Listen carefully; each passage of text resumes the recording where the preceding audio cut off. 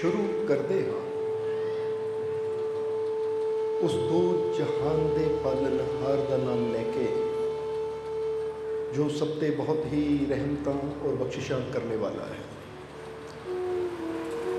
अज ईद उल फितर का दिन है। सो सब तो पहला आई हुई सारी संगत नूं इस ईद दियां ईद उल फितर दियां बहुत बहुत मुबारकां, बहुत बहुत बधाइयां। ईद उल फितर थोड़ा जिहा इसनूं समझ लईए असीं कि ईद का मतलब की हुंदा है।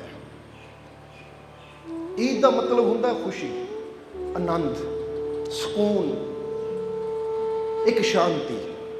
यानी कहने का मतलब की है कि जदों इंसान खुशी, आनंद, शांति, सुकून इन्हां चीज़ों को जोड़ दिंदा है ना, तो फिर वो कहता है अज मेरे वास्ते ईद का दिन है, खुशी का दिन है, एक आनंद का दिन है, एक शांति का दिन है। और फिर उहदे नाल जुड़ जाता है ईद उल फितर। तो फितर का मतलब की हुंदा है? फितर का मतलब हुंदा है वंडना, तकसीम करना। तकसीम का मतलब दूजिਆਂ ਨੂੰ वंडना, देना। हुण जरा समझण दी गल है कि रमज़ान का महीना जिथे 30 दिन रोज़े रखे जाते हैं, भुखा प्यासा एक इंसान रहिंदा है, फिर उस तो बाद ईद का दिन आता है, खुशियां का दिन, खुशियां वंडण का दिन। तो असीं इत्थे थोड़ा जिहा इसनूं होर गहराई च लैके जावांगे। थोड़ा समझना कि जिस तरह असीं दसिया कि ईद का मतलब हुंदा खुशी, आनंद, शांति, प्रेम, सुकून, और फितर का मतलब हुंदा है वंडना। कि किस तरह वंडण का मतलब तुसीं जाणदे ही हो कि जो इंसान दे कोल है, इंसान जदों दूजे नूं दिंदा कहंदा मैं वंड रिहा। जिद्दां फर्ज करो किसी कोल धन है, किसी नूं धन दिंदा है, वो कहता मैं धन वंड रहा हाँ। किसी को अनाज है, कहता मैं अनाज वंड रहा हाँ। हुण इसी तरह इत्थे हजूर मुहम्मद मुस्तफा की समझा रहे हैं? वो कहते ऐ प्यारिया, अपने जीवन नूं ऐसा बना, अपनी जिंदगी नूं ऐसा बना ताकि तेरे जीवन च वो आनंद, वो शांति, वो सुकून, वो खुशी होवे। क्योंकि तू उस आनंद तक, खुशियां तक, शांति तक पहुंचेगा तो फिर ही तू दूजियां नूं भी वो खुशी, वो आनंद, वो शांति, सुकून बन सकता है। इसलिए जेड़े हर रोज दूजियां नूं खुशी दिंदे है, जेड़े हर रोज दूजियां नूं आनंद दिंदे है, जिन्हां दी वजह नाल दूजियां नूं शांति मिलती है, तो फिर तो यह समझ लो कि उन्हां वास्ते हर दिन ही ईद का दिन है। क्योंकि दूजियां नूं खुशी देना ही तो ईद है। जरा समझना। इसलिए अगर असी किसी को खुशी ना दे पाए, अगर असी किसी के जीवन च आनंद ना भर पाए, अगर असी किसी की हैल्प ना कर पाए, किसी की मदद ना कर पाए, रोंदे नूं हसा ना पाए, तो फिर कहते हो ईद कादी। हजूर मुहम्मद एक दिन जा रहे सी, ईद का दिन सी, सुबह सवेरे जा रहे सी, हसन हुसैन नाल सी, उन्हां दे नाती यानी दोते, क्योंकि उन्होंने बेटी फातिमा, तो फातिमा और हजरत अली उन्हां दे बेटे सी हसन हुसैन। सो हजूर दे नाल जा रहे हैं। एक पासे हजरत हुसैन ने उंगली फड़ी हुई है, दूजे पासे हजरत हसन ने फड़ी है, तुरे जा रहे हैं हजूर अपने नाल हसन हुसैन नूं लैके। हुण जदों जा रहे हैं तो एक जगह की देखिया कि एक मैदान के अंदर कुछ बच्चे खेड रहे हैं, कुछ बच्चे खेड रहे हैं। हुण दूसरी तरफ हजूर ने देखा कि एक बच्चा बड़ा उदास बैठा है, रो रहा है। हजूर ने कहा अज ईद का दिन है, खुशी का दिन है, खुशियां वंडन का दिन है, तो ये बच्चा क्यों दुखी बैठा है, क्यों रो रहा है? एक पासे बच्चे खेड रहे हैं, दूजे पासे बच्चा उदास बैठा है, रो रहा है। तो हजूर उस बच्चे को गए जिहड़ा रो रहा सी, और जाके हजूर ने उसनूं पूछा बेटा तू क्यों रो रहा है? नाले तो उहदे सिर ते हथ फेरिया और पूछा फिर बेटा तू क्यों रो रहा है? तो उस वेले उस बच्चे ने कहा, क्योंकि हजूर नूं जानदा सी, उठ के खड़ा हो गया, कहता हजूर दरअसल मैं इसलिए रो रहा हाँ कि मैं यतीम हाँ, मेरा बाप फौत हो गया। फौत हो गया यानी उसकी मौत हो गई, और मैं यतीम हाँ। अज ईद का दिन है, सारे बच्चे नवे कपड़े पा के मठियाइयां खा रहे हैं, अपने अपने खिडौणियां नाल खेड रहे हैं, ਤਾਂ ਉਹਨਾਂ ਨੂੰ ਇਹ ਖੇਡਦਾ ਦੇਖ ਕੇ, ਨਵੇਂ ਕੱਪੜੇ ਪਾਇਆ ਦੇਖ ਕੇ, ਉਹਨਾਂ ਦੇ ਹੱਥਾਂ 'ਚ ਫਲ ਫਰੂਟ ਯਾਨੀ ਖਾਣ ਵਾਲੇ ਮੇਵੇ ਦੇਖ ਕੇ ਮੇਰਾ ਮਨ ਦੁਖੀ ਹੋ ਗਿਆ। ਕਾਸ਼ ਮੇਰਾ ਪਿਤਾ ਵੀ ਜਿਉਂਦਾ ਹੁੰਦਾ ਤਾਂ ਅੱਜ ਮੈਨੂੰ ਵੀ ਨਵੇਂ ਕੱਪੜੇ ਮਿਲਦੇ, ਮੇਰੇ ਹੱਥ 'ਚ ਵੀ ਇਹ ਖਿਡੌਣੇ ਹੁੰਦੇ, ਮਠਿਆਈਆਂ ਹੁੰਦੀਆਂ, ਜਿਸ ਤਰ੍ਹਾਂ ਦੂਜੇ ਬੱਚੇ ਖੁਸ਼ ਹੈ ਮੈਂ ਵੀ ਖੁਸ਼ ਹੁੰਦਾ। ਇਸ ਲਈ ਹਜ਼ੂਰ ਮੈਨੂੰ ਆਪਣਾ ਅੱਬਾ ਯਾਨੀ ਆਪਣਾ ਪਿਤਾ ਯਾਦ ਆ ਗਿਆ। ਕਿਉਂਕਿ ਜਦੋਂ ਕੋਈ ਦਿਨ ਤਿਉਹਾਰ ਦਾ ਟਾਈਮ ਹੁੰਦਾ, ਜਦੋਂ ਮਾਤਾ ਪਿਤਾ ਨਹੀਂ ਹੁੰਦੇ ਤਾਂ ਉਹ ਯਾਦ ਆ ਹੀ ਜਾਂਦਾ, ਸਮਝਦੇ ਹੋ ਕਿ ਨਹੀਂ? ਇਸੇ ਤਰ੍ਹਾਂ ਬੱਚੇ ਨੂੰ ਵੀ ਉਹ ਯਾਦ ਆ ਗਿਆ। ਤਾਂ ਉਸ ਵੇਲੇ ਹਜ਼ੂਰ ਨੇ ਉਸ ਨੂੰ ਕਿਹਾ, ਬੇਟਾ ਤੂੰ ਰੋ ਨਾ, ਤੂੰ ਰੋ ਨਾ, ਚੱਲ ਮੇਰੇ ਨਾਲ। ਹੁਣ ਜ਼ਰਾ ਸਮਝਣਾ ਸਾਰਿਆਂ ਨੇ, ਕਹਿੰਦੇ ਚੱਲ ਮੇਰੇ ਨਾਲ। ਬੱਚਾ ਛੋਟਾ ਸੀ, ਜਿੱਦਾਂ ਦੱਸਿਆ ਹਸਨ ਹੁਸੈਨ ਨਾਲ, ਪਰ ਹਜ਼ੂਰ ਨੇ ਹੁਣ ਹਸਨ ਹੁਸੈਨ ਨੂੰ ਇੱਕ ਤਰਫ ਕੀਤਾ ਤਾਂ ਬੱਚੇ ਦੀ ਉਂਗਲੀ ਫੜ ਕੇ ਤੁਰ ਪਏ, ਯਾਨੀ ਬੱਚੇ ਦਾ ਹੱਥ ਫੜ ਕੇ ਤੁਰ ਪਏ। ਕਹਿੰਦੇ ਚੱਲ ਮੇਰੇ ਨਾਲ। ਹਜ਼ੂਰ ਉਹਨੂੰ ਆਪਣੇ ਘਰ ਲੈ ਕੇ ਗਏ। ਜਾਣਾ ਤਾਂ ਹਜ਼ੂਰ ਨੇ ਮਸਜਿਦ ਦੀ ਤਰਫ ਸੀ, ਜਿੱਥੇ ਸਾਰੇ ਹਜ਼ੂਰ ਦੇ ਪਿਆਰੇ ਉਹਨਾਂ ਦਾ ਇੰਤਜ਼ਾਰ ਕਰ ਰਹੇ ਕਿ ਹਜ਼ੂਰ ਆਣਗੇ ਤਾਂ ਫਿਰ ਈਦ ਦੀ ਨਮਾਜ਼ ਪੜਾਂਗੇ ਤਾਂ ਸਾਡੀ ਈਦ ਹੋਏਗੀ। ਪਰ ਹਜ਼ੂਰ ਮਸਜਿਦ ਜਾਣ ਦੀ ਬਜਾਏ ਉੱਥੋਂ ਹੀ ਉਸ ਬੱਚੇ ਨੂੰ ਲੈ ਕੇ ਆਪਣੇ ਘਰ ਵਾਪਸ ਆ ਗਏ। ਔਰ ਆ ਕੇ ਹਜ਼ੂਰ ਨੇ ਆਪਣੇ ਹੱਥੀਂ ਉਹ ਬੱਚੇ ਨੂੰ ਇਸ਼ਨਾਨ ਕਰਵਾਇਆ ਔਰ ਫਿਰ ਨਵੇਂ ਕੱਪੜੇ ਉਹ ਬੱਚੇ ਦੇ ਤਨ ਤੇ ਪਵਾਏ। ਉਹਦੇ ਸਾਹਮਣੇ ਭੋਜਨ ਰੱਖਿਆ, ਉਹਨੂੰ ਕਿਹਾ ਲੈ ਬੇਟਾ ਪੇਟ ਭਰ ਭੋਜਨ ਕਰ। ਭੋਜਨ ਉਸ ਨੂੰ ਕਰਾਇਆ, ਖਾਣਾ ਉਸ ਨੂੰ ਖਿਲਾਇਆ ਔਰ ਜੋ ਮੇਵੇ ਯਾਨੀ ਮਠਿਆਈਆਂ ਸੀ ਉਹਨੂੰ ਵੀ ਹਜ਼ੂਰ ਨੇ ਦਿੱਤੀਆਂ। ਤਾਂ ਉਸ ਵੇਲੇ ਹੁਣ ਬੱਚੇ ਨੇ ਕਿਹਾ ਕਿ ਹਜ਼ੂਰ ਇਸ ਵਾਰ ਤਾਂ, ਇਸ ਈਦ ਤੇ ਤਾਂ ਤੁਸੀਂ ਮੈਨੂੰ ਨਵੇਂ ਕੱਪੜੇ ਦੇ ਦਿੱਤੇ, ਭੋਜਨ ਦੇ ਦਿੱਤਾ ਔਰ ਮੈਨੂੰ ਇਹ ਮਠਿਆਈਆਂ ਦੇ ਦਿੱਤੀਆਂ, ਪਰ ਹਜ਼ੂਰ ਮੇਰਾ ਅੱਬਾ ਨਹੀਂ ਹੈ। ਜਦੋਂ ਅਗਲੇ ਸਾਲ ਈਦ ਆਏਗੀ ਫਿਰ ਕੀ ਹੋਏਗਾ? ਤਾਂ ਹਜ਼ੂਰ ਮੁਸਕਰਾਏ, ਕਹਿੰਦੇ ਬੇਟਾ ਜੇ ਤੇਰਾ ਅੱਬਾ ਨਹੀਂ ਹੈ ਤਾਂ ਅੱਜ ਤੋਂ ਮੈਂ ਤੇਰਾ ਬਾਪ ਹਾਂ। ਜੇ ਹੁਣ ਤੇਰੇ ਸਿਰ ਤੇ ਹੱਥ ਰੱਖਿਆ, ਜਦੋਂ ਵੀ ਤੈਨੂੰ ਕਿਸੇ ਚੀਜ਼ ਦੀ ਜ਼ਰੂਰਤ ਹੋਵੇ ਮੇਰੇ ਕੋਲ ਆ। ਕਿਉਂਕਿ ਸਾਰੀ ਦੁਨੀਆ ਤੁਹਾਨੂੰ ਪਤਾ ਫਕੀਰਾਂ ਦੇ ਦਰ ਤੇ ਜਾਂਦੀ ਹੈ। ਕਹਿੰਦੇ ਜਦ ਸਾਰੇ ਆਂਦੇ ਬੇਟਾ ਅੱਜ ਤੋਂ ਤੂੰ ਵੀ ਮੇਰਾ। ਕਹਿ ਕੇ ਉਸ ਬੱਚੇ ਨੂੰ ਜਰਾ ਗੌਰ ਕਰਨਾ, ਸਭ ਤੋਂ ਬੜੀ ਗੱਲ ਕੀ ਹੈ ਕਿ ਉਸ ਬੱਚੇ ਨੂੰ ਕਹਿ ਕੇ ਜਦੋਂ ਹਜ਼ੂਰ ਮਸਜਿਦ ਦੀ ਤਰਫ ਤੁਰੇ ਤਾਂ ਸੱਜੇ ਹੱਥ ਵਿੱਚ ਹੁਸੈਨ ਦਾ ਹੱਥ ਹੈ, ਖੱਬੇ ਹੱਥ ਵਿੱਚ ਹਸਨ ਦਾ ਹੱਥ ਹੈ। ਤਾਂ ਉਸ ਬੱਚੇ ਨੂੰ ਹਜ਼ੂਰ ਨੇ ਆਪਣੇ ਕੰਧੇ ਤੇ ਬਿਠਾਇਆ ਹੋਇਆ ਹੈ। ਜਰਾ ਗੌਰ ਕਰਨ ਵਾਲੀ ਗੱਲ ਹੈ। ਜਦੋਂ ਇਹ ਮੰਜ਼ਰ ਦੇਖਿਆ ਗਰਾਊਂਡ ਦੇ ਵਿੱਚ ਦੀ, ਉਸ ਮੈਦਾਨ ਦੇ ਵਿੱਚ ਦੀ, ਜਦੋਂ ਹਜ਼ੂਰ ਇੱਦੀ ਜਾ ਰਹੇ ਹੈ ਤਾਂ ਜਿਹੜਾ ਬੱਚਾ ਥੋੜੀ ਦੇਰ ਪਹਿਲਾਂ ਰੋ ਰਿਹਾ ਸੀ, ਹੁਣ ਉਹਦੇ ਚਿਹਰੇ ਤੇ ਖੁਸ਼ੀ ਹੈ ਕਿ ਮੈਨੂੰ ਨਬੀ ਪਾਕ ਨੇ ਆਪਣੇ ਕੰਧਿਆਂ ਤੇ ਬਿਠਾਇਆ ਹੈ। ਹੁਣ ਜਰਾ ਗੌਰ ਕਰਨਾ। ਹੁਣ ਤੁਸੀਂ ਸ਼ਾਇਦ ਸੋਚੋ ਕਿ ਲੈ ਕਿੱਥੇ ਐਡੇ ਵੱਡੇ ਪੈਗੰਬਰ ਤਾਂ ਕਿੱਥੇ ਛੋਟਾ ਬੱਚਾ ਹਜ਼ੂਰ ਨੇ ਕੰਧੇ ਤੇ ਕਿਉਂ ਬਿਠਾ ਲਿਆ? ਤੇ ਇਹ ਗੱਲ ਹਮੇਸ਼ਾ ਯਾਦ ਰੱਖਣਾ, ਜਦੋਂ ਬੱਚਿਆਂ ਦੀ ਗੱਲ ਆਉਂਦੀ ਨਾ, ਪਿਆਰ ਦੀ ਗੱਲ ਆਉਂਦੀ ਹੈ ਤਾਂ ਕਈ ਵਾਰ ਇੱਕ ਬਾਪ ਚਾਹੇ ਜਿੰਨਾ ਮਰਜੀ ਬੜਾ ਅਫਸਰ ਹੋਵੇ, ਜਿੰਨਾ ਮਰਜੀ ਬੜਾ ਕੋਈ ਆਫੀਸਰ ਹੋਵੇ, ਮਿਨਿਸਟਰ ਹੋਵੇ, ਪਰ ਜਦੋਂ ਘਰ ਆਉਂਦਾ ਤਾਂ ਉਹ ਵੀ ਕਈ ਵਾਰ ਬੱਚਿਆਂ ਦੀ ਖਾਤਰ ਘੋੜਾ ਬਣ ਜਾਂਦਾ ਕਿ ਬੱਚਿਆਂ ਨੂੰ ਕੰਧੇ ਤੇ ਚੱਕਦਾ ਹੈ, ਘਨੇੜੀ ਚੱਕਦਾ ਹੈ, ਇਦਾਂ ਉਹਨਾਂ ਨਾਲ ਖੇਲਦਾ ਜਿੱਦਾਂ ਇਹ ਭੁੱਲ ਜਾਂਦਾ ਹੈ ਕਿ ਮੈਂ ਕੋਈ ਆਫੀਸਰ ਹਾਂ ਜਾਂ ਮੇਰੀ ਕਿਹੜੀ ਪਦਵੀ ਹੈ। ਕਿਉਂਕਿ ਪ੍ਰੇਮ ਦੇ ਸਾਹਮਣੇ ਹਰ ਕੋਈ ਝੁਕ ਜਾਂਦਾ ਹੈ। ਝੁਕ ਜਾਂਦਾ ਕਿ ਨਹੀਂ? ਤਾਂ ਹੀ ਤਾਂ ਹੁੰਦਾ ਨਾ ਕਿ ਜਿਹਦੇ ਅੱਗੇ ਦੁਨੀਆ ਸਲੂਟ ਮਾਰਦੀ, ਹੱਥ ਜੋੜਦੀ, ਉਹ ਵੀ ਘਰ ਆ ਕੇ ਆਪਣੇ ਪਿਆਰਿਆਂ ਅੱਗੇ ਏਦਾਂ ਹੋ ਜਾਂਦਾ ਹੈ। ਕਿਉਂਕਿ ਪ੍ਰੇਮ ਜਿਹੜਾ ਹੈ ਇਹ ਤਾਂ ਰੱਬ ਨੂੰ ਝੁਕਾ ਲੈਂਦਾ। ਫਿਰ ਇਨਸਾਨ ਦੀ ਤਾਂ ਕਹਿੰਦੇ ਔਕਾਤ ਹੀ ਕੀ ਹੈ, ਇਹ ਤਾਂ ਰੱਬ ਨੂੰ ਵੀ ਝੁਕਣ ਤੇ ਮਜਬੂਰ ਕਰ ਦਿੰਦਾ ਹੈ। ਇਸੇ ਲਈ ਪ੍ਰੇਮ ਦੀਆਂ ਤੁਸੀਂ ਹਜ਼ਾਰਾਂ ਹੀ ਇਦਾਂ ਦੀਆਂ ਸਾਖੀਆਂ ਪੜ੍ਹ ਸਕਦੇ ਹੋ, ਸੁਣ ਸਕਦੇ ਹੋ, ਦੇਖ ਸਕਦੇ ਹੋ ਕਿ ਕਿਦਾਂ ਪ੍ਰੇਮ ਦੇ ਵਿੱਚ ਸ਼੍ਰੀ ਗੁਰੂ ਨਾਨਕ ਦੇਵ ਜੀ ਨੇ ਭਾਈ ਲਾਲੋ ਦੀ ਕੋਧਰੇ ਦੀ ਰੋਟੀ ਖਾਧੀ। ਸ਼੍ਰੀ ਕ੍ਰਿਸ਼ਨ ਨੇ ਇੱਕ ਸਾਰਥੀ ਦੇ ਘਰ ਦਾ ਅਲੂਣਾ ਸਾਗ ਖਾਧਾ ਜਿਹਦਾ ਨਾਮ ਸੀ ਵਿਦੁਰ। ਜਰਾ ਸਮਝਣ ਵਾਲੀ ਗੱਲ, ਇਹ ਪ੍ਰੇਮ ਨਹੀਂ ਤਾਂ ਹੋਰ ਕੀ ਹੈ?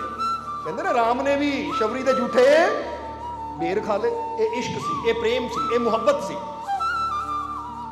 ਇਸ ਲਈ ਹਜ਼ੂਰ ਨੇ ਉਹਨੂੰ ਕੰਧੇ ਤੇ ਬਿਠਾਇਆ ਹੈ, ਯਾਨੀ ਮੋਢੇ ਤੇ, ਇੱਕ ਲੱਤ ਇੱਧਰ ਇੱਕ ਲੱਤ ਉੱਧਰ। ਹਸਨ ਹੁਸੈਨ ਨੂੰ ਨਾਲ ਲੈ ਕੇ ਜਾ ਰਹੇ ਹੈ। ਹੁਣ ਜਿਹੜੇ ਬੱਚੇ ਮੈਦਾਨ 'ਚ ਖੇਡ ਰਹੇ ਹੈ, ਜਿੱਥੇ ਉਹ ਬੱਚਾ ਥੋੜੀ ਦੇਰ ਬੈਠਾ ਪਹਿਲਾਂ ਰੋ ਰਿਹਾ ਸੀ, ਕੋਈ ਦੇਖ ਵੀ ਨਹੀਂ ਰਿਹਾ ਸੀ, ਹੁਣ ਉਹੀ ਬੱਚੇ ਦੇਖ ਰਹੇ ਹੈ ਕਿ ਨਬੀ ਪਾਕ ਦੇ ਕੰਧਿਆਂ ਤੇ ਬੱਚਾ ਬੈਠਾ ਹੈ। ਜਰਾ ਸਮਝਣਾ। ਤਾਂ ਉਸ ਲਈ ਬੱਚੇ ਕਹਿੰਦੇ ਕਾਸ਼ ਜਿਹੜਾ ਰੁਤਬਾ ਜਿਹੜਾ ਦਰਜਾ ਇਹਨੂੰ ਮਿਲ ਗਿਆ ਉਹ ਸਾਨੂੰ ਵੀ ਮਿਲ ਪਾਉਂਦਾ। ਸਮਝਦੇ ਹੋ ਕਿ ਨਹੀਂ? ਕਿਉਂਕਿ ਹੁੰਦਾ ਹੀ ਹੈ ਜਦੋਂ ਮੁਰਸ਼ਦ ਦੀ ਇੱਕ ਛੋਟਾ ਬੱਚਾ ਗੋਦ 'ਚ ਹੀ ਫਕੀਰਾਂ ਦੀ ਬੈਠ ਜਾਵੇ ਨਾ ਤਾਂ ਦੂਜਿਆਂ ਨੂੰ ਹੁੰਦਾ ਹੀ ਯਾਰ ਕਿੱਡੀ ਕਿਸਮਤ ਹੈ ਇਹਦੀ, ਇਹਨੂੰ ਪਿਆਰ ਮਿਲ ਰਿਹਾ ਹੈ, ਇਹ ਰਹਿਮਤ ਮਿਲ ਰਹੀ ਹੈ, ਇਹ ਕਿਰਪਾ ਮਿਲ ਰਹੀ ਹੈ। ਹੁਣ ਜਦੋਂ ਹਜ਼ੂਰ ਮਸਜਿਦ ਵਿੱਚ ਪਹੁੰਚੇ ਤਾਂ ਹਜ਼ਰਤ ਅਬੂ ਬਕਰ ਨੇ ਦੇਖਿਆ, ਅਬੂ ਬਕਰ ਦੌੜ ਕੇ ਆਏ, ਕਹਿੰਦੇ ਹਜ਼ੂਰ ਅੱਜ ਪਤਾ ਲੱਗ ਗਿਆ ਕਿ ਸਾਡੇ ਨਬੀ ਯਤੀਮਾਂ ਨੂੰ ਵੀ ਖਾਕ ਤੋਂ ਉਠਾ ਕੇ ਅਰਸ਼ ਤੇ ਬਿਠਾ ਦਿੰਦੇ, ਕਿਉਂਕਿ ਜਿਹੜਾ ਅੱਜ ਤੁਹਾਡੇ ਕੰਧੇ ਤੇ ਬੈਠਾ ਹੈ ਤਾਂ ਅੱਗੇ ਜਾ ਕੇ ਬਹੁਤ ਬੜਾ ਬਲੀ ਬਣੇਗਾ, ਆਲਮ ਬਣੇਗਾ। ਕਿਉਂਕਿ ਸਿਰਫ ਜ਼ਮੀਨ ਤੋਂ ਉਠਾ ਕੇ ਇੱਥੇ ਬਿਠਾਣਾ ਨਹੀਂ ਹੈ। ਅਗਰ ਰੂਹਾਨੀਅਤ ਦੀ ਨਜ਼ਰ ਨਾਲ ਦੇਖਿਆ ਜਾਵੇ ਤਾਂ ਫਕੀਰ ਜਿੱਦਾਂ ਸੁਲਤਾਨ ਵਾਹੂ ਨੇ ਕਿਹਾ ਨਾ, ਨੀਚੋਂ ਊਚ ਕਰੇ ਮੇਰਾ ਮੁਰਸ਼ਦ ਹੈ ਇਹ ਉਸ ਦੀ ਵਡਿਆਈ ਹੂ, ਜਿਸ ਦੇ ਦਿਲ ਵਿੱਚ ਇਸ਼ਕ ਹਕੀਕੀ ਉਸ ਤੇ ਰਹਿਮਤ ਸ਼ਾਹੀ ਹੂ, ਨਾਲ ਨਜ਼ਰ ਦੇ ਪਰਬਤ ਕਰਦੇ ਜੋਸੀ ਵਾਂਗ ਅਰਾਈ ਹੂ, ਉਹ ਮੁਰਸ਼ਦ ਦੇ ਕਦਮਾਂ ਵਿੱਚ ਬਾਹੂ ਆਸ਼ਿਕਾਂ ਜੰਨਤ ਪਾਈ ਹੂ। ਕਿੱਥੇ ਕਦਮ ਤਾਂ ਕਿੱਥੇ ਜੰਨਤ। ਉਹ ਕਹਿੰਦੇ ਜੋ ਕਦਮਾਂ 'ਚ ਸਿਰ ਰੱਖ ਦਿੰਦਾ ਹੈ ਫਿਰ ਜੰਨਤ ਵੀ ਉਹਨੂੰ ਬੜੀ ਆਸਾਨੀ ਨਾਲ ਮਿਲ ਜਾਂਦੀ ਹੈ। ਨਾਲ ਨਜ਼ਰ ਦੇ ਪਰਬਤ ਕਰਦੇ, ਪਰਬਤ ਯਾਨੀ ਪਹਾੜ, ਜੋਸੀ ਵਾਂਗ ਰਾਈ ਹੂ, ਰਾਈ ਯਾਨੀ ਉਹ ਰਾਈ ਦਾ ਦਾਣਾ ਜੋ ਅਸੀਂ ਘਰ 'ਚ ਸਬਜ਼ੀਆਂ 'ਚ ਪਾਉਂਦੇ, ਕਿਚਨ 'ਚ ਰਸੋਈ 'ਚ ਰੱਖੀ ਹੁੰਦੀ ਨਾ ਰਾਈ, ਕਿੱਥੇ ਇੱਕ ਰਾਈ ਦਾ ਛੋਟਾ ਜਿਹਾ ਦਾਣਾ ਤਾਂ ਕਿੱਥੇ ਇੱਕ ਪਰਬਤ। ਕਹਿੰਦੇ ਨਾਲ ਨਜ਼ਰ ਦੇ ਪਰਬਤ ਕਰਦੇ ਜੋਸੀ ਵਾਂਗ ਰਾਈ ਹੋ, ਇਹੀ ਤਾਂ ਉਹਦੀ ਵਡਿਆਈ ਹੈ। ਹੁਣ ਜ਼ਰਾ ਸਮਝਣਾ, ਜਿੱਦਾਂ ਹਜ਼ੂਰ ਨੇ ਜਦੋਂ ਹਜ਼ਰਤ ਅਬੂ ਬਕਰ ਨੇ ਗੱਲ ਕਹੀ ਤਾਂ ਉਸ ਵੇਲੇ ਹਜ਼ੂਰ ਨੇ ਬੜਾ ਪਿਆਰਾ ਵਚਨ ਕਿਹਾ। ਹਜ਼ੂਰ ਕਹਿੰਦੇ ਅਬੂ ਬਕਰ ਖੁਸ਼ੀਆਂ ਦਾ ਦਿਨ ਉਦੋਂ ਹੀ ਸਫਲ ਹੁੰਦਾ ਹੈ ਜਦੋਂ ਅਸੀਂ ਰੋਂਦਿਆਂ ਹੋਇਆਂ ਨੂੰ ਹਸਾ ਸਕੀਏ। ਜੇ ਇੱਕ ਵੀ ਇਨਸਾਨ ਦੀਆਂ ਅੱਖਾਂ 'ਚ ਪਾਣੀ ਹੋਵੇ, ਇੱਕ ਵੀ ਇਨਸਾਨ ਦੁਖੀ ਹੋਵੇ ਤਾਂ ਫਿਰ ਉਹ ਈਦ ਹੋ ਹੀ ਨਹੀਂ ਸਕਦੀ। ਔਰ ਜਿਹੜਾ ਇਨਸਾਨ ਹਰ ਰੋਜ਼ ਉਹ ਕਰਮ ਕਰਦਾ ਹੈ ਜਿਹਦੇ ਨਾਲ ਇਨਸਾਨ ਨੂੰ ਖੁਸ਼ੀ ਮਿਲਦੀ ਹੈ, ਆਨੰਦ ਮਿਲਦਾ ਹੈ, ਰੋਂਦੇ ਦੇ ਚਿਹਰੇ ਤੇ ਮੁਸਕਰਾਹਟ ਆ ਜਾਵੇ ਤਾਂ ਕਹਿੰਦੇ ਫਿਰ ਹਰ ਰੋਜ਼ ਹੀ ਉਹਦੀ ਖੁਦਾ ਦੇ ਘਰ ਕੀ ਹੈ? ਈਦ। ਕਿਉਂਕਿ ਈਦ ਉਲ ਫਿਤਰ ਦਾ ਮਤਲਬ ਖੁਸ਼ੀਆਂ ਵੰਡਣਾ। ਹੁਣ ਇੱਕ ਇਨਸਾਨ ਸਾਲ ਬਾਅਦ 365 ਦਿਨਾਂ ਬਾਅਦ ਕਿਤੇ ਲੰਗਰ ਲਾਉਂਦਾ ਹੈ, ਕਿਤੇ ਪਾਣੀ ਦੀ ਛਬੀਲ ਲਾ ਦਿੰਦਾ ਹੈ, ਤਾਂ ਉਹ ਤਾਂ 365 ਦਿਨਾਂ 'ਚ ਇੱਕ ਵਾਰ ਨੇਕੀ ਖੱਟਦਾ ਹੈ। ਪਰ ਇੱਕ ਇਨਸਾਨ ਉਹ ਜਿਹੜਾ 24 ਘੰਟੇ ਲਾ ਰੱਖਦਾ ਹੈ, ਜਿਹੜਾ 24 ਘੰਟੇ ਮਿੱਠਾ ਪਾਣੀ ਸਭ ਨੂੰ ਪਿਲਾ ਰਿਹਾ, ਤਾਂ ਬੰਦਾ ਕੀ ਕਹਿੰਦਾ, ਭਾਈ ਉਹ ਤਾਂ ਸਾਲ 'ਚ ਇੱਕ ਵਾਰ ਇਹ ਨੇਕੀ ਖੱਟਦੇ ਆ, ਤੂੰ ਤਾਂ 365 ਦਿਨ 24 ਘੰਟੇ ਜਿਹਦਾ ਕਹਿੰਦਾ ਨਾ 27 ਦਿਨ 12 ਮਹੀਨੇ 24 ਘੰਟੇ ਤੂੰ ਤਾਂ ਨੇਕੀਆਂ ਖੱਟ ਰਿਹਾ ਹੈ। ਹੁਣ ਜਿਹੜਾ ਇੱਕ ਦਿਨ ਕਰ ਰਿਹਾ ਹੈ ਉਹਨੂੰ ਕੀ ਮਿਲੇਗਾ, ਤਾਂ ਜਿਹੜਾ ਹਰ ਰੋਜ਼ ਕਰ ਰਿਹਾ ਹੈ ਜਰਾ ਸੋਚੋ ਉਹਨੂੰ ਕੀ ਮਿਲੇਗਾ। ਇਸ ਲਈ ਅਸੀਂ ਤੁਹਾਨੂੰ ਵੀ ਕਹਾਂਗੇ ਕਿ ਕੋਈ ਵੀ ਦਿਨ ਤਿਉਹਾਰ ਆਉਂਦਾ ਹੈ ਨਾ, ਕਈ ਵਾਰ ਅਸੀਂ ਦੇਖਦੇ ਹਾਂ ਚਾਹੇ ਗੁਰਪੁਰਬ ਆ ਗਿਆ, ਅਸੀਂ ਗੁਰੂਆਂ ਰਹਿਬਰਾਂ ਦਾ ਦਿਨ ਮਨਾਉਂਦੇ ਹਾਂ ਤਾਂ ਬੜੀ ਖੁਸ਼ੀ ਨਾਲ ਇੱਕ ਦੂਜੇ ਨੂੰ ਮਿਲਦੇ ਹਾਂ, ਇੱਕ ਦੂਜੇ ਨੂੰ ਬੁਲਾਉਂਦੇ ਹਾਂ, ਸਮਝਦੇ ਹੋ ਕਿ ਨਹੀਂ? ਹੁਣ ਉਹ ਗੁਰੂਆਂ ਦੇ ਇੱਕ ਦਿਨ ਤੇ ਅਸੀਂ ਇਸ ਤਰ੍ਹਾਂ ਕਿਸੇ ਨੂੰ ਪਿਆਰ ਨਾਲ ਬੁਲਾ ਲਵਾਂਗੇ, ਕਿਸੇ ਨੂੰ ਖੁਸ਼ੀ ਦੇ ਦੇਵਾਂਗੇ ਤਾਂ ਗੁਰੂਆਂ ਨੇ ਜ਼ਿਆਦਾ ਖੁਸ਼ ਹੋਣਾ ਹੈ, ਜਾਂ ਅਸੀਂ ਹਰ ਦਿਨ ਹੀ ਹਰ ਰੋਜ਼ ਹੀ ਕੁਝ ਐਸਾ ਕਰੀਏ ਕਿ ਦੂਜਿਆਂ ਨੂੰ ਖੁਸ਼ੀ ਮਿਲੇ, ਦੂਜਿਆਂ ਨੂੰ ਆਨੰਦ ਮਿਲੇ, ਸਾਨੂੰ ਮਿਲ ਕੇ ਦੂਜਿਆਂ ਦੀ ਪਰੇਸ਼ਾਨੀ, ਟੈਨਸ਼ਨ, ਚਿੰਤਾ ਦੂਰ ਹੋ ਜਾਵੇ, ਉਹਨੂੰ ਸ਼ਾਂਤੀ, ਸਕੂਨ ਮਿਲ ਜਾਵੇ, ਫਿਰ ਉਹ ਗੁਰੂ ਜ਼ਿਆਦਾ ਖੁਸ਼ ਹੋਣਗੇ ਕਿ ਤੂੰ ਤਾਂ ਹਰ ਰੋਜ਼ ਹੀ ਮੇਰੇ ਨਿਯਮ ਤੇ ਚੱਲ ਰਿਹਾ, ਮੇਰੇ ਅਸੂਲਾਂ ਤੇ ਚੱਲ ਰਿਹਾ, ਤੂੰ ਹੈ ਮੇਰਾ ਪਿਆਰਾ। ਇਹਨੂੰ ਇਦਾਂ ਸਮਝ ਲਓ ਦੁਨਿਆਵੀ ਤੌਰ ਤੇ ਕਿ ਇੱਕ ਬੰਦਾ 365 ਦਿਨਾਂ 'ਚ ਇੱਕ ਦਿਨ ਜਾ ਕੇ ਮਾਂ-ਬਾਪ ਦੀ ਸੇਵਾ ਕਰ ਲੈਂਦਾ ਜਾਂ ਉਹਨਾਂ ਕੋਲ ਬਹਿ ਜਾਂਦਾ ਹੈ ਤਾਂ ਮਾਂ-ਬਾਪ ਜ਼ਿਆਦਾ ਖੁਸ਼ ਹੋਣਗੇ, ਜਾਂ ਉਹ 365 ਦਿਨ ਹੀ ਆਪਣੇ ਮਾਂ-ਬਾਪ ਨੂੰ ਖੁਸ਼ ਰੱਖੇਗਾ ਤਾਂ ਜ਼ਿਆਦਾ ਖੁਸ਼ ਹੋਣਗੇ? ਜਵਾਬ ਦਿਓ, ਬੋਲੋ, ਸਮਝਦੇ ਹੋ? ਹੁਣ ਜਿੱਦਾਂ ਸਮਝ ਲਓ ਕਿ ਤੁਸੀਂ ਰੋਟੀ ਰੋਜ਼ ਖਾਂਦੇ ਹੋ ਜਾਂ 365 ਦਿਨਾਂ ਬਾਅਦ ਖਾਂਦੇ ਹੋ, ਤੁਸੀਂ ਪਾਣੀ ਰੋਜ਼ ਪੀਂਦੇ ਹੋ ਜਾਂ 365 ਦਿਨਾਂ ਬਾਅਦ ਪੀਂਦੇ ਹੋ? ਜਵਾਬ ਦਿਓ ਸਾਨੂੰ। ਰੋਜ਼ ਪੀਂਦੇ ਆ ਨਾ। ਹੁਣ ਜੇ ਕੋਈ ਤੁਹਾਨੂੰ ਕਹੇ ਭਾਈ 365 ਦਿਨਾਂ ਬਾਅਦ ਹੀ ਰੋਟੀ ਖਾਣੀ ਹੈ, 365 ਦਿਨਾਂ ਬਾਅਦ ਕੱਪੜਾ ਬਦਲਣਾ ਹੈ, 365 ਦਿਨਾਂ ਬਾਅਦ ਹੀ ਪਾਣੀ ਪੀਣਾ ਹੈ, ਤੁਸੀਂ ਕਹਿਣਾ ਭਾਈ ਮੈਂ ਤਾਂ ਮਰ ਜਾਣਾ, ਕਿਉਂਕਿ 365 ਦਿਨ। ਹੁਣ ਜ਼ਰਾ ਸਮਝਣਾ, ਜੇ ਅਸੀਂ ਖਾਣਾ ਰੋਜ਼ ਖਾਂਦੇ ਆ, ਇੰਤਜ਼ਾਰ ਨਹੀਂ ਕਰਦੇ ਕਿ 365 ਦਿਨਾਂ ਬਾਅਦ ਦਿਨ ਆਵੇ ਫਿਰ ਖਾਣਾ ਹੈ, ਪਾਣੀ ਰੋਜ਼ ਪੀਂਦੇ ਆ, ਕੱਪੜਾ ਰੋਜ਼ ਬਦਲਦੇ ਆ, ਪਾਉਂਦੇ ਆ, ਇਸ਼ਨਾਨ ਰੋਜ਼ ਕਰਦੇ ਆ, ਤਾਂ ਇਹ ਵੀ ਸਾਡਾ ਨਿਯਮ ਹੋਣਾ ਚਾਹੀਦਾ ਕਿ ਅਸੀਂ ਨੇਕੀ ਵੀ ਰੋਜ਼ ਕਰਨੀ ਹੈ, ਦੂਜਿਆਂ ਨੂੰ ਖੁਸ਼ੀਆਂ ਵੀ ਰੋਜ਼ ਦੇਣ ਦੀ ਕੋਸ਼ਿਸ਼ ਕਰਨੀ ਹੈ, ਅਸੀਂ ਸਿਮਰਨ ਵੀ, ਪ੍ਰਮਾਤਮਾ ਨੂੰ ਯਾਦ ਵੀ ਰੋਜ਼ ਕਰਨ ਦੀ ਕੋਸ਼ਿਸ਼ ਕਰਨੀ। ਜਦੋਂ ਰੋਜ਼ ਦਾ ਨਿਯਮ ਸਾਡਾ ਬਣ ਜਾਏਗਾ ਤਾਂ ਫਿਰ ਤੁਸੀਂ ਅੰਦਾਜ਼ਾ ਨਹੀਂ ਲਗਾ ਸਕਦੇ ਕਿ ਤੁਹਾਡੇ ਜੀਵਨ 'ਚ ਕਿੰਨੀਆਂ ਖੁਸ਼ੀਆਂ, ਕਿੰਨਾ ਆਨੰਦ ਆ ਜਾਏਗਾ। ਇਸ ਲਈ ਪੂਰੀ ਦੁਨੀਆ ਨੂੰ ਤੁਸੀਂ ਖੁਸ਼ੀ ਨਹੀਂ ਦੇ ਸਕਦੇ, ਪੂਰੀ ਦੁਨੀਆ ਨੂੰ ਤੁਸੀਂ ਸ਼ਾਂਤੀ, ਆਨੰਦ ਨਹੀਂ ਦੇ ਸਕਦੇ, ਪਰ ਇੰਨਾ ਤਾਂ ਤੁਸੀਂ ਕਰ ਸਕਦੇ ਹੋ ਜੋ ਤੁਹਾਡੇ ਸੰਪਰਕ 'ਚ ਆਵੇ ਉਹਨੂੰ ਤਾਂ ਖੁਸ਼ੀ ਦੇ ਦਿਓ। ਸਮਝਦੇ ਹੋ ਕਿ ਨਹੀਂ? ਕਿਉਂਕਿ ਜਿੱਦਾਂ ਅਸੀਂ ਫਕੀਰਾਂ ਦੀ ਗੱਲ ਦੱਸੀ ਦੀ, ਇੱਥੇ ਗੱਲ ਚੱਲੀ ਹੈ ਤਾਂ ਉਹ ਕਹਾਣੀ ਅਸੀਂ ਦੁਬਾਰਾ ਇੱਥੇ ਦੱਸਾਂਗੇ ਜਿਸ ਤੋਂ ਸਮਝਣਾ ਆਸਾਨ ਹੋ ਜਾਏਗਾ। ਹੁਣ ਬੰਦਾ ਕਹਿੰਦਾ ਜੀ ਪੂਰੀ ਦੁਨੀਆ ਤੇ ਦੁੱਖ ਹੀ ਦੁੱਖ ਹੈ, ਪੂਰੀ ਦੁਨੀਆ ਤੇ ਪਰੇਸ਼ਾਨੀਆਂ ਪਰੇਸ਼ਾਨੀਆਂ, ਮੈਂ ਕਿਹਦੀ ਪਰੇਸ਼ਾਨੀ ਦੂਰ ਕਰਾਂ, ਮੈਂ ਕਿਹਦਾ ਦੁੱਖ ਦੂਰ ਕਰਾਂ। ਤਾਂ ਇੱਥੇ ਇਹ ਕਹਾਣੀ ਸਮਝ ਲੈਣੀ ਕਿ ਇੱਕ ਫਕੀਰ ਇੱਕ ਦਿਨ ਸਮੁੰਦਰ ਦੇ ਕਿਨਾਰੇ ਤੁਰੇ ਜਾ ਰਹੇ ਸੀ। ਅਚਾਨਕ ਕੀ ਹੋਇਆ ਕਿ ਸਮੁੰਦਰ ਦੇ ਅੰਦਰ ਇੱਕ ਬਹੁਤ ਵਿਸ਼ਾਲ ਲਹਿਰ ਆਈ। ਜਦੋਂ ਉਹ ਵਿਸ਼ਾਲ ਲਹਿਰ ਆਈ ਤਾਂ ਉਹ ਵਿਸ਼ਾਲ ਲਹਿਰ ਦੇ ਨਾਲ ਛੋਟੀਆਂ ਮੱਛੀਆਂ ਕਿਨਾਰੇ ਤੇ ਆ ਕੇ ਤੜਫਣ ਲੱਗ ਗਈਆਂ। ਕਿਉਂਕਿ ਕਈ ਵਾਰ ਇਦਾਂ ਦੀਆਂ ਲਹਿਰਾਂ ਵੀ ਆ ਜਾਂਦੀ, ਮੱਛੀ ਉਹਦੇ ਨਾਲ ਕਿਨਾਰੇ ਆ ਕੇ ਗਿਰ ਜਾਂਦੀ ਹੈ। ਲਹਿਰ ਤਾਂ ਚਲੀ ਜਾਂਦੀ, ਮੱਛੀ ਉੱਥੇ ਜ਼ਮੀਨ ਤੇ ਪਈ ਤੜਫਦੀ ਰਹਿੰਦੀ ਹੈ। ਜਦੋਂ ਫਕੀਰਾਂ ਨੇ ਦੇਖਿਆ ਉਹ ਦੂਰ ਤੱਕ ਹਜ਼ਾਰਾਂ ਹੀ ਮਛਲੀਆਂ ਤੜਫ ਰਹੀਆਂ ਹੈ, ਏਦਾਂ ਉਛਲ ਰਹੀਆਂ ਹੈ, ਤਾਂ ਫਕੀਰ ਦੌੜੇ, ਕੱਲੀ ਮੱਛੀ ਨੂੰ ਚੱਕ ਕੇ ਸਮੁੰਦਰ 'ਚ ਸੁੱਟਦੇ ਆ, ਚੱਕਦੇ ਆ ਸਮੁੰਦਰ 'ਚ ਸੁੱਟਦੇ ਆ। ਕਹਿੰਦੇ ਦੌੜ ਕੇ ਤੇਜ਼ੀ ਨਾਲ ਚੱਕ ਕੇ ਸੁੱਟ ਰਹੇ ਆ। ਤੇ ਇੱਕ ਆਦਮੀ ਕੋਲ ਦੀ ਲੰਘਿਆ, ਕਹਿੰਦਾ ਮਾਰੇ ਕੀ ਬੇਕਾਰ ਦੀ ਕੋਸ਼ਿਸ਼ ਕਰ ਰਹੇ ਹੋ, ਹਜ਼ਾਰਾਂ ਮੱਛੀਆਂ ਹੈ, ਹਜ਼ਾਰਾਂ ਮੱਛੀਆਂ ਤੜਫ ਰਹੀਆਂ ਹੈ, ਤੁਸੀਂ ਕੀ ਕਰ ਲਓਗੇ, ਕੀ ਫਾਇਦਾ, ਇਹਨਾਂ ਹਜ਼ਾਰਾਂ ਨੂੰ ਤੁਸੀਂ ਕਿੱਥੋਂ ਬਚਾ ਲਓਗੇ। ਸੋ ਛੱਡੋ ਮਹਾਰਾਜ, ਐਵੇਂ ਇੰਨੀ ਭਾਗ ਦੌੜ ਨਾ ਕਰੋ, ਇੰਨੀ ਮਿਹਨਤ ਨਾ ਕਰੋ, ਕੋਈ ਫਾਇਦਾ ਨਹੀਂ ਹੈ, ਕਿਉਂਕਿ ਮੱਛੀਆਂ ਹਜ਼ਾਰਾਂ ਹੀ ਆ, ਤੁਸੀਂ ਇਕੱਲੇ ਹੋ। ਉਸ ਲਈ ਫਕੀਰ ਕਹਿਣ ਲੱਗੇ, ਤੂੰ ਵੀ ਕਹਿੰਦਾ ਕੋਈ ਫਾਇਦਾ ਨਹੀਂ, ਉਹ ਫਾਇਦਾ ਹੈ। ਕਹਿੰਦਾ ਮਾਰੇ ਕੀ ਫਾਇਦਾ ਹੈ। ਫਕੀਰਾਂ ਨੇ ਇੱਕ ਮੱਛੀ ਚੱਕੀ, ਉਹਨੂੰ ਸਮੁੰਦਰ ਛੁੱਟਿਆ, ਕਹਿੰਦੇ ਫਾਇਦਾ ਹੈ ਇਹਨੂੰ, ਕਿਉਂਕਿ ਜਿਹੜੀ ਮੇਰੇ ਜਰੀਏ ਸਮੁੰਦਰ ਤੱਕ ਪਹੁੰਚ ਗਈ ਉਹਨੂੰ ਫਾਇਦਾ ਹੈ। ਠੀਕ ਹੈ, ਮੈਂ ਹਜ਼ਾਰਾਂ ਨੂੰ ਨਹੀਂ ਬਚਾ ਸਕਦਾ, ਪਰ ਜਿਹੜੀ ਮੇਰੇ ਸੰਪਰਕ 'ਚ ਆ ਗਈ ਮੈਂ ਉਹਨੂੰ ਤਾਂ ਬਚਾ ਹੀ ਸਕਦਾ, ਉਹਨੂੰ ਤਾਂ ਫਾਇਦਾ ਹੋਏਗਾ। ਔਰ ਜੇ ਇੱਕ ਜ਼ਿੰਦਗੀ ਵੀ ਮੈਂ ਬਚਾ ਲਈ ਤਾਂ ਮੈਂ ਸੋਚੂਗਾ ਮੇਰੀ ਮਿਹਨਤ ਸਫਲ ਹੋ ਗਈ, ਕਿਉਂਕਿ ਇੱਕ ਜ਼ਿੰਦਗੀ ਵੀ ਕੋਈ ਛੋਟੀ ਚੀਜ਼ ਨਹੀਂ ਹੁੰਦੀ। ਨਹੀਂ ਤਾਂ ਤੁਸੀਂ ਸੋਚੋ ਕਿ ਪੂਰੀ ਦੁਨੀਆ ਦੇ ਪਦਾਰਥ ਦੇ ਕੇ ਤੁਸੀਂ ਇੱਕ ਗਈ ਹੋਈ ਜ਼ਿੰਦਗੀ ਨੂੰ ਦੁਬਾਰਾ ਲਿਆ ਸਕਦੇ ਹੋ। ਇਹਦਾ ਮਤਲਬ ਇੱਕ ਜ਼ਿੰਦਗੀ ਵੀ ਇਹ ਸਾਰੇ ਸੰਸਾਰ ਨਾਲੋਂ ਜ਼ਿਆਦਾ ਕੀਮਤੀ ਹੈ। ਤੇ ਬੰਦਾ ਕਹੇ ਨਾ ਪੂਰੇ ਸੰਸਾਰ ਦੀ ਕੀਮਤ ਲਾ ਲਾਵੇ, ਬੰਦਾ ਕਹੇ ਇੰਨੇ ਖਰਬ, ਤਾਂ ਇੰਨੇ ਖਰਬ ਦੇ ਕੇ ਵੀ ਇੱਕ ਮੁਰਦੇ ਨੂੰ ਦੁਬਾਰਾ ਮੈਂ ਜੀਂਦਾ ਨਹੀਂ ਕਰ ਸਕਦਾ। ਇਹਦਾ ਮਤਲਬ ਖਰਬਾਂ ਤੋਂ ਵੀ ਜ਼ਿਆਦਾ ਇਹ ਜੀਵਨ ਕੀਮਤੀ ਹੈ।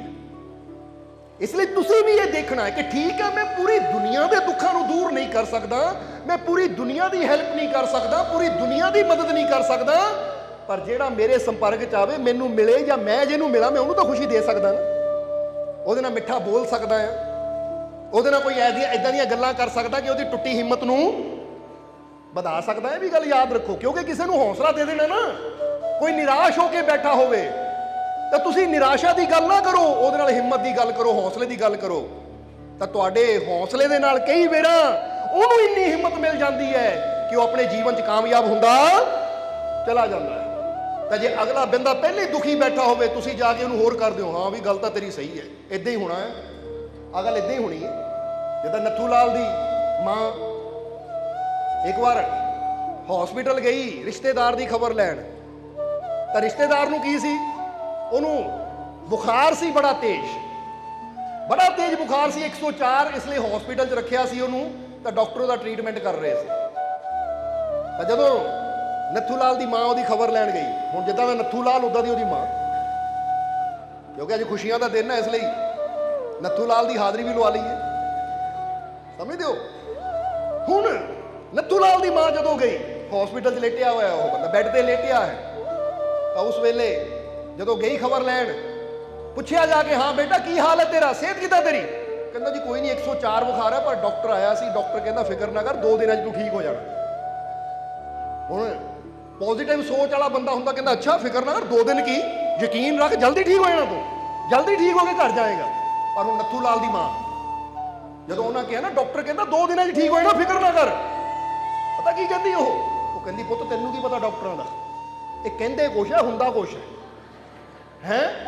ਆ ਪਿੱਛੇ ਜੇ ਨਾ ਆ ਮੇਰੇ ਮਾਪਿਆਂ ਦੇ ਪਿੰਡ 'ਚ ਵੀ ਇੱਕ ਬੰਦੇ ਨੂੰ 104 ਬੁਖਾਰ ਹੋ ਗਿਆ ਸੀ, ਆ ਡਾਕਟਰ ਕਹਿੰਦਾ ਸੀ ਠੀਕ ਹੋ ਜਾਣਾ, ਆ ਪਰਸੋਂ ਨੂੰ ਉਹਦਾ 13ਵਾਂ ਆ, ਭੋਗ ਪੈਣਾ ਉਹਦਾ ਭੋਗ।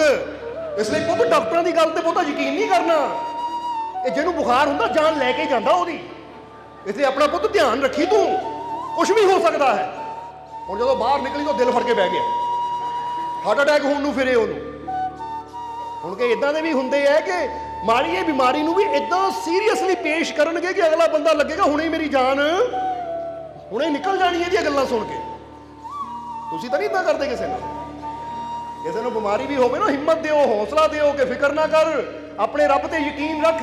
ਐਸਾ ਕਿਹੜਾ ਦੁੱਖ ਹੈ, ਐਸੀ ਕਿਹੜੀ ਪਰੇਸ਼ਾਨੀ ਹੈ ਜਿਹੜੀ ਠੀਕ ਨਹੀਂ ਹੋ ਸਕਦੀ? ਸਮਝਦੇ ਹੋ ਕਿ ਨਹੀਂ? ਕਿਉਂਕਿ ਜਦੋਂ ਇਨਸਾਨ ਆਪਣੇ ਆਪ ਨੂੰ ਕਮਜ਼ੋਰ ਸਮਝ ਲੈਂਦਾ ਹੈ ਤਾਂ ਫੇਰ ਹੀ ਇਨਸਾਨ ਕਮਜ਼ੋਰ ਹੋ ਜਾਂਦਾ ਹੈ। ਤਾਂ ਜੇ ਬੰਦਾ ਸੋਚੇ ਨਹੀਂ ਮੈਂ ਬਹੁਤ ਸਟਰੋਂਗ ਹਾਂ, ਮੈਂ ਬਹੁਤ ਮਜ਼ਬੂਤ ਹਾਂ, ਕਿਉਂਕਿ ਮੇਰਾ ਮਾਲਿਕ ਮੇਰੇ ਨਾਲ ਹੈ, ਜੇ ਦੁੱਖ ਆਇਆ ਹੈ ਤਾਂ ਮੇਰਾ ਮਾਲਿਕ ਮੈਨੂੰ ਇਹ ਦੁੱਖਾਂ ਚੋਂ ਜ਼ਰੂਰ ਕੱਢੇਗਾ। ਜਦੋਂ ਇਦਾਂ ਦੀ ਭਾਵਨਾ ਇਨਸਾਨ ਰੱਖਦਾ ਹੈ ਤਾਂ ਉਹਦੇ ਜੀਵਨ 'ਚ ਜੇ ਦੁੱਖ ਹੁੰਦੇ ਵੀ ਹੈ ਨਾ ਉਹ ਜਲਦੀ ਦੂਰ ਵੀ ਹੋ ਜਾਂਦੇ ਹੈ। ਇਸ ਲਈ ਆਪਣੇ ਆਪ ਨੂੰ ਕਮਜ਼ੋਰ ਨਾ ਸਮਝੋ। ਇੱਕ ਚਿੱਤਰਕਾਰ ਹੈ, ਬਹੁਤ ਬੜਾ ਚਿੱਤਰਕਾਰ, ਮਾਰੀਓਜ਼ ਕੇਜ਼ਰਕੀ ਉਹਦਾ ਨਾਮ ਹੈ, ਮਾਰੀਓਜ਼ ਕੇਜ਼ਰਕੀ। ਹੁਣ ਬਹੁਤ ਬੜਾ ਚਿੱਤਰਕਾਰ ਹੈ, ਇਦਾਂ ਦੀ ਪੇਂਟਿੰਗ ਬਣਾਉਂਦਾ ਹੈ ਕਿ ਦੇਖ ਕੇ ਬੰਦਾ ਹੈਰਾਨ ਰਹਿ ਜਾਂਦਾ, ਇਦਾਂ ਲੱਗਦਾ ਸਾਖਸ਼ਾਤ ਸਾਹਮਣੇ ਬੰਦਾ ਖੜਾ ਹੈ। ਪਰ ਬੜੀ ਹੈਰਾਨੀ ਦੀ ਗੱਲ ਹੈ, ਉਹਦੇ ਦੋਨੇ ਬਾਜੂ ਹੈ ਨਹੀਂ, ਉਹਦੀਆਂ ਦੋਨੇ ਹੀ ਬਾਹਾਂ ਹੈ ਨਹੀਂ, ਪਰ ਫਿਰ ਵੀ ਬਾਹਾਂ ਨਾ ਹੋਣ ਦੇ ਬਾਵਜੂਦ ਵੀ ਉਹਨਾਂ ਕਦੀ ਆਪਣੇ ਆਪ ਨੂੰ ਅਪੰਗ ਨਹੀਂ ਸਮਝਿਆ। ਇਹ ਨਹੀਂ ਮਹਿਸੂਸ ਕੀਤਾ ਕਿ ਮੈਂ ਅੰਗਹੀਨ ਹਾਂ, ਤਾਂ ਮੈਂ ਕਮਜ਼ੋਰ ਹਾਂ, ਮੇਰੇ ਤੋਂ ਕੁਝ ਹੋਣਾ ਨਹੀਂ ਜਾਂ ਮੈਂ ਕੁਝ ਕਰ ਨਹੀਂ ਸਕਦਾ। ਬਾਹਾਂ ਨਾ ਹੋਣ ਦੇ ਬਾਵਜੂਦ ਵੀ ਉਹਨਾਂ ਆਪਣੀ ਹਿੰਮਤ ਨੂੰ, ਆਪਣੇ ਹੌਸਲੇ ਨੂੰ ਇਦਾਂ ਬੁਲੰਦ ਰੱਖਿਆ, ਕਿਉਂਕਿ ਉਹਦਾ ਸੁਪਨਾ ਸੀ ਬਚਪਨ ਦਾ ਕਿ ਮੈਂ ਪੇਂਟਰ ਬਣਨਾ ਹੈ, ਚਿੱਤਰਕਾਰ ਬਣਨਾ ਹੈ। ਤਾਂ ਵਾਕਈ ਬਾਹਾਂ ਨਾ ਹੋਣ ਦੇ ਬਾਵਜੂਦ ਵੀ ਉਹਨਾਂ ਇਦਾਂ ਹਿੰਮਤ, ਇਦਾਂ ਯਕੀਨ ਰੱਖਿਆ ਕਿ ਅੱਜ ਉਹ ਵਾਕਈ ਫੇਮਸ ਪੇਂਟਰ ਹੈ, ਚਿੱਤਰਕਾਰ ਹੈ। ਹੁਣ ਇਹ ਹਿੰਮਤ ਕਿੱਥੋਂ ਆਉਂਦੀ ਹੈ? ਆਪਣੇ ਰੱਬ ਤੇ ਯਕੀਨ ਬੰਦਾ ਰੱਖੇ ਤਾਂ ਆਪਣੇ ਕਿਸੇ ਬੋਡੀ ਦੇ ਪਾਰਟ ਨੂੰ ਨਾ ਹੋਣ ਦੀ ਵਜ੍ਹਾ ਨਾਲ ਜਾਂ ਕਿਤੇ ਪ੍ਰੋਬਲਮ ਹੋਣ ਦੀ ਵਜ੍ਹਾ ਨਾਲ ਬੰਦਾ ਆਪਣੇ ਆਪ ਨੂੰ ਕਮਜ਼ੋਰ ਨਾ ਸਮਝੇ ਕਿ ਮੇਰੇ ਇੱਥੇ ਹੱਥ 'ਚ ਪ੍ਰੋਬਲਮ ਹੈ, ਮੇਰੀ ਲੱਤ 'ਚ ਪ੍ਰੋਬਲਮ ਹੈ, ਮੇਰੇ ਪੇਟ 'ਚ ਪ੍ਰੋਬਲਮ ਹੈ, ਮੇਰੇ ਮੋਢੇ 'ਚ ਪ੍ਰੋਬਲਮ ਹੈ ਤਾਂ ਮੈਂ ਕਮਜ਼ੋਰ ਹਾਂ ਜਾਂ ਮੈਂ ਕਾਮਯਾਬ ਨਹੀਂ ਹੋ ਸਕਦਾ, ਮੈਂ ਸਫਲ ਨਹੀਂ ਹੋ ਸਕਦਾ। ਨਹੀਂ, ਕਿਉਂਕਿ ਜੇ ਤੁਸੀਂ ਇੱਥੇ ਸੋਚ ਲਿਆ ਕਿ ਮੇਰੇ ਇਹ ਪ੍ਰੋਬਲਮ ਹੈ, ਮੈਂ ਕਾਮਯਾਬ ਨਹੀਂ ਹੋ ਸਕਦਾ, ਫਿਰ ਤੁਹਾਨੂੰ ਕੋਈ ਕਾਮਯਾਬ ਕਰ ਹੀ ਨਹੀਂ ਸਕਦਾ। ਤਾਂ ਜੇ ਤੁਸੀਂ ਸੋਚੋ ਇਹ ਪ੍ਰੋਬਲਮ ਮੇਰੇ ਸਰੀਰ 'ਚ ਹੋ ਸਕਦੀ ਹੈ ਪਰ ਮੇਰੀ ਹਿੰਮਤ, ਮੇਰਾ ਹੌਸਲਾ ਬਹੁਤ ਬੜਾ ਹੈ, ਮੈਂ ਕਾਮਯਾਬ ਹੋ ਕੇ ਦਿਖਾऊं, ਤਾਂ ਫਿਰ ਉਹਦੀ ਰਹਿਮਤ ਐਸੀ ਹੁੰਦੀ ਹੈ ਕਿ ਤੁਹਾਨੂੰ ਕਾਮਯਾਬ ਹੋਣ ਤੋਂ ਦੁਨੀਆ ਦੀ ਕੋਈ ਤਾਕਤ ਰੋਕ ਨਹੀਂ ਸਕਦੀ। ਜਰਾ ਸਮਝਣਾ ਸਾਰਿਆਂ।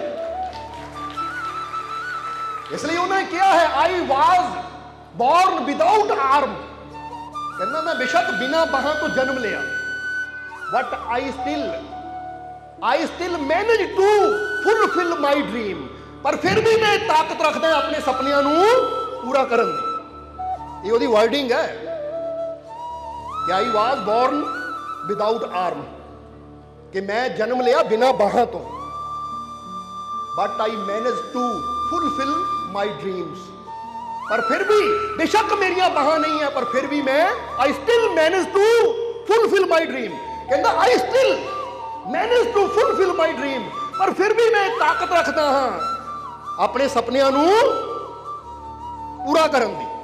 ਫਿਰ ਵੀ ਮੈਂ ਆਪਣੇ ਸੁਪਨੇ ਪੂਰੇ ਕਰ ਸਕਦਾ ਹਾਂ, ਬੇਸ਼ੱਕ ਮੇਰੀਆਂ ਬਾਹਾਂ ਨਹੀਂ ਹੈ, ਮੇਰੀਆਂ ਜਨਮ ਤੋਂ ਬਾਹਾਂ ਨਹੀਂ ਹੈ। ਇਹ ਤਾਂ ਕਿਤੇ ਦੇਖਿਓ, ਜਾ ਕੇ ਪੜ੍ਹ ਕੇ ਦੇਖਿਓ ਉਹਦੇ ਬਾਰੇ। ਨਾਮ ਇੱਕ ਵਾਰ ਫਿਰ ਸੁਣੋ, ਮਾਰੀਓਜ਼ ਕੇਜ਼ਰਕੀ, ਮਾਰੀਓਜ਼ ਕੇਜ਼ਰਕੀ। ਜਿਸਲੇ ਤੁਸੀਂ ਉਹਨੂੰ ਪੜ੍ਹੋਗੇ ਨਾ, ਉਹਦੀਆਂ ਤਸਵੀਰਾਂ ਵੀ ਦੇਖੋਗੇ ਕਿ ਕਿੰਨੀ ਅੱਛੀ ਤਸਵੀਰ ਬਣਾਉਂਦਾ ਹੈ। ਇਦਾਂ ਦੀ ਤਸਵੀਰ ਬਣਾਉਂਦਾ ਕਿ ਜਦੋਂ ਦੇਖਦਾ ਬੰਦਾ ਕਹਿੰਦਾ ਲੈ ਵੀ ਸਾਖਸ਼ਾਤ ਸਾਹਮਣੇ, ਤਾਂ ਇਦਾਂ ਲੱਗਦਾ ਜਾਨ ਪਾਣੀ ਬਾਕੀ ਹੈ, ਬਾਹਾਂ ਨਹੀਂ ਹੈ, ਪਰ ਫਿਰ ਵੀ ਉਹਨਾਂ ਹਾਰ ਨਹੀਂ ਮੰਨੀ। ਤਾਂ ਤੁਸੀਂ ਆਪਣੇ ਆਪ ਨੂੰ ਦੇਖੋ, ਰੱਬ ਨੇ ਤੁਹਾਨੂੰ ਸਭ ਕੁਝ ਦਿੱਤਾ ਹੋਇਆ ਹੈ। ਬੋਲੋ ਸਮਝਦੇ ਹੋ ਕਿ ਨਹੀਂ? ਹੱਥ ਉੱਪਰ ਕਰੋ, ਹੱਥ ਦਿੱਤੇ ਆ ਕਿ ਨਹੀਂ ਤੁਹਾਨੂੰ? ਹੁਣ ਜਿਹੜਾ ਹੈ, ਹੁਣ ਆਪ ਹੀ ਗੌਰ ਕਰ ਲਓ, ਇੱਥੇ ਹੋਰ ਰੰਗਾਂ ਦੀ ਗੱਲ ਨਹੀਂ ਕਰਨੀ। ਮਾਰੀਓਸ ਦੇ ਕੋਲ ਹੱਥ ਨਹੀਂ ਹੈ ਫਿਰ ਵੀ ਉਹ ਕਾਮਯਾਬ ਹੈ। ਤਾਂ ਤੁਹਾਡੇ ਕੋਲ ਹੱਥ ਹੁੰਦੇ ਹੋਏ ਵੀ ਤੁਸੀਂ ਦੁਖੀ ਬੈਠੇ ਹੋ, ਤਾਂ ਮਤਲਬ ਕੀ ਹੈ? ਮਤਲਬ ਇਹੀ ਹੈ ਕਿ ਉਹ ਅੰਦਰੋਂ ਆਪਣੇ ਰੱਬ ਤੇ ਯਕੀਨ ਰੱਖਣ ਵਾਲਾ ਹੈ, ਮਿਹਨਤ ਕਰਨ ਵਾਲਾ ਹੈ, ਤੇ ਅਸੀਂ ਹਿੰਮਤ ਹਾਰ ਕੇ ਦੁਖੀ ਹੋ ਕੇ ਬੈਠੇ ਹਾਂ। ਇਹੀ ਫਰਕ ਹੈ ਤੁਹਾਡਾ। ਫਰਕ ਇੱਥੇ ਸੋਚ ਵਿੱਚ ਹੈ। ਸਮਝ ਰਹੇ ਹੋ ਕਿ ਨਹੀਂ? ਉਹਨੇ ਸੋਚ ਲਿਆ ਬੇਸ਼ੱਕ ਮੇਰੇ ਹੱਥ ਨਹੀਂ ਹੈ ਫਿਰ ਵੀ ਮੈਂ ਕਾਮਯਾਬ ਹੋ ਸਕਦਾ ਹਾਂ, ਕਿਉਂਕਿ ਜਿਸਨੇ ਮੈਨੂੰ ਜਨਮ ਦਿੱਤਾ ਉਹ ਮੇਰੇ ਨਾਲ ਹੈ। ਅੱਜ ਬੰਦਾ ਡਰ ਜਾਂਦਾ ਹੈ, ਹੱਥ ਪੈਰ ਸਲਾਮਤ ਹੈ, ਪੈਰ ਵੀ ਚੱਲਦੇ ਹੈ, ਅੱਖਾਂ ਵੀ ਦੇਖਦੀਆਂ, ਕੰਨ ਵੀ ਸੁਣਦੇ ਹੈ, ਸਰੀਰ ਸਾਰਾ ਫਿੱਟ ਹੈ, ਫਿਰ ਵੀ ਬੰਦਾ ਡਰ ਕੇ ਬਹਿ ਜਾਂਦਾ, ਮੇਰੇ ਤੋਂ ਨਹੀਂ ਹੋਣਾ, ਮੈਂ ਨਹੀਂ ਕਾਮਯਾਬ ਹੋ ਸਕਦਾ, ਮੈਂ ਨਹੀਂ ਸਫਲ ਹੋ ਸਕਦਾ, ਕਿਉਂਕਿ ਕਿਸੇ ਚੇਲੇ ਭੂਪੇ ਨੇ ਕਹਿਤਾ ਤੇਰੀ ਮਿੱਟੀ ਚੱਕ ਲਈ ਹੈ ਪੈਰਾਂ ਦੀ, ਆ ਤੇਰੇ ਤੇ ਨਾ ਮਸਾਣੀ ਛੱਡ ਦਿੱਤੀ ਹੈ, ਆ ਤੈਨੂੰ ਨਾ ਦਹੀਂ ਚ ਘੋਲ ਕੇ ਆ ਭੂਤ ਪ੍ਰੇਤ ਖਿਲਾ ਦਿੱਤਾ ਤੈਨੂੰ। ਉਹ ਇਦਾਂ ਦੇ ਚੱਕਰਾਂ 'ਚ ਅੱਜ ਇਨਸਾਨ ਫਸਿਆ ਹੋਇਆ ਹੈ। ਤੇ ਜਿਹੜਾ ਵਹਿਮਾਂ ਭਰਮਾਂ 'ਚ ਫਸਿਆ ਹੋਵੇ ਉਹਨਾਂ ਜੀਵਨ 'ਚ ਕਾਮਯਾਬ ਕੀ ਹੋਣਾ? ਉਹ ਸਭ ਤੋਂ ਬੜੀ ਤਾਕਤ ਤੁਹਾਡੇ ਅੰਦਰ ਬੈਠੀ ਹੈ। ਤੁਹਾਡਾ ਰੱਬ, ਤੁਹਾਡਾ ਪ੍ਰਮਾਤਮਾ, ਤੁਹਾਡਾ ਮਾਲਿਕ ਤੁਹਾਡੇ ਅੰਦਰ ਬੈਠਾ ਹੈ। ਤੁਹਾਨੂੰ ਆਪਣੇ ਅੰਦਰ ਬੈਠੇ ਮਾਲਿਕ ਤੇ ਯਕੀਨ ਨਹੀਂ ਹੈ ਤਾਂ ਤੁਸੀਂ ਬਸ ਯਕੀਨ ਕਰ ਲੈਂਦੇ ਹੋ ਦਹੀਂ 'ਚ ਘੋਲ ਕੇ ਕਿਸੇ ਨੇ ਖਿਲਾਤਾ ਮੈਨੂੰ, ਲੱਸੀ 'ਚ ਪਾ ਕੇ ਕਿਸੇ ਨੇ ਖਿਲਾਤਾ ਮੈਨੂੰ, ਆ ਪਾਣੀ 'ਚ ਕਿਸੇ ਨੇ ਘੋਲ ਕੇ ਪਿਲਾਤਾ ਮੈਨੂੰ। ਉਹ ਕਮਾਲ ਦੀ ਗੱਲ, ਉਹ ਘੋਲੀ ਹੋਈ ਛੋਟੀ ਜਿਹੀ ਚੀਜ਼ ਤੇ ਤੁਹਾਨੂੰ ਯਕੀਨ ਹੋ ਜਾਂਦਾ ਹੈ, ਬਿਮਾਰ ਹੋ ਕੇ ਬਹਿ ਜਾਂਦੇ ਹੋ। ਤਾਂ ਐਡੀ ਵੱਡੀ ਸ਼ਕਤੀ ਤੁਹਾਡੇ ਅੰਦਰ ਬੈਠੀ ਹੈ, ਉਹ ਪਰਮ ਪਿਤਾ ਪਰਮਾਤਮਾ, ਉੱਤੇ ਯਕੀਨ ਨਹੀਂ ਹੈ ਕਿ ਜਿੱਥੇ ਐਡਾ ਵੱਡਾ ਸਾਗਰ ਯਾਨੀ ਰਹਿਮਤਾਂ ਦਾ ਦਰਿਆ ਪਰਮਾਤਮਾ ਮੇਰੇ ਅੰਦਰ ਹੋਵੇ, ਉੱਥੇ ਆ ਛੋਟ ਮੋਟੀਆਂ ਚੀਜ਼ਾਂ ਨੇ ਮੇਰਾ ਕੀ ਵਿਗਾੜਨਾ ਹੈ? ਜਵਾਬ ਦਿਓ, ਤੁਹਾਡੇ ਅੰਦਰ ਰੱਬ ਹੈ ਜਾਂ ਨਹੀਂ? ਜਾਂ ਸ਼ੈਤਾਨ ਹੀ ਮੰਨ ਕੇ ਬੈਠੇ ਹੋ? ਕਿਉਂਕਿ ਜਿਹੜਾ ਮੰਨੇਗਾ ਕਿ ਮੈਂ ਤਾਂ ਭਾਈ ਖਾਲੀ ਹਾਂ, ਖਾਲੀ ਦਾ ਮਤਲਬ ਹੈ ਨਹੀਂ ਮੇਰੇ ਅੰਦਰ ਮੇਰਾ ਭਗਵਾਨ, ਮੇਰਾ ਪ੍ਰਭੂ, ਮੇਰਾ ਪਰਮਾਤਮਾ ਨਹੀਂ ਹੈ, ਉਹਨੂੰ ਫਿਰ ਮਾੜੀਆਂ ਮਾੜੀਆਂ ਚੀਜ਼ਾਂ ਵੀ ਦੁਖੀ ਕਰਨਗੀਆਂ। ਉਹ ਇੱਕ ਪਾਣੀ ਦਾ ਘੁੱਟ ਵੀ ਪੀ ਲੇਗਾ ਨਾ ਤਾਂ ਪਾਣੀ ਦਾ ਘੁੱਟ ਹਾਏ ਮੈਨੂੰ ਹਾਜ਼ਮ ਨਹੀਂ ਹੁੰਦਾ, ਇੱਥੇ ਬਹਿ ਜਾਂਦਾ ਹੈ। ਹਾਲਾਂਕਿ ਕੋਈ ਪੁੱਛਣ ਵਾਲਾ ਹੋਵੇ ਕਿ 71% ਪਾਣੀ ਹੈ ਤੇਰੀ ਬੋਡੀ 'ਚ, ਸਮਝਦੇ ਹੋ ਕਿ ਨਹੀਂ? ਕੋਈ 72 ਕਹਿੰਦਾ, ਕੋਈ 70 ਕਹਿੰਦਾ ਹੈ, ਪਰ ਸਹੀ ਮਾਇਨੇ 'ਚ ਧਿਆਨ ਦੇ ਵਿੱਚ ਜਾ ਕੇ ਅਸੀਂ ਦੇਖਿਆ ਤਾਂ 71% ਪਾਣੀ ਹੈ ਸਾਡੀ ਬੋਡੀ 'ਚ, ਸਮਝਦੇ ਹੋ ਕਿ ਨਹੀਂ? ਔਰ ਜੇ ਤੁਸੀਂ ਪੂਰੀ ਧਰਤੀ ਤੇ ਵੀ ਦੇਖੋਗੇ ਨਾ, ਪੂਰੀ ਪ੍ਰਿਥਵੀ ਜਿੱਤੇ ਅਸੀਂ ਰਹਿ ਰਹੇ ਹਾਂ ਉੱਤੇ ਵੀ ਤੁਸੀਂ ਦੇਖੋਗੇ ਤਾਂ 71% ਪਾਣੀ ਹੈ, ਚਾਹੇ ਸਮੁੰਦਰਾਂ ਦਾ ਪਾਣੀ ਹੈ, ਤਾਂ ਬਾਕੀ ਜਿੰਨੀ ਹੈ ਉਹ ਜ਼ਮੀਨ ਹੈ। ਔਰ ਕਹਿੰਦੇ ਜੋ ਬ੍ਰਹਮੰਡੇ ਸੋਹੀ ਪਿੰਡੇ, ਜੋ ਖੋਜੇ ਸੋ ਪਾਵੇ। ਸੋ ਤੁਹਾਡੀ ਬਾਡੀ ਦੇ ਅੰਦਰ ਉਹ ਪ੍ਰਮਾਤਮਾ ਬੈਠਾ ਹੋਇਆ ਹੈ। ਹੁਣ ਏਦਾਂ ਸਮਝ ਲਓ ਕਿ ਇੱਕ ਛੋਟਾ ਜਿਹਾ ਪਾਣੀ ਦਾ ਗਲਾਸ ਹੈ, ਉਹਦੇ 'ਚ ਕਿਸੇ ਨੇ ਇੱਕ ਸਵਾਦ ਦੀ ਚੁਟਕੀ ਪਾ ਦਿੱਤੀ ਜਾਂ ਉਹਦੇ 'ਚ ਕਿਸੇ ਨੇ ਇੱਕ ਨਮਕ ਦੀ ਚੁਟਕੀ ਪਾਤੀ, ਉਹ ਪਾਣੀ ਨਮਕੀਨ ਹੋ ਜਾਣਾ ਹੈ, ਹੋ ਜਾਣਾ ਕਿ ਨਹੀਂ? ਪਰ ਹੁਣ ਉਹੀ ਸਵਾਦ ਦੀ ਚੁਟਕੀ ਲੈ ਕੇ ਜਾਂ ਨਮਕ ਦੀ ਚੁਟਕੀ ਲੈ ਕੇ ਤੁਸੀਂ ਸਮੁੰਦਰ 'ਚ ਚਲੇ ਜਾਓ, ਪਾ ਦਿਓ ਉਹਦੇ 'ਚ ਇੱਕ ਚੁਟਕੀ ਨਮਕ ਜਾਂ ਪਾ ਦਿਓ ਚੁਟਕੀ ਸਵਾਦ, ਸਮੁੰਦਰ ਨੂੰ ਪਤਾ ਲੱਗੇਗਾ? ਫਰਕ ਪਏਗਾ ਉਹਨੂੰ? ਕਿਉਂਕਿ ਐਡੇ ਵੱਡੇ ਸਮੁੰਦਰ 'ਚ ਤੁਸੀਂ ਕੁਆਂਟਲਾਂ ਦਾ ਕੁਆਂਟਲ ਵੀ ਪਾ ਦਿਓ ਤਾਂ ਵੀ ਫਰਕ ਨਹੀਂ ਪੈਣਾ। ਕਾਰਨ ਕੀ ਹੈ ਕਿ ਉਹ ਕੁਆਂਟਲਾਂ ਨਾਲੋਂ ਵੀ ਜ਼ਿਆਦਾ ਸਮੁੰਦਰ ਬੜਾ ਹੈ। ਤਾਂ ਹੁਣ ਜ਼ਰਾ ਸੋਚੋ, ਜੇ ਇੱਕ ਬਾਹਰੀ ਤੌਰ ਤੇ ਸਮੁੰਦਰ ਦੇ ਵਿੱਚ ਅਸੀਂ ਜਿੰਨਾ ਮਰਜ਼ੀ ਕੁਝ ਪਾ ਦਈਏ, ਚਾਹੇ ਕਾਲਾ ਰੰਗ ਘੋਲ ਦਈਏ, ਸਮੁੰਦਰ ਨੂੰ ਫਰਕ ਨਹੀਂ ਪੈਣਾ। ਤਾਂ ਹੁਣ ਜ਼ਰਾ ਸੋਚੋ, ਫਿਰ ਸਮੁੰਦਰ ਨਾਲੋਂ ਵੀ ਵਿਸ਼ਾਲ ਪਰਮਾਤਮਾ ਦਾ ਰਹਿਮਤ ਦਾ ਦਰਿਆ ਤੁਹਾਡੇ ਅੰਦਰ ਹੈ, ਤਾਂ ਤੁਸੀਂ ਮਾੜੀਆਂ ਮਾੜੀਆਂ ਚੀਜ਼ਾਂ ਤੋਂ ਡਰ ਜਾਂਦੇ ਹੋ।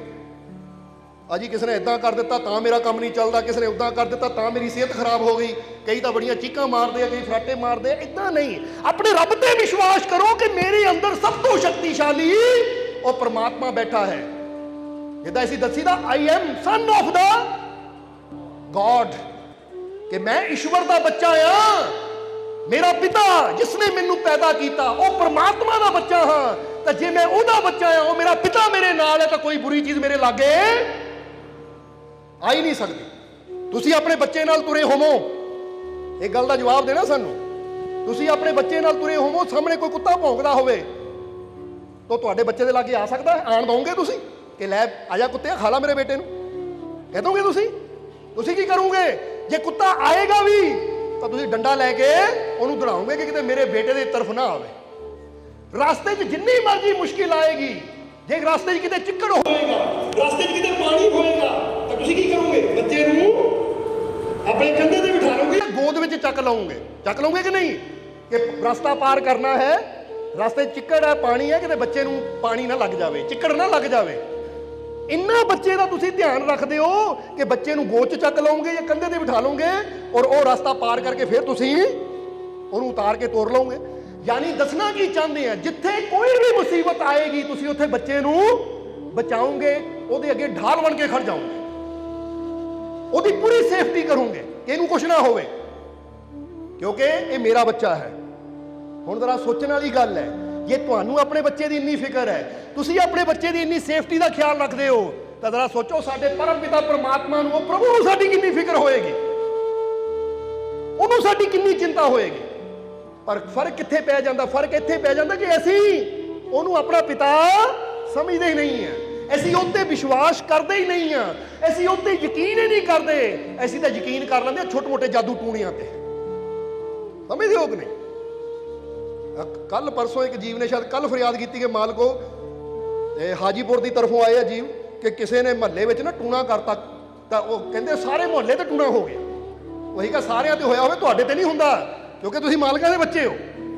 ਸਾਰੇ ਜੋ ਮਰਜ਼ੀ ਮੰਨੀ ਜਾਣ, ਕਿਉਂਕਿ ਗੱਲ ਟੂਣਿਆਂ 'ਚ ਨਹੀਂ ਕੁਝ ਵੀ ਹੈਗੀ, ਗੱਲ ਇੱਥੇ ਹੈ। ਜਦੋਂ ਇੱਥੋਂ ਮੰਨ ਲਿਆ ਨਾ ਤਾਂ ਫਿਰ ਹੁਣ ਸਾਡਾ ਸੇਵਾਦਾਰ ਰਾਜੂ ਇੱਕ ਦਿਨ ਆ ਰਿਹਾ ਸੀ, ਚੁਰਾਹੇ ਵਿੱਚ ਨਾ ਦੇਖਿਆ ਨਾਰੀਅਲ, ਇਹ ਗਿਆ ਜਾ ਕੇ ਪੈਰਪੁਰ ਮਾਰ ਕੇ ਚੱਕ ਕੇ ਨਾਰੀਅਲ ਲੈ ਕੇ ਸਾਡੇ ਕੋਲ ਆ ਗਿਆ। ਕਹਿੰਦਾ ਮਾਲਕੋ ਇਹਦਾ ਕੀ ਕਰਨਾ ਹੈ? ਇਹ ਖਾ ਪੀ ਲੈਂਦੇ, ਹੋਰ ਕੀ ਕਰਨਾ ਇਹਦਾ, ਦੇਖ ਲੈ ਸਾਫ ਸੁਥਰਾ ਹੈ ਕਿ ਨਹੀਂ। ਜਰਾ ਸਮਝਣਾ ਸਾਰਿਆਂ ਨੇ। ਪਰ ਖੋਲਿਆ ਅੰਦਰੋਂ ਗਲਿਆ ਨਿਕਲੇ, ਹੁਣ ਇਹ ਗਲਿਆ ਥੋੜੀ ਖਾਣਾ ਸੀ, ਕਿਉਂਕਿ ਕਈ ਨਾਰੀਅਲ ਵੀ ਗਲੇ ਹੁੰਦੇ। ਇਹ ਕਿਹਾ ਸਾਫ ਸੁਥਰਾ ਹੁੰਦਾ ਤੇ ਚੱਲ ਗਿਰੀ ਖਾ ਲਾਂਦੇ ਇਹਦੀ। ਕਿਉਂਕਿ ਹੁਣ ਬੰਦਾ ਤਾਂ ਕੋਲ ਦੀ ਲੰਘਦਾ ਡਰ ਜਾਂਦਾ, ਟੂਣੇ ਕੋਲ ਦੀ ਟੱਪ ਗਿਆ, ਤੇਰਾ ਕੰਮ ਬੇੜਾ ਗਰਕ। ਅਸੀਂ ਕਹਿੰਦੇ ਜੇ ਤੁਹਾਡੇ ਘਰ 'ਚ ਵੀ ਕਿਸੇ ਨੇ ਨਿੰਬੂ ਨੂੰਬੂ ਰੱਖੇ ਹੁੰਦੇ, ਚੱਕ ਕੇ ਸ਼ਿਕੰਜਵੀ ਬਣਾ ਕੇ ਪੀ ਲਿਆ ਕਰੋ। ਬਲਕਿ ਉੱਥੇ ਲਿਖ ਕੇ ਲਾ ਦਿਓ ਪਰਚੀ, ਉੱਥੇ ਪਰਚੀ ਲਿਖ ਕੇ ਲਾ ਦਿਓ, ਭਾਈ ਅੱਜ ਕੱਲਾ ਨਿੰਬੂ ਰੱਖਿਆ ਹੈ, ਇਦਾਂ ਕਰੀ ਕੱਲ੍ਹ ਨੂੰ ਖੰਡ ਗੁੜ ਮਿਰਚ ਮਸਾਲਾ ਵੀ ਰੱਖ ਦੇ, ਤਾਂ ਕਿ ਪੂਰੀ ਸ਼ਿਕੰਜਵੀ ਦਾ ਸਮਾਨ ਹੋ ਜਾਵੇ। ਔਰ ਹੋ ਸਕੇ ਤਾਂ ਕਿੱਲੇ ਜਾਂ ਬਿਸਲਰੀ ਦੀ ਬੋਤਲ ਵੀ ਨਾਲ ਰੱਖ ਦੇ, ਪਾਣੀ ਵੀ ਫਿਰ ਤੇਰਾ ਹੀ ਪੀਵਾਂਗੇ। ਮਜ਼ਾ ਤਾਂ ਫੇਰ ਹੈ ਨਾ। ਇਹਨੂੰ ਕਹਿੰਦੇ ਨਿਡਰਤਾ, ਇਹਨੂੰ ਕਹਿੰਦੇ ਹੌਸਲਾ, ਸਾਹਸ। ਕਈ ਕਹਿੰਦੇ ਉੱਥੇ ਬਿੰਦੀਆਂ ਰੱਖ ਦਿੱਤੀਆਂ, ਸੰਧੂਰ ਰੱਖ ਦਿੱਤਾ ਸੀ, ਕਿ ਫੇਕੀ ਹੋ ਗਿਆ, ਤੁਸੀਂ ਘਰ ਬਿੰਦੀ ਨਹੀਂ ਲਾਉਂਦੇ। ਦੁਕਾਨ ਤੋਂ 10 ਰੁਪਏ ਦੀ ਖਰੀਦਣੀ ਸੀ, ਕੋਈ ਮੁਫਤ 'ਚ ਰੱਖ ਗਿਆ, ਪੈਸਾ ਹੀ ਖਰਚਿਆ ਹੋਣਾ, ਤੁਹਾਡਾ ਕੀ ਗਿਆ? ਤੁਹਾਨੂੰ ਕੁਛ ਨਾ ਕੁਛ ਦੇ ਕੇ ਗਿਆ ਹੈ। ਗੱਲ ਤਾਂ ਵਿਸ਼ਵਾਸ ਦੀ ਹੈ, ਯਕੀਨ ਦੀ ਹੈ। ਜੇ ਯਕੀਨ ਕਰ ਲੈਂਦੇ ਮੇਰਾ ਮਾਲਿਕ ਐਡਾ ਵੱਡਾ ਹੈ, ਸੰਧੂਰਾਂ ਨੇ, ਬਿੰਦੀਆਂ ਨੇ, ਨਿੰਬੂਆਂ ਨੇ, ਨਾਰੀਅਲਾਂ ਨੇ, ਮੇਰਾ ਕੀ ਵਿਗਾੜਨਾ ਹੈ? ਇਹ ਤਾਂ ਬੜੀਆਂ ਛੋਟੀਆਂ ਜਿਹੀਆਂ ਚੀਜ਼ਾਂ ਹੈ, ਸਮਾਂ ਕਿ ਉਹਦੇ ਸਾਹਮਣੇ ਤਾਂ ਨਜ਼ਰ ਵੀ ਨਹੀਂ ਆਉਂਦੀਆਂ ਇਹ, ਤੇ ਇਹਨਾਂ ਤੋਂ ਮੈਂ ਕੀ ਡਰਨਾ, ਕਿਉਂਕਿ ਮੇਰਾ ਮਾਲਿਕ ਮੇਰੇ। ਇਸ ਲਈ ਵਹਿਮਾਂ ਚੋਂ ਨਿਕਲੋ, ਭਰਮਾਂ ਚੋਂ ਨਿਕਲੋ, ਔਰ ਆਪਣੇ ਅੰਦਰ ਬੈਠੀ ਸਰਵ ਸ਼ਕਤੀਸ਼ਾਲੀ ਤਾਕਤ, ਉਹ ਤਾਕਤ ਕੀ ਹੈ? ਪਰਮਾਤਮਾ, ਪ੍ਰਭੂ, ਉਹ ਮਾਲਿਕ, ਉੱਤੇ ਯਕੀਨ ਕਰਨਾ ਸਿੱਖੋ ਕਿ ਮੇਰਾ ਮਾਲਿਕ ਮੇਰੇ। ਜਿੱਦਾਂ ਸਮੁੰਦਰ ਦੇ ਵਿੱਚ ਤੁਸੀਂ ਟੈਂਕਰਾਂ ਦੇ ਟੈਂਕਰ ਭਰ ਕੇ ਵੀ ਨਾ ਕਾਲਾ ਰੰਗ ਸੁੱਟਦੇ ਹੋ, ਤਾਂ ਸਮੁੰਦਰ ਨੇ ਕਾਲਾ ਨਹੀਂ ਹੋ ਜਾਣਾ, ਉਹਨਾਂ ਫਿਰ ਵੀ ਆਪਣੇ ਰੰਗ 'ਚ ਹੀ ਰਹਿਣਾ ਹੈ। ਕੋਈ ਫਰਕ ਹੀ ਨਹੀਂ ਪੈਂਦਾ ਸਮੁੰਦਰ ਨੂੰ ਕੋਈ। ਇਸ ਤਰ੍ਹਾਂ ਕੋਈ ਤੁਹਾਨੂੰ ਕਵੇ ਨਾ, ਉਹ ਫਲਾਣੇ ਨੇ ਭਾਈ ਤੈਨੂੰ ਇਦਾਂ ਕਰਕੇ, ਉਹ ਲਿਆ ਭਰਾਵਾ ਤੂੰ ਇੱਕ ਦਹੀਂ ਦੀ ਕਟੋਰੀ, ਕੀ ਕਹਿੰਦਾ, ਬਾਲਟੀ ਭਰ ਕੇ ਲਿਆ, ਮੈਂ ਤੇਰੇ ਸਾਹਮਣੇ ਖਾਂਦਾ, ਮੇਰਾ ਮਾਲਿਕ ਮੇਰੇ ਨਾਲ, ਕੁਝ ਨਹੀਂ ਵਿਗੜ ਸਕਦਾ, ਕਿਉਂਕਿ ਉਹਦੀ ਰਹਿਮਤਾਂ ਦੇ ਸਾਹਮਣੇ ਚੀਜ਼ਾਂ ਕੀ ਹੈ। ਜਦੋਂ ਅਸੀਂ ਖੁਦ ਵਹਿਮਾਂ 'ਚ ਫਸ ਜਾਂਦੇ ਹਾਂ, ਭਰਮਾਂ 'ਚ ਫਸ ਜਾਂਦੇ ਹਾਂ, ਤਾਂ ਫਿਰ ਰੱਬ ਵੀ ਕਹਿੰਦਾ ਤੈਨੂੰ ਮੇਰੇ ਤੇ ਯਕੀਨ ਹੈ ਨਹੀਂ। ਤਾਂ ਜੇ ਤੈਨੂੰ ਮੇਰੇ ਤੇ ਯਕੀਨ ਹੈ ਨਹੀਂ ਤਾਂ ਆਪੇ ਠੋਕਰਾਂ ਖਾ, ਆਪੇ ਧੱਕੇ ਖਾ, ਮੈਂ ਕੀ ਕਰਾਂ? ਕਿਉਂਕਿ ਅਸੀਂ ਫਿਰ ਦੱਸਾਂਗੇ ਤੁਹਾਡਾ ਵਿਸ਼ਵਾਸ ਹੀ ਤੁਹਾਨੂੰ ਪਰਮਾਤਮਾ ਨਾਲ ਜੋੜਦਾ ਹੈ। ਮਹਿਮੂਦ ਗਜ਼ਨਵੀ ਇੱਕ ਬਾਦਸ਼ਾਹ, ਔਰ ਜਿੱਦਾਂ ਉਹਨਾਂ ਦੇ ਜੀਵਨ ਦੀ ਐਸੀ ਘਟਨਾ ਕੁਝ ਪਿਛਲੇ ਦਿਨਾਂ 'ਚ ਸਤਸੰਗ 'ਚ ਦੱਸੀ ਸੀ ਕਿ ਉਹ ਪਹਿਲੀ ਵਾਰ ਜਦੋਂ ਮਿਲੇ ਸੀ ਅਬੁਲ ਹਸਨ ਖਰਕਾਨੀ ਨੂੰ, ਫਕੀਰ ਸੀ ਇੱਕ, ਉਹ ਕਿੱਸਾ ਤੁਸੀਂ ਸਤਸੰਗ 'ਚ ਸੁਣ ਸਕਦੇ ਹੋ। ਪਰ ਉਹ ਕਿੱਸੇ ਤੋਂ ਬਾਅਦ ਮਹਿਮੂਦ ਗਜ਼ਨਵੀ ਦੀ ਜਿੱਤ ਹੋਈ ਜੰਗ 'ਚ, ਤਾਂ ਫਿਰ ਉਹਨਾਂ ਦਾ ਮੁਰੀਦ ਹੋ ਗਿਆ, ਯਾਨੀ ਅਬੁਲ ਹਸਨ ਖਰਕਾਨੀ ਨਾਲ ਬੜਾ ਪ੍ਰੇਮ ਕਰਨ ਲੱਗ ਪਿਆ। ਔਰ ਜਦੋਂ ਵੀ ਬਾਦਸ਼ਾਹ ਨੂੰ ਸਮਾਂ ਮਿਲਣਾ, ਉਹਨਾਂ ਆਪਣੇ ਪੀਰ ਦੇ ਦਰਸ਼ਨ ਕਰਨ ਜਾਣਾ। ਪੀਰ ਦਾ ਮਤਲਬ ਗੁਰੂ। ਕਹਿੰਦੇ ਇੱਕ ਦਿਨ ਮਹਿਮੂਦ ਗਜ਼ਨਵੀ ਦੀ ਆਦਤ ਸੀ ਦਾਨ ਕਰਨ ਦੀ, ਯਾਨੀ ਉਹ ਗਰੀਬਾਂ ਨੂੰ ਦਾਨ ਵੀ ਕਰਦਾ ਹੁੰਦਾ ਸੀ। ਇੱਕ ਦਿਨ ਉਹ ਸਵੇਰੇ ਸਵੇਰੇ ਦਾਨ ਕਰ ਰਿਹਾ ਤਾਂ ਦੇਖਿਆ ਕਿ ਇੱਕ ਆਦਮੀ ਹੈ ਜੇ ਤੋਂ ਠੀਕ ਤੁਰ ਨਹੀਂ ਹੁੰਦਾ, ਯਾਨੀ ਉਹ ਲੰਗੜਾ ਕੇ ਤੁਰ ਰਿਹਾ ਹੈ। ਜਦੋਂ ਮਹਿਮੂਦ ਗਜ਼ਨਵੀ ਦੇ ਕੋਲ ਆਇਆ ਤਾਂ ਆ ਕੇ ਮਹਿਮੂਦ ਗਜ਼ਨਵੀ ਹਮੇਸ਼ਾ ਪੁੱਛਦਾ ਸੀ ਮੰਗਣ ਵਾਲਿਆਂ ਨੂੰ, ਬਾਦਸ਼ਾਹ ਪੁੱਛਦਾ ਸੀ ਦੱਸੋ ਤੁਹਾਨੂੰ ਕੀ ਚਾਹੀਦਾ ਹੈ, ਕਿਉਂਕਿ ਜਿਹੜੀ ਚੀਜ਼ ਦੀ ਤੈਨੂੰ ਜ਼ਰੂਰਤ ਹੈ ਉਹ ਤੈਨੂੰ ਦੇਵਾਂ। ਹੁਣ ਜ਼ਰੂਰਤ ਕੱਪੜੇ ਦੀ ਹੋਵੇ ਤਾਂ ਦੇਈ ਰੋਟੀ ਜਾਈਏ, ਕੀ ਫਾਇਦਾ? ਜਿਹੜਾ ਬੰਦਾ ਪੁੱਛਾ ਮੰਗਦਾ, ਹਾਂ ਵੀ ਦੱਸ ਤੈਨੂੰ ਕਿਹੜੀ ਚੀਜ਼ ਦੀ ਲੋੜ ਹੈ, ਕਿਉਂਕਿ ਜੋ ਤੈਨੂੰ ਲੋੜ ਆ ਬੋਲ ਦੇ ਦਿੰਦੇ। ਹੁਣ ਜਦੋਂ ਉਹ ਆਇਆ, ਸਭ ਦੀਆਂ ਜ਼ਰੂਰਤਾਂ ਪੁੱਛ ਕੇ ਬਾਦਸ਼ਾਹ ਦੇ ਰਿਹਾ ਸੀ। ਜਦੋਂ ਉਹ ਲੰਗੜਾ ਆਦਮੀ ਆਇਆ, ਲੰਗੜਾਂਦਾ ਆਇਆ, ਤਾਂ ਲੰਗੜਾ ਇਦਾਂ ਨਹੀਂ ਸੀ ਕਿ ਇੱਕ ਲੱਤ ਹੈ ਨਹੀਂ ਸੀ, ਲੱਤਾਂ ਦੋਨੇ ਹੀ ਸੀ, ਪਰ ਫਿਰ ਵੀ ਲੰਗੜਾ ਕੇ ਚੱਲ ਰਿਹਾ ਸੀ। ਆਇਆ ਜਦੋਂ, ਤਾਂ ਮਹਿਮੂਦ ਗਜ਼ਨਵੀ ਨੇ ਪੁੱਛਿਆ ਦੱਸ ਵੀ ਤੈਨੂੰ ਕੀ ਚਾਹੀਦਾ ਹੈ? ਕਹਿੰਦਾ ਬਾਦਸ਼ਾਹ ਇੱਕ ਤਾਂ ਮੈਨੂੰ ਕੰਬਲ ਦੇ ਦਿਓ ਗਰਮ ਜਿਹਾ, ਕਿਉਂਕਿ ਅੱਗੇ ਸਰਦੀ ਦਾ ਮੌਸਮ ਆ ਰਿਹਾ ਹੈ, ਔਰ ਦੂਜਾ ਆ ਮੇਰੀਆਂ ਲੱਤਾਂ ਨਾ ਇਹਨਾਂ ਨੂੰ ਠੀਕ ਕਰ ਦਿਓ,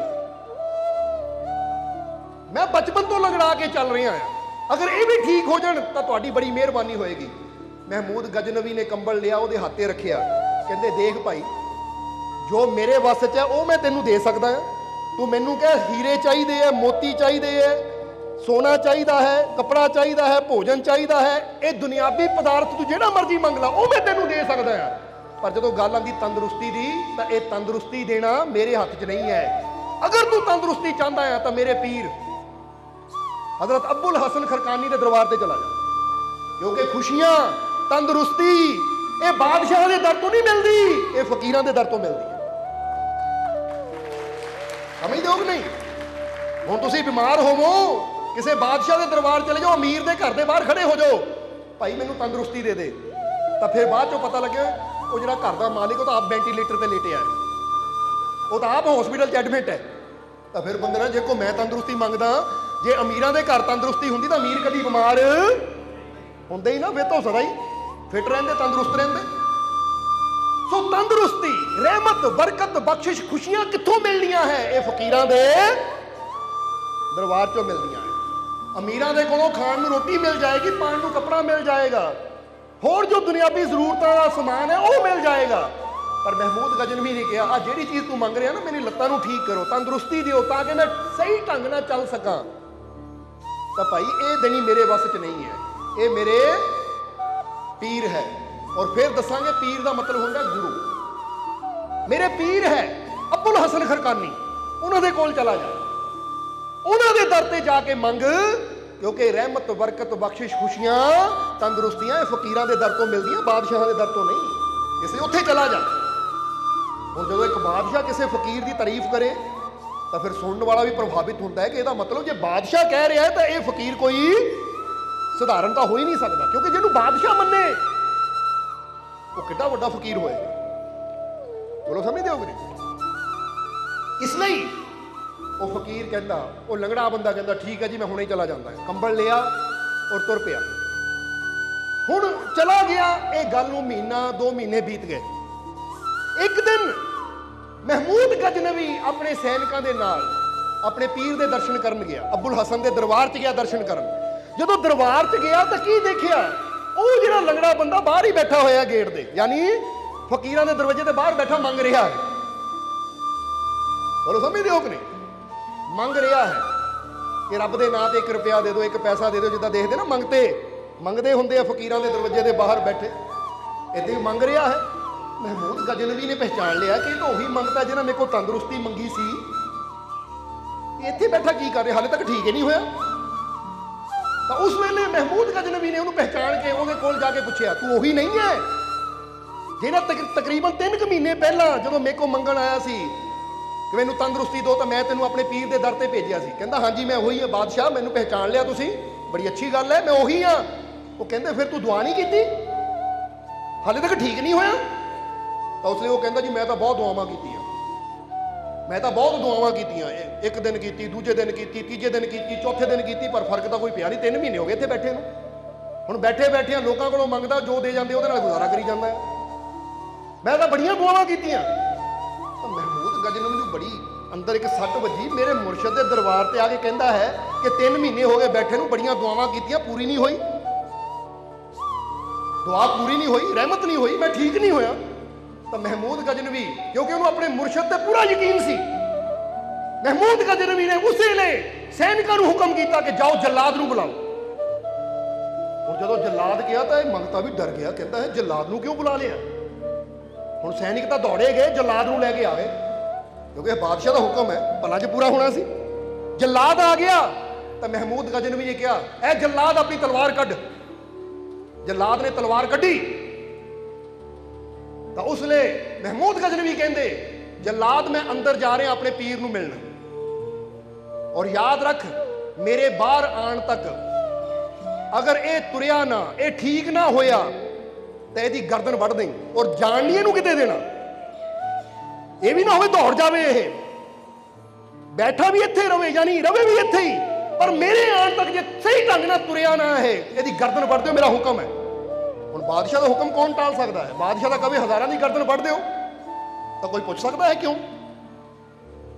हुण गल कह के महमूद गजनवी पीर के दरबार के अंदर कदम रखिया उन्हां, तो जांदा जांदा एक बार फिर कहता, जल्लाद याद रख जदों मैं दोबारा कदम दहलीज चो मुर्शद के दरबार चो बाहर रखा ना, जे ये ना चलिया तो गर्दन ला दें, नहीं तो तेरी गर्दन जाएगी। कह के महमूद गजनवी अंदर चला गया।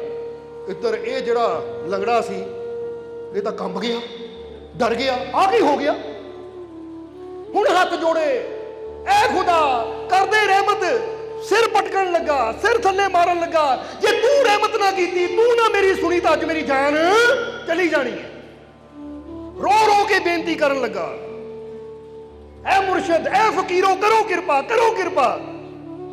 इधर बादशाह महमूद गजनवी जिन्नी देर उन्हें मुर्शद को बैठना सी बैठा, दर्शन करके मुर्शद दे मिल के मुर्शद नूं जदों बाहर आया अब्बुल हसन दे दरबार चों, जदों बाहर आया तां की देखदा है, वो लंगड़ा अपने पैरों ते खड़ा है, चल रहा है, वो लंगड़ा तुर रहा है। बादशाह ने भी देखिया, कहते किदां? वो आया बादशाह ने पैर फड़ ले, कहता बादशाह की चमत्कार सी। तो बादशाह कहता चमत्कार मेरा नहीं है, ये चमत्कार उस दर दा है जिथे तू चौखट ते बैठा है, क्योंकि ये वो दर है जिथों कोई खाली नहीं जाता, ये वो दर है। जदों तू मैनू दसिया कि 3 महीने हो गए मैनू दुआवां करदे नूं, तो मैनू समझ आ गई कि तेरे पल्ले दुआ तो है पर हाले तड़फ नहीं है, विश्वास नहीं है, क्योंकि सिर्फ दुआवां नाल ही रहमतां नहीं मिलदियां। काहदे नाल मिलदियां है? तड़फ होनी चाहिए है, विश्वास होना चाहिए अंदर, क्योंकि ये विश्वास, ये प्रेम, ये तड़फ, ये साडा कनैक्शन रब नाल जोड़दी है। दुआ करन नूं की है? दुआ तो बंदा जो मर्जी मंगी जावे, पर जे अंदर विश्वास ना होवे, अंदर तड़फ ना होवे, तो फिर ओदी रहमत साडे तक, अंदर प्रेम ना होवे तो ओदी रहमत साडे तक नहीं पहुंचदी। सो महमूद गजनवी ने कहा, मैनू पता सी जे जल्लाद नूं इत्थे खड़ा कर दिता ना, तो 3 महीनिਆਂ 'ਚ तू जिस तरफ नाल तेनू दुआ मंगनी चाहिए सी, जिस प्रेम नाल विश्वास नाल दुआ मंगनी चाहिए सी, तू नहीं मंगी, खाली बैठा है। पर अपनी मौत नू सामने देख के तेरे अंदर वो तड़फ, वो प्रेम, वो विश्वास पैदा हो जाएगा, क्योंकि पता है कई बार तुसीं भी देखदे ने कि लंगड़ा बंदा तुरिया जांदा रास्ते विच, क्योंकि तुसीं पता नहीं देखिया नहीं जी कि एक बारी असीं जलंधरों सत्संग तो आ रहे सी, हुण तां रोड बनदा पिया, उदों रोड नहीं बन रहा सी, तो एक ना माई सीगी, वो जंगला जिहा फड़ के तुरी पई सी, जंगला जिहा फड़ के तुरी हुई सी, तो साडी गड्डी बड़ी स्पीड 'च सी। ड्राइवर ने जो देखिया माई सामने आ गई, तो माई ने देखा गड्डी मेरी तरफ आ रही, जंगला जाके दौड़ पई। चलो गड्डी तो रुक गई, कोई वो गल नहीं हुई, पर असीं सोचिया कमाल की गल है, जे इदां दौड़ सकती है तो फिर जंगला फड़न की लोड़ की है, क्योंकि मौत नूं सामने देख के बंदे ने एक शक्ति, एक ताकत आ जाती, ना दौड़न वाला बंदा भी दौड़ पैंदा। नहीं तो देख लो किसी किसी ना ਜਿਹੜਾ ਹੌਲੀ ਹੌਲੀ ਤੁਰਿਆ ਹੋਵੇ, ਕੁੱਤਾ ਛੱਡ ਕੇ ਦੇਖਿਆ ਉਹਦੇ ਮਗਰ, ਨਹੀਂ ਛੱਡਿਓ ਨਾ ਸੱਚੀ, ਕਿਉਂਕਿ ਕਿਸੇ ਨੂੰ ਤਕਲੀਫ ਦੇਣਾ ਮਾਲਕ ਦੇ ਪਿਆਰਿਆਂ ਦਾ। ਪਰ ਆਪ ਸੋਚ ਕੇ ਦੇਖੋ, ਉਹ ਬੰਦਾ ਏਦਾਂ ਦੌੜੇਗਾ ਜਾਨ ਬਚਾਉਣ ਦੀ ਖਾਤਰ ਜਿੱਦਾਂ ਪਤਾ ਨਹੀਂ ਸ਼ਕਤੀ ਕਿੱਥੋਂ ਆ ਗਈ। ਫਿਰ ਤਾਂ ਇੱਕ ਬੁੜਾ ਆਦਮੀ ਵੀ ਸੁਪਰਮੈਨ ਬਣ ਨੂੰ ਫਿਰਦਾ ਹੈ, ਸੁਪਰ ਫਾਸਟ ਹੋ ਜਾਂਦਾ ਹੈ, ਕਿਉਂਕਿ ਸ਼ਕਤੀ ਸਾਡੇ ਅੰਦਰ ਹੈ। ਪਰ ਕੀ ਕਰੀਏ, ਅਸੀਂ ਆਪਣੇ ਆਪ ਨੂੰ ਕਮਜ਼ੋਰ ਸਮਝ ਲੈਂਦੇ ਹਾਂ ਕਿ ਨਹੀਂ ਹੁਣ ਮੇਰੇ ਗੋਡੇ ਜਵਾਬ ਦੇ ਗਏ, ਹੁਣ ਤੂੰ ਕਹਿ ਤਾ ਜਵਾਬ ਦੇ ਗਏ ਤਾਂ ਗੋਡਿਆਂ 'ਚ ਜਵਾਬ ਹੀ ਦੇਣਾ ਹੈ। ਨਹੀਂ ਜੀ ਮੇਰਾ ਤਾਂ ਕਮਰ ਜਵਾਬ ਦੇ ਗਈ, मेरा लक जवाब दे गया, हुण कित्थे खड़े हो हुंदा, मेरा तां आ सिर जवाब दे गया, हुण तां दर्द ही रहिंदी है। ये जवाब सिर नहीं दिंदे, कमर नहीं दिंदे, घुटने गोडे नहीं दिंदे, ये जवाब तुहाडा मन दिंदा है। जदों तुसीं इत्थों सोच लिया कि मैं गया, मैं मर गया, या मैं ये गोडियां 'च इदां ही रहनी है, ये कमर इदां ही रहनी है, तो फिर कदी तुहानूं कोई ठीक कर ही नहीं सकदा। तो जे बंदा रखे ਉਹ ਮੇਰੇ ਮਾਲਿਕ ਨੇ ਮੈਨੂੰ ਜਨਮ ਦਿੱਤਾ ਔਰ ਮੇਰਾ ਮਾਲਿਕ ਮੇਰੇ ਅੰਦਰ ਵਸਦਾ ਹੈ, ਤਾਂ ਜਿਹੜਾ ਮੈਨੂੰ ਜਨਮ ਦੇ ਸਕਦਾ ਹੈ, ਬਣਾ ਸਕਦਾ ਹੈ, ਤਾਂ ਮੈਨੂੰ ਉਹ ਤੇ ਇੰਨਾ ਵਿਸ਼ਵਾਸ ਹੈ, ਮੈਨੂੰ ਵਿਗੜੇ ਨੂੰ ਠੀਕ ਵੀ ਕਰ ਸਕਦਾ ਹੈ, ਕਿਉਂਕਿ ਜਿਹੜਾ ਬਣਾ ਸਕਦਾ ਉਹਦੇ ਵਾਸਤੇ ਵਿਗੜੇ ਨੂੰ ਠੀਕ ਕਰਨਾ ਕੋਈ ਵੱਡੀ ਗੱਲ ਹੈ। ਕਈ ਵਾਰ ਦੱਸੀਦਾ ਕਿ ਜੇ ਇੱਕ ਕੰਪਨੀ ਗੱਡੀ ਬਣਾਉਂਦੀ ਹੈ ਤਾਂ ਗੱਡੀ 'ਚ ਖਰਾਬੀ ਆ ਜਾਵੇ, ਇਹਨੂੰ ਠੀਕ ਕਰਨਾ ਉਹਦੇ ਵਾਸਤੇ ਕੋਈ 2-4 ਦਿਨ, ਹਫ਼ਤਾ 10 ਦਿਨ ਲੱਗ ਸਕਦੇ ਆ ਪ੍ਰੋਬਲਮ ਦੇ ਹਿਸਾਬ ਨਾਲ, पर जिहड़ी कंपनी गड्डी बनाती है ठीक भी कर दिंदी है। इसी तरह तुसीं भी विश्वास रखो कि मैनू मेरे मालिक ने बनाया है, उन्हें मैनू पैदा किया है, उन्हें मैनू जन्म दिता है और ओदी ताकत मेरे अंदर वसदी है। जे मैनू कोई भी प्रॉब्लम है तो मैनू अपने मालिक ते इन्ना यकीन है कि मेरी प्रॉब्लम नू दूर भी वो जरूर कर सकता है, वो मैनू ठीक भी जरूर करेगा। इसलिए थोड़ा जिहा अभ्यास रात नू सौण लगे कर लिया करो। दस दईए तुहानू कि जो रात को तुम खा पी के फ्री हो गए ना, बैड पर चले गए, हुण तुहानू पता कि मैं ना टीवी देखना है ना मोबाइल टीवी सब कुछ ऑफ कर दो और फिर शांत होके बह जाओ, बैड के नाल ढोल आ के या चौंकड़ी मार के हाथ उपर नू कर लेने हैं, लंबा श्वास नक के जरिए लो, जिन्ना लंबा श्वास लै सकते हो पूरा श्वास अंदर नू लैके फिर उन्होंने 3-4 सैकंड वास्ते रोको, ਔਰ ਫਿਰ ਸਵਾਸ ਛੱਡਦੇ ਹੋਏ ਕੀ ਕਹਿਣਾ ਹੈ? ਮਾਲਕ ਦੀ ਰਹਿਮਤ ਨਾਲ ਮੇਰੇ ਸਾਰੇ ਦੁੱਖ ਦੂਰ ਹੋ ਗਏ। ਜਾਂ ਕਹਿਣਾ ਹੈ ਮਾਲਕ ਦੀ ਰਹਿਮਤ ਨਾਲ ਮੈਂ ਠੀਕ ਹਾਂ। ਯਾਨੀ ਸਵਾਸ ਲੈ ਲਿਆ, ਕਿੱਦਾਂ ਰੋਕਿਆ? ਮਾਲਕ ਦੀ ਰਹਿਮਤ ਨਾਲ ਮੈਂ ਠੀਕ ਹਾਂ, ਮਾਲਕ ਦੀ ਰਹਿਮਤ ਨਾਲ ਮੇਰੇ ਸਾਰੇ ਦੁੱਖ ਦੂਰ ਹੋ ਗਏ। 10 ਮਿੰਟ ਸੌਣ ਤੋਂ ਪਹਿਲਾਂ ਗੱਲ ਕਰੋ ਤਾਂ ਜਿਹੜੇ ਦੁੱਖ ਤੁਹਾਡੇ ਐਸੇ ਹੈ ਨਾ ਜਿਹਨਾਂ ਨੂੰ ਡਾਕਟਰ ਵੀ ਕਹਿੰਦੇ ਠੀਕ ਨਹੀਂ ਹੋਣੇ, ਤੁਸੀਂ ਕੁਝ ਹਫ਼ਤੇ 'ਚ ਦੇਖੋਗੇ ਵੀ ਠੀਕ ਹੋਣੇ ਸ਼ੁਰੂ ਹੋ ਜਾਣਗੇ, ਕਿਉਂਕਿ ਉਹਦੀ ਰਹਿਮਤ ਵਿੱਚ ਅਸਰ ਹੈ। ਕਰਕੇ ਦੇਖਿਓ, ਸਮਝਦੇ ਹੋ ਕਿ ਨਹੀਂ? ਕਿਉਂਕਿ ਜਦੋਂ ਕਰਕੇ ਦੇਖਾਂਗੇ ਤਾਂ ਅਸਰ ਫਿਰ ਪਤਾ ਲੱਗਦਾ। ਤੇ ਜੇ ਬੰਦਾ ਉੱਦਾਂ ਹੀ ਸੁਣ ਲੈ ਇਦਾਂ ਵੀ ਕਦੀ ਹੋਇਆ, ਇਦਾਂ ਵੀ ਕਦੀ ਹੋ ਸਕਦਾ ਹੈ, ਤਾਂ ਫਿਰ ਇਹਦਾ ਮਤਲਬ ਸਾਨੂੰ ਆਪਣੇ ਰੱਬ ਤੇ ਯਕੀਨ ਨਹੀਂ ਹੈ, ਸਾਨੂੰ ਆਪਣੇ ਰੱਬ ਦੀਆਂ ਰਹਿਮਤਾਂ ਤੇ ਯਕੀਨ ਨਹੀਂ ਹੈ। ਨਹੀਂ ਤਾਂ ਜ਼ਰਾ ਸੋਚੋ, ਬੰਦਾ ਕਹੇ ਬੋਲਣ ਨਾਲ ਕੀ ਹੋਣਾ ਹੈ? ਮੈਂ ਬੋਲਦਾ ਹਾਂ ਤਾਂ ਬੋਲਣ ਨਾਲ ਕੀ ਹੋਣਾ ਹੈ? ਤੇ ਅਸੀਂ ਇੱਕ ਗੱਲ ਤੁਹਾਨੂੰ ਪੁੱਛਾਂਗੇ, ਤੁਹਾਡੇ ਅੰਦਰ ਦਿਲ ਧੜਕ ਰਿਹਾ ਹੈ? ਤੁਸੀਂ ਕਰ ਰਹੇ ਹੋ ਜਾਂ ਆਪਣੇ ਆਪ ਉਹਦੀ ਰਹਿਮਤ ਕਰ ਰਹੀ ਹੈ? ਸਮਝਦੇ ਹੋ ਕਿ ਨਹੀਂ? ਹੁਣ ਕੁਝ ਚੀਜ਼ਾਂ ਐਸੀਆਂ ਹੁੰਦੀਆਂ ਕਿ ਜਿਹੜੀਆਂ ਬੰਦੇ ਨੂੰ ਪਤਾ ਵੀ ਨਹੀਂ ਹੁੰਦਾ ਔਰ ਹੋ ਰਹੀਆਂ ਹੈ, ਔਰ ਇਹ ਕਰਨ ਵਾਲੀ ਉਹ ਤਾਕਤ ਹੈ। ਉਹ ਜਿਹੜੀ ਤਾਕਤ ਤੁਹਾਡੇ ਦਿਲ ਨੂੰ ਧੜਕਾ ਸਕਦੀ ਹੈ, ਤੁਹਾਨੂੰ ਸੁਣਨ ਦੀ ਸ਼ਕਤੀ ਦੇ ਸਕਦੀ ਹੈ, ਤੁਰਨ ਫਿਰਨ ਦੀ ਸ਼ਕਤੀ ਦੇ ਸਕਦੀ ਹੈ।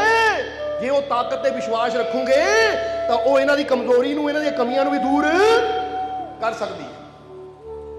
ਸਮਝਦੇ ਹੋ ਕਿ ਨਹੀਂ? ਬੰਦਾ ਤਾਂ ਇਦਾਂ ਸੋਚਦਾ ਤਾਂ ਮੇਰੇ ਕਰਨ ਨਾਲ ਹੀ ਸਭ ਕੁਝ ਹੋਣਾ ਹੈ। ਜਦੋਂ ਬੰਦਾ ਕਹਿੰਦਾ ਮੇਰੇ ਕਰਨ ਨਾਲ ਹੋਣਾ ਹੈ, ਫਿਰ ਕੁਝ ਨਹੀਂ ਹੁੰਦਾ। ਤਾਂ ਜਦੋਂ ਬੰਦਾ ਕਹਿੰਦਾ ਮਿਹਨਤ ਮੇਰੀ ਤਾਂ ਰਹਿਮਤ, ਇਹ ਮਾਲਿਕ ਤੇਰੀ ਰਹਿਮਤ ਹੋਏਗੀ ਫੇਰ ਹੀ ਕਾਮਯਾਬੀ ਮਿਲਣੀ ਹੈ। ਮੈਂ ਮਿਹਨਤ ਕਰ ਸਕਦਾ ਹਾਂ, ਕਾਮਯਾਬੀ ਤੂੰ ਦੇਣੀ ਹੈ। ਜਿੱਦਾਂ ਡਾਕਟਰ ਕਹਿੰਦੇ ਨਾ ਅਸੀਂ ਆਪਰੇਸ਼ਨ ਕਰ ਸਕਦੇ ਹਾਂ, ਜੀਵਨ ਦੇਣਾ ਸਾਡੇ ਹੱਥ 'ਚ ਨਹੀਂ ਹੈ, ਜੀਵਨ ਪ੍ਰਮਾਤਮਾ ਨੇ ਦੇਣਾ ਹੈ। ਕਹਿ ਦਿੰਦੇ ਆ ਕਿ ਨਹੀਂ? ਨਹੀਂ ਤਾਂ ਜ਼ਰਾ ਗੌਰ ਕਰਨਾ, ਜਿਨ੍ਹਾਂ ਦੇ ਆਪਰੇਸ਼ਨ ਹੋਏ ਨਾ ਪਤਾ ਹੋਏਗਾ ਕਿ ਆਪਰੇਸ਼ਨ ਥੀਏਟਰ 'ਚ ਲਿਜਾਣ ਤੋਂ ਪਹਿਲਾਂ ਇੱਕ ਸਾਈਨ ਕਰਵਾਉਂਦੇ ਉਹ ਪੇਪਰ ਤੇ, ਜਿਹ 'ਚ ਲਿਖਿਆ ਹੁੰਦਾ ਕਿ ਅਗਰ ਬੰਦੇ ਨੂੰ ਕੁਝ ਹੋ ਗਿਆ, ਬੰਦਾ ਮਰ ਗਿਆ ਤਾਂ ਡਾਕਟਰ ਜ਼ਿੰਮੇਵਾਰ ਨਹੀਂ ਹੈ। ਸਧਾਰਨ ਜੇ ਆਪਰੇਸ਼ਨ ਵਾਸਤੇ ਵੀ ਉਹ ਲਿਖਦੇ ਹੈ ਤਾਂ ਕਿ ਕੱਲ ਨੂੰ ਉਹਨਾਂ ਦੇ ਹਸਪੀਟਲ ਤੇ ਕੋਈ ਐਕਸ਼ਨ ਨਾ ਲਿਆ ਜਾਵੇ। ਉਹ ਸਾਈਨ ਕਰਵਾਉਂਦੇ ਆ ਮਰੀਜ਼ ਦੇ ਵੀ ਜਾਂ ਉਹਨਾਂ ਦੇ ਨਾਲ ਜਿਹੜਾ ਕੋਈ ਰਿਸ਼ਤੇਦਾਰ ਜਾਵੇ ਕਿ ਭਾਈ ਅਸੀਂ ਆਪਰੇਸ਼ਨ ਕਰਨਾ, ਪਰ ਜੇ ਉੱਥੇ ਆਪਰੇਸ਼ਨ ਟੇਬਲ ਤੇ ਇਹਨੂੰ ਕੁਝ ਹੋ ਗਿਆ, ਮਰ ਗਿਆ ਤਾਂ ਉਹਦੀ ਜ਼ਿੰਮੇਵਾਰੀ ਸਾਡੀ ਨਹੀਂ ਹੈ, ਤੁਸੀਂ ਹਸਪੀਟਲ ਤੇ ਕੋਈ ਕੇਸ ਨਹੀਂ ਕਰ ਸਕਦੇ।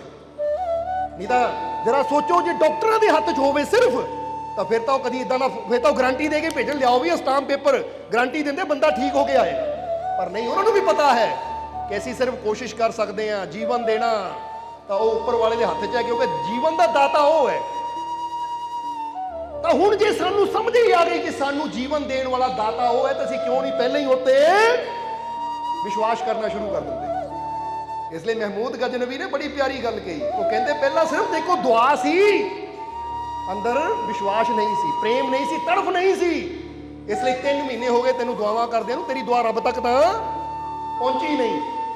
ਪਰ ਹੁਣ ਜਦੋਂ ਮੌਤ ਸਾਹਮਣੇ ਆਈ ਨਾ, ਤਾਂ ਫਿਰ ਤੇਰੇ ਦਿਲੋਂ ਆਵਾਜ਼ ਨਿਕਲੀ, ਕਿਉਂਕਿ ਪਤਾ ਸੀ ਬਾਦਸ਼ਾਹ ਕਿਸੇ ਵੇਲੇ ਵੀ ਆ ਸਕਦਾ ਹੈ। ਤਾਂ ਜੇ ਆਂਦਿਆਂ ਨੂੰ ਗਰਦਨ ਉੜ ਗਈ ਫਿਰ ਤਾਂ ਜ਼ਿੰਦਗੀ ਗਈ। ਫਿਰ ਤੂੰ ਰੋਇਆ, ਤੜਫਿਆ, ਫਿਰ ਤੂੰ ਵਿਸ਼ਵਾਸ ਨਾਲ ਪੁਕਾਰਿਆ। ਔਰ ਇਹ ਤਾਂ ਗੱਲ ਹੈ ਕਿ ਜੋ ਵਿਸ਼ਵਾਸ ਨਾਲ ਪੁਕਾਰਦਾ ਉੱਤੇ ਰਹਿਮਤ ਵੀ ਜ਼ਰੂਰ ਹੁੰਦੀ ਹੈ। ਨਹੀਂ ਤਾਂ ਜੀਸਸ ਕ੍ਰਾਈਸਟ, ਯੀਸ਼ੂ ਮਸੀਹ ਬਾਈਬਲ 'ਚ ਲਾਈਨ ਨਾ ਕਹਿੰਦੇ ਕਿ ਜੇ ਤੇਰੇ ਅੰਦਰ ਵਿਸ਼ਵਾਸ ਹੈ ਨਾ ਤਾਂ ਇਹ ਪਰਬਤ ਵੀ ਤੇਰਾ ਰਸਤਾ, ਤੂੰ ਪਰਬਤ ਨੂੰ ਵੀ ਕਹਿ ਦੇ ਕਿ ਮੇਰਾ ਰਸਤਾ ਛੱਡੋ, ਵੀ ਛੱਡ ਸਕਦਾ ਹੈ। ਕਿਉਂਕਿ ਉਹਨਾਂ ਨੇ ਵਿਸ਼ਵਾਸ ਦੀ ਤਾਕਤ ਨੂੰ ਜਾਣਿਆ ਹੈ, ਦੇਖਿਆ ਹੈ, ਸਮਝਿਆ ਹੈ। ਪਰ ਬੰਦਾ ਕਿਉਂ ਖਾਲੀ ਰਹਿੰਦਾ ਹੈ? ਕਿਉਂਕਿ ਬੰਦਾ ਵਿਸ਼ਵਾਸ ਹੀ ਨਹੀਂ ਪੂਰਾ ਕਰ ਪਾਉਂਦਾ। ਇਸ ਲਈ ਵਿਸ਼ਵਾਸ ਨੂੰ ਹੌਲੀ ਹੌਲੀ ਇੰਨਾ ਮਜ਼ਬੂਤ ਕਰੋ, ਆਪਣੇ ਮਾਲਿਕ ਤੇ ਇੰਨਾ ਯਕੀਨ ਰੱਖੋ ਕਿ ਜਿਸ ਤਰ੍ਹਾਂ ਦੱਸਿਆ, ਇੰਨਾ ਯਕੀਨ ਕਿ ਦੁਨੀਆ ਦਾ ਕੋਈ ਜਾਦੂ ਟੋਣਿਆਂ ਦਾ ਜਾਂ ਗ੍ਰਹਿਾਂ ਦਾ ਕੋਈ ਡਰ ਸਾਨੂੰ ਰਵੇ ਹੀ ਨਾ, ਕਿ ਇਹ ਤਾਂ ਚੀਜ਼ਾਂ ਛੋਟੀ ਛੋਟੀਆਂ, ਮੇਰਾ ਮਾਲਿਕ ਬਹੁਤ ਬਹੁਤ ਬੜਾ ਹੈ ਕਿ ਨਹੀਂ? ਅੱਛਾ, ਤੁਸੀਂ ਰੱਬ ਨੂੰ ਬੜਾ ਸਮਝਦੇ ਹੋ, ਛੋਟਾ ਸਮਝਦੇ ਹੋ? ਤਾਂ ਫਿਰ ਡਰਦੇ ਕਿਉਂ ਰਹਿੰਦੇ ਹੋ ਕਿ ਮੈਂ ਆਹ ਟੂਣਾ ਟੱਪ ਗਿਆ ਜੀ, ਮੇਰਾ ਜੀ ਆਹ ਹੋ ਗਿਆ, ਮੇਰਾ ਉਹ ਹੋ ਗਿਆ, ਮੇਰਾ ਤਾਂ ਗੋਡਾ ਦੁਖਣ ਲੱਗ ਪਿਆ, ਲੱਤ ਦੁਖਣ ਲੱਗ ਪਈ, ਮੇਰਾ ਤਾਂ ਆਹ ਕੰਮ ਬੰਦ। ਇੱਥੇ ਤੱਕ ਵੀ ਦੇਖਿਆ ਕੋਈ ਘਰ 'ਚ ਮਠਿਆਈ ਦਾ ਡੱਬਾ ਦੇਵੇ ਬੰਦਾ, ਤਾਂ ਹਾਏ ਉਹ ਮਠਿਆਈ ਦਾ ਡੱਬਾ ਦੇਗਾ, ਉਦੋਂ ਤੇ ਬਿਮਾਰ ਹੀ ਹੈ। ਬੋਲੋ, ਸਮਝਦੇ ਹੋ ਕਿ ਨਹੀਂ? ਅੱਜ ਹੀ ਕੋਈ ਮੇਰੇ ਘਰ 'ਚ ਜੁੱਤੀ ਦੇ ਗਿਆ ਸੀ ਗਿਫਟ ਮੈਨੂੰ, ਜਦੋਂ ਜੁੱਤੀ ਆਈ ਹੈ ਮੇਰੇ ਪੈਰੇ ਦੁਖੀ ਜਾਂਦੇ। ਉਹ ਕਿੱਦਾਂ ਦੀਆਂ ਸੋਚਾਂ ਇਨਸਾਨ ਆਪਣੇ ਅੰਦਰ ਰੱਖਦਾ ਹੈ ਕਿ ਆਪਣੇ ਮਾਲਿਕ ਤੇ ਜਰਾ ਵੀ ਵਿਸ਼ਵਾਸ ਹੈ ਨਹੀਂ। ਐਸੀ ਇੱਕ ਗੱਲ ਦੱਸੀ ਦੀ ਹੈ, ਇੱਥੇ ਵੀ ਦੱਸਣਾ ਚਾਹਾਂਗੇ ਕਿ ਅਸੀਂ ਹਿਮਾਚਲ ਵਿੱਚ ਸਤਸੰਗ ਤੇ ਗਏ। ਹਿਮਾਚਲ 'ਚ ਸਤਸੰਗ ਤੇ ਗਏ ਤਾਂ ਜਦੋਂ ਗੱਡੀ ਸਾਡੀ ਜਾ ਰਹੀ ਸੀ, ਇੱਕ ਟਰੱਕ ਕਿਸੇ ਨੇ ਨਵਾਂ ਲਿਆ ਸੀ, ਤਾਂ ਟਰੱਕ ਦੇ ਮੋਹਰੇ ਵੀ ਜੁੱਤੀਆਂ ਲਟਕਾਈਆਂ, ਪਿੱਛੇ ਵੀ ਜੁੱਤੀਆਂ ਲਟਕਾਈਆਂ। ਕਾਹਦੇ ਵਾਸਤੇ ਲਟਕਾਈਆਂ ਸੀ? ਕਾਹਤੇ ਜੁੱਤੀ ਲਟਕਾਈ ਜਾਂਦੀ ਹੈ? ਕਿਸੇ ਦੀ ਨਜ਼ਰ ਨਾ ਲੱਗੇ। ਅਸੀਂ ਦੇਖ ਕੇ ਬੜਾ ਹੈਰਾਨ ਹੋਏ। ਇਹ ਕਿ ਟੁੱਟੀਆਂ ਜੁੱਤੀਆਂ ਲਟਕਾਈਆਂ, ਮੋਹਰੇ ਵੀ ਪਿੱਛੇ ਵੀ, ਨਵਾਂ ਟਰੱਕ ਲਿਆ ਹੈ। ਹੁਣ ਅਸੀਂ ਚਲੋ ਗਏ ਪੰਡਾਲ 'ਚ, ਸਤਸੰਗ ਕੀਤਾ। ਸਤਸੰਗ ਤੋਂ ਬਾਅਦ ਉਹ ਜੀ ਬੇਨਤੀ ਲੈ ਕੇ ਆਏ ਕਿ ਮਾਲਕੋ ਗੱਡੀ ਤੇ ਇੱਕ ਨਵੀਂ ਗੱਡੀ ਲਈ ਹੈ, ਆ ਚਾਬੀ ਤੇ ਰਹਿਮਤ ਕਰ ਦਿਓ, ਨਾਲੇ ਕੋਈ ਰੱਖ ਦੇ ਦਿਓ ਗੱਡੀ ਨੂੰ ਬੰਨਣ ਨੂੰ। ਤਾਂ ਨਾਲੇ ਆ ਸਾਡਾ ਬੱਚਾ ਆ, ਇਹਨੂੰ ਨਜ਼ਰ ਬੜੀ ਜਲਦੀ ਲੱਗ ਜਾਂਦੀ ਹੈ, ਇਹ ਤੇ ਵੀ ਰਹਿਮਤ ਕਰ ਦਿਓ। ਹੁਣ ਜਦੋਂ ਇੰਨੀ ਗੱਲ ਕਹੀ ਨਾ, ਅਸੀਂ ਉਹਨਾਂ ਨੂੰ ਕਿਹਾ ਸੀ ਕਿ ਕੀ ਗੱਲ ਬੱਚੇ ਨੂੰ ਨਜ਼ਰ ਲੱਗ ਜਾਂਦੀ ਹੈ, ਇੱਦਾਂ ਕਰੋ ਕਿ ਛੋਟੀ ਜਿਹੀ ਜੁੱਤੀ ਲੈ ਕੇ ਇਹਦੇ ਗਲ 'ਚ ਵੀ ਲਟਕਾ ਦਿਓ। ਜੇ ਜੁੱਤੀਆਂ ਤੇ ਇੰਨਾ ਭਰੋਸਾ ਹੈ ਕਿ ਜੁੱਤੀ ਲਟਕਾਉਣ ਨਾਲ ਹੀ ਨਜ਼ਰ ਤੋਂ ਬਚਣਾ ਆ, ਤੇ ਇੱਕ ਛੋਟੀ ਜਿਹੀ ਜੁੱਤੀ ਲੈ ਕੇ ਨਿੱਕੀ ਜਿਹੀ ਇਹਦੇ ਗਲ 'ਚ ਵੀ ਲਟਕਾ ਦਿਓ, ਇਹਨੂੰ ਵੀ ਨਜ਼ਰ ਨਹੀਂ ਲੱਗੇਗੀ। ਨਾਲੇ ਤੁਸੀਂ ਰਹਿਮਤ ਮੰਗ ਰਹੇ ਹੋ, ਗੱਡੀ ਨਾਲ ਬੰਨਣ ਨੂੰ ਦਿਓ, ਉਹ ਰਹਿਮਤ ਦੇਣ ਦੀ ਕੀ ਲੋੜ ਹੈ? ਤੁਸੀਂ ਪਹਿਲੇ ਜੁੱਤੀਆਂ ਲਟਕਾਈਆਂ, ਜਿੱਥੇ ਜੁੱਤੀਆਂ ਉਹਨੂੰ ਤੇ ਰਹਿਮਤ ਕੀ ਹੋਣੀ ਹੈ? ਜਾਂ ਤਾਂ ਜੁੱਤੀਆਂ ਤੇ ਭਰੋਸਾ ਕਰੋ, ਜਾਂ ਤਾਂ ਜੁੱਤੀਆਂ ਤੇ ਵਿਸ਼ਵਾਸ ਕਰੋ, ਜਾਂ ਆਪਣੇ ਮਾਲਕ ਦੀ ਰਹਿਮਤ ਤੇ ਵਿਸ਼ਵਾਸ ਕਰੋ। ਕਿਉਂਕਿ ਮਾਲਕ ਦੀ ਰਹਿਮਤ ਨੂੰ ਪ੍ਰਾਪਤ ਕਰਨਾ ਤਾਂ ਜੁੱਤੀ ਪਹਿਲੇ ਹੀ ਲਾਹਤੀ ਜਾਂਦੀ ਹੈ। ਭਾਈ ਆ ਗੁਰਦੁਆਰੇ 'ਚ ਜਾਣਾ ਹੈ, ਗੁਰੂ ਘਰ 'ਚ ਜਾਣਾ ਹੈ, ਮੰਦਿਰ 'ਚ ਜਾਣਾ ਹੈ, ਜੁੱਤੀ ਬਾਹਰ ਲਾ ਦੇ, ਫਿਰ ਰਹਿਮਤ ਮਿਲਦੀ ਹੈ। ਜੇ ਹੁਣ ਸਾਡੇ ਕੋਲ ਰਹਿਮਤ ਲੈਣੀ, ਪਹਿਲਾਂ ਜੁੱਤੀ ਲਾ ਕੇ ਆਓ, ਕਿਉਂਕਿ ਉਹਦੀਆਂ ਰਹਿਮਤਾਂ ਸਾਡੀ ਰੱਖਿਆ ਕਰਨ ਵਾਲੀਆਂ। ਟੁੱਟੀਆਂ ਜੁੱਤੀਆਂ ਨੇ ਕੀ ਬਚਾਉਣੀ? ਆਪ ਹੀ ਟੁੱਟੀਆਂ ਫਿਰਦੀਆਂ, ਲਟਕੀਆਂ ਫਿਰਦੀਆਂ, ਉਹਨੂੰ ਸਾਨੂੰ ਕੀ ਬਚਾਉਣਾ?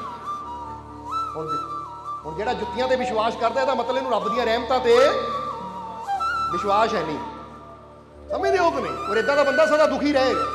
ਕਿਤੇ ਆਂਦੇ ਜਾਂਦੇ ਜੁੱਤੀ ਡਿੱਗ ਗਈ ਤਾਂ ਦੁਖੀ ਹੋਏਗਾ, ਹੈ ਮੇਰੀ ਜੁੱਤੀ ਡਿੱਗ ਗਈ। ਜੁੱਤੀਆਂ ਗਿਰ ਸਕਦੀਆਂ, ਪਰ ਰੱਬ ਦੀਆਂ ਰਹਿਮਤਾਂ ਉਹ ਕਦੀ ਦੂਰ ਨਹੀਂ ਹੋ ਸਕਦੀਆਂ। ਉਹਦੀਆਂ ਬਖਸ਼ਿਸ਼ਾਂ ਕਦੀ ਸਾਡੇ ਜੀਵਨ ਚੋਂ ਦੂਰ ਨਹੀਂ ਹੋ ਸਕਦੀਆਂ, ਕਿਉਂਕਿ ਇਹ ਜਿਸਮ ਚੋਂ ਰੂਹ ਨਿਕਲ ਸਕਦੀ ਹੈ, ਯਾਨੀ ਜਿਸਮ ਵੀ ਜੁਦਾ ਹੋ ਸਕਦਾ, ਪਰ ਰੱਬ ਤੁਹਾਡੇ ਤੋਂ ਕਦੀ ਜੁਦਾ ਹੋ ਹੀ ਨਹੀਂ ਸਕਦਾ, ਕਿਉਂਕਿ ਉਹ ਤਾਂ ਤੁਹਾਡੀ ਰੂਹ ਦਾ ਸੁਆਮੀ ਹੈ। ਇਸ ਲਈ ਤੁਹਾਨੂੰ ਕਹਿੰਦੇ ਤੁਹਾਡੇ ਅੰਦਰ ਉਹ ਆਪ ਵਸਦਾ ਹੈ। ਐਵੇਂ ਵਹਿਮਾਂ ਭਰਮਾਂ 'ਚ ਫਸ ਕੇ ਆਪਣੀ ਜ਼ਿੰਦਗੀ ਨੂੰ ਦੁੱਖਾਂ ਨਾਲ ਭਰਪੂਰ ਨਾ ਕਰੋ, ਬਲਕਿ ਨਿਡਰ ਹੋ ਜਾਓ, ਕਿਉਂਕਿ ਜਿਹੜੇ ਆਪਣੇ ਰੱਬ ਤੇ ਯਕੀਨ ਰੱਖਣ ਵਾਲੇ ਹੈ, ਉਹ ਵਹਿਮਾਂ ਭਰਮਾਂ ਤੇ ਯਕੀਨ ਨਹੀਂ ਕਰਦੇ। ਸਮਝ ਆ ਰਹੀ ਕਿ ਨਹੀਂ? ਹੁਣ ਜਿੱਦਾਂ ਇੱਧਰ ਮਹਿਮੂਦ ਗਜਨਵੀ ਨੇ ਉਹਦੇ ਅੰਦਰ ਇੱਕ ਵਿਸ਼ਵਾਸ ਪੈਦਾ ਕਰਨ ਦੀ ਖਾਤਰ ਜਲਾਦ ਨੂੰ ਉਹਦੇ ਸਾਹਮਣੇ ਖੜਾ ਕਰ ਦਿੱਤਾ। ਚਲੋ ਸਮਝਦੇ ਹੋ ਕਿ ਨਹੀਂ? ਸ਼ੁਕਰ ਕਰੋ ਮਹਿਮੂਦ ਗਜਨਵੀ ਹੈ ਨਹੀਂ ਤਾਂ ਅਸੀਂ ਵੀ ਕਹਿੰਦੇ ਨਾ ਜਲਾਦ ਖੜਾ ਕਰਦੇ ਉੱਥੇ। ਆ ਜਿੰਨੇ ਆਇਆ ਖਾਲੀ ਕੋਈ ਜਾਏਗਾ ਨਹੀਂ ਫਿਰ। ਸਮਝਦੇ ਹੋ ਕਿ ਨਹੀਂ? ਪਰ ਕਿਉਂ ਚਾਹੁੰਦੇ ਆ ਜਲਾਦ ਹੀ ਖੜਾ ਹੋਵੇ? ਕਿਉਂ ਨਹੀਂ ਅਸੀਂ ਉੱਦਾਂ ਹੀ ਆਪਣੇ ਆਪ ਨੂੰ, ਆਪਣੇ ਵਿਸ਼ਵਾਸ ਨੂੰ, ਆਪਣੇ ਪ੍ਰੇਮ ਨੂੰ ਇੰਨਾ ਭਰਪੂਰ ਕਰਦੇ ਕਿ ਜਿੱਥੇ ਵੀ ਜਾਈਏ ਸਾਨੂੰ ਮਹਿਸੂਸ ਹੋਵੇ ਮੇਰਾ ਮਾਲਿਕ ਮੇਰੇ ਨਾਲ ਖੜਾ ਹੈ, ਮੇਰੇ ਮਾਲਿਕ ਦੀ ਰਹਿਮਤ ਮੇਰੇ। ਕਹਿ ਦਿਓ ਮੈਨੂੰ ਆਪਣੇ ਮਾਲਿਕ ਤੇ ਪੂਰਾ, ਮੈਨੂੰ ਆਪਣੇ ਮਾਲਿਕ ਤੇ ਪੂਰਾ। ਹੁਣ ਇਹ ਵਿਸ਼ਵਾਸ ਨੂੰ ਕਾਇਮ ਰੱਖਣਾ ਤੁਸੀਂ, ਕਿਉਂਕਿ ਵਿਸ਼ਵਾਸ ਹੀ ਤੁਹਾਡੀਆਂ ਦੁਆਵਾਂ ਨੂੰ, ਤੁਹਾਡੀਆਂ ਅਰਦਾਸਾਂ ਨੂੰ ਉਹਦੇ ਘਰ ਤੱਕ ਲੈ ਕੇ ਜਾਏਗਾ। ਇਹਦੇ ਨਾਲ ਹੀ ਰੰਗ ਚੜ੍ਹਨਾ। ਇਸ ਲਈ सुबह की बात है ना शाम की है, सुबह की बात है ना शाम की है, ये सारी रौनक तुम्हारे नाम की है। जरा गौर कर, सुबह की बात है ना शाम की है, ये सारी रौनक तुम्हारे नाम की है। रश्क होता है जिस पे शाहों को, शान वो आपके गुलाम की है। जरा गौर कर, ਰਸਕ ਦਾ ਮਤਲਬ ਸਮਝਦੇ ਹੋ? ਜਲਨ। ਕਹਿੰਦੇ ਬੜੇ ਬੜੇ ਬਾਦਸ਼ਾਹ ਵੀ ਜਲਦੇ ਆ। ਜਿੱਦਾਂ ਹੁਣ ਮਹਿਮੂਦ ਗਜਨਵੀ ਨੇ ਕੀ ਕਿਹਾ? ਉਹ ਭਾਈ ਮੈਂ ਦੁਨੀਆ ਦਾ ਪਦਾਰਥ ਦੇ ਸਕਦਾ ਆ, ਪਰ ਤੰਦਰੁਸਤੀ ਦੇਣੀ, ਖੁਸ਼ੀਆਂ ਦੇਣੀਆਂ ਇਹ ਮੇਰੇ ਹੱਥ 'ਚ ਨਹੀਂ ਹੈ, ਕਿਉਂਕਿ ਇਹ ਸ਼ਾਨ ਤਾਂ ਫਕੀਰਾਂ ਦੀ ਹੈ। ਔਰ ਅਸੀਂ ਬਾਦਸ਼ਾਹ ਹੋ ਕੇ ਵੀ ਉੱਡੀ ਉੱਚੀ ਸ਼ਾਨ ਦੇ ਮਾਲਿਕ ਨਹੀਂ ਹੋ ਸਕਦੇ ਜਿੰਨੀ ਉੱਚੀ ਸ਼ਾਨ ਦੇ ਮਾਲਿਕ ਉਹ ਫਕੀਰ ਹੋ ਕੇ ਬਣ ਗਏ। ਇਸ ਲਈ ਰਸ਼ਕ ਹੋਤਾ ਹੈ ਜਿਸ पे शाहों को, शान वो आपके। ਇੱਕ ਵਾਰ ਉਹਦੇ ਗੁਲਾਮ ਬਣ ਕੇ ਤਾਂ ਦੇਖੀਏ, ਉਹਦੇ ਨਾਲ ਮੁਹੱਬਤ ਕਰਕੇ ਤਾਂ ਦੇਖੀਏ, ਤਾਂ ਉਹ ਸ਼ਾਨ ਉੱਚੀ ਹੋ ਜਾਏਗੀ ਕਿ ਦੁਨੀਆ ਦੇ ਬੜੇ ਬੜੇ ਧਨਵਾਨ, ਬੜੇ ਬੜੇ ਬਾਦਸ਼ਾਹ ਵੀ ਤੁਹਾਡੇ ਅੱਗੇ ਹੱਥ ਜੋੜ ਕੇ ਖੜ ਜਾਣਗੇ। ਕਿਉਂਕਿ ਜਿਸ ਸ਼ਾਨ ਨੂੰ ਫਕੀਰ ਪਹੁੰਚ ਜਾਂਦੇ ਹੈ, ਉਹ ਰੱਬ ਦੀ ਗੁਲਾਮੀ ਕਰਕੇ, ਉਹਦੇ ਨਾਲ ਇਸ਼ਕ ਕਰਕੇ, ਉਹਦੇ ਨਾਲ ਮੁਹੱਬਤ ਕਰਕੇ, ਉਹਦੇ ਗੁਲਾਮ ਬਣ ਕੇ ਉਹ ਫਕੀਰ ਜਿਸ ਸ਼ਾਨ ਨੂੰ ਪਹੁੰਚ ਜਾਂਦੇ ਆ, ਉਹ ਸ਼ਾਨ ਬਾਦਸ਼ਾਹ ਨੂੰ ਵੀ ਨਸੀਬ ਨਹੀਂ ਹੁੰਦੀ। ਸਮਝਦੇ ਹੋ ਕਿ ਨਹੀਂ? रश्क होता है जिस पे शाहों को, शान वो आपके गुलाम की है नशा आपकी निगाहों का, ये खुमारी ना किसी जाम की है। ਕਹਿੰਦੇ ਆ ਜਿਹੜਾ ਨਸ਼ਾ ਹੈ ਨਾ, ਇਹ ਤੁਹਾਡੀਆਂ ਨਜ਼ਰਾਂ ਦਾ ਆ, ਕਿਉਂਕਿ ਫਕੀਰਾਂ ਦੀ ਕਹਿੰਦੇ ਨੇ ਨਾਮ ਖੁਮਾਰੀ ਨਾਨਕਾ ਚੜੀ ਰਹੇ ਦਿਨ ਰਾਤ। ਇੱਕ ਨਸ਼ਾ, ਇੱਕ ਖੁਮਾਰੀ ਉਹਦੇ ਨਾਮ ਦੀ ਹੁੰਦੀ ਹੈ, ਉਹਦੇ ਇਸ਼ਕ ਦੀ ਹੁੰਦੀ ਹੈ, ਉਹਦੀਆਂ ਨਜ਼ਰਾਂ ਦੀ ਹੁੰਦੀ ਹੈ। ਸਮਝਦੇ ਹੋ ਕਿ ਨਹੀਂ? ਪਰ ਇਹ ਖੁਮਾਰੀ ਨੂੰ ਤਾਂ ਉਹੀ ਜਾਣ ਸਕਦਾ ਜਿਹਦੇ ਅੰਦਰ ਪ੍ਰੇਮ ਹੋਵੇ। ਹੈ ਨਸ਼ਾ ਆਪ ਕੀ ਨਿਗਾਹੋਂ ਕਾ, ਇਹ ਖੁਮਾਰੀ ਨਾ ਕਿਸੀ, ਕਿ ਆ ਜਿਹੜੀ ਮੇਰੀ ਮਸਤੀ ਹੈ ਨਾ, ਕੋਈ ਇਹ ਨਾ ਸੋਚੇ ਕਿ ਮੈਂ ਕੋਈ ਸ਼ਰਾਬ ਪੀ ਕੇ ਆਇਆ, ਮੈਂ ਕੋਈ ਦੁਨਿਆਵੀ ਨਸ਼ਾ ਕਰਕੇ ਆਇਆ ਤਾਂ ਮੈਂ ਮਸਤ ਹਾਂ, ਤਾਂ ਮੈਂ ਨੱਚ ਰਿਹਾ, ਤਾਂ ਮੈਂ ਹੱਸ ਰਿਹਾ। ਜੋ ਕਈ ਵਾਰ ਦੇਖਿਆ ਨਾ, ਮਾਲਕ ਦੇ ਘਰ ਜਾਂਦੇ ਆ, ਇੰਨਾ ਤੁਹਾਨੂੰ ਕਹਿੰਦਾ ਹੱਸੋ ਨੱਚੋ ਖੁਸ਼ੀ ਮਨਾਓ, ਤਾਂ ਹੋ ਸਕਦਾ ਕੋਈ ਸੋਚੇ ਲੱਗਦਾ ਕੋਈ ਭੰਗ ਪੀਤੀ ਹੈ, ਕੋਈ ਨਸ਼ਾ ਕੀਤਾ, ਨਾ ਨੱਚਦੇ ਰਹਿੰਦੇ ਹੱਸਦੇ ਹੀ ਰਹਿੰਦੇ ਆ।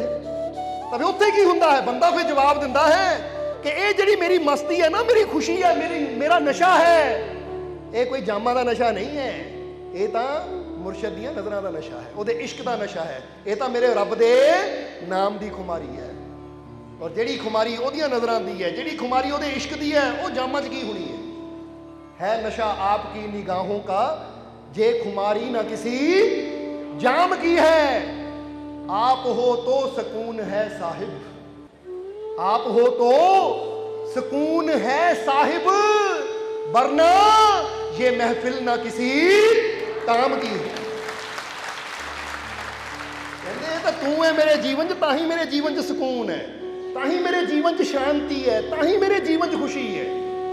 नहीं तो ये सारी महफिल, कहते ना ये दुनिया ये महफिल मेरे, नहीं तो ये दुनिया या ये महफिल ना किसी काम की है। ये तू ही नहीं, ये तू ही नहीं, फिर मैनू किते भी सुकून नहीं है, मैनू किते भी चैन नहीं है, मैनू किते भी शांति नहीं है।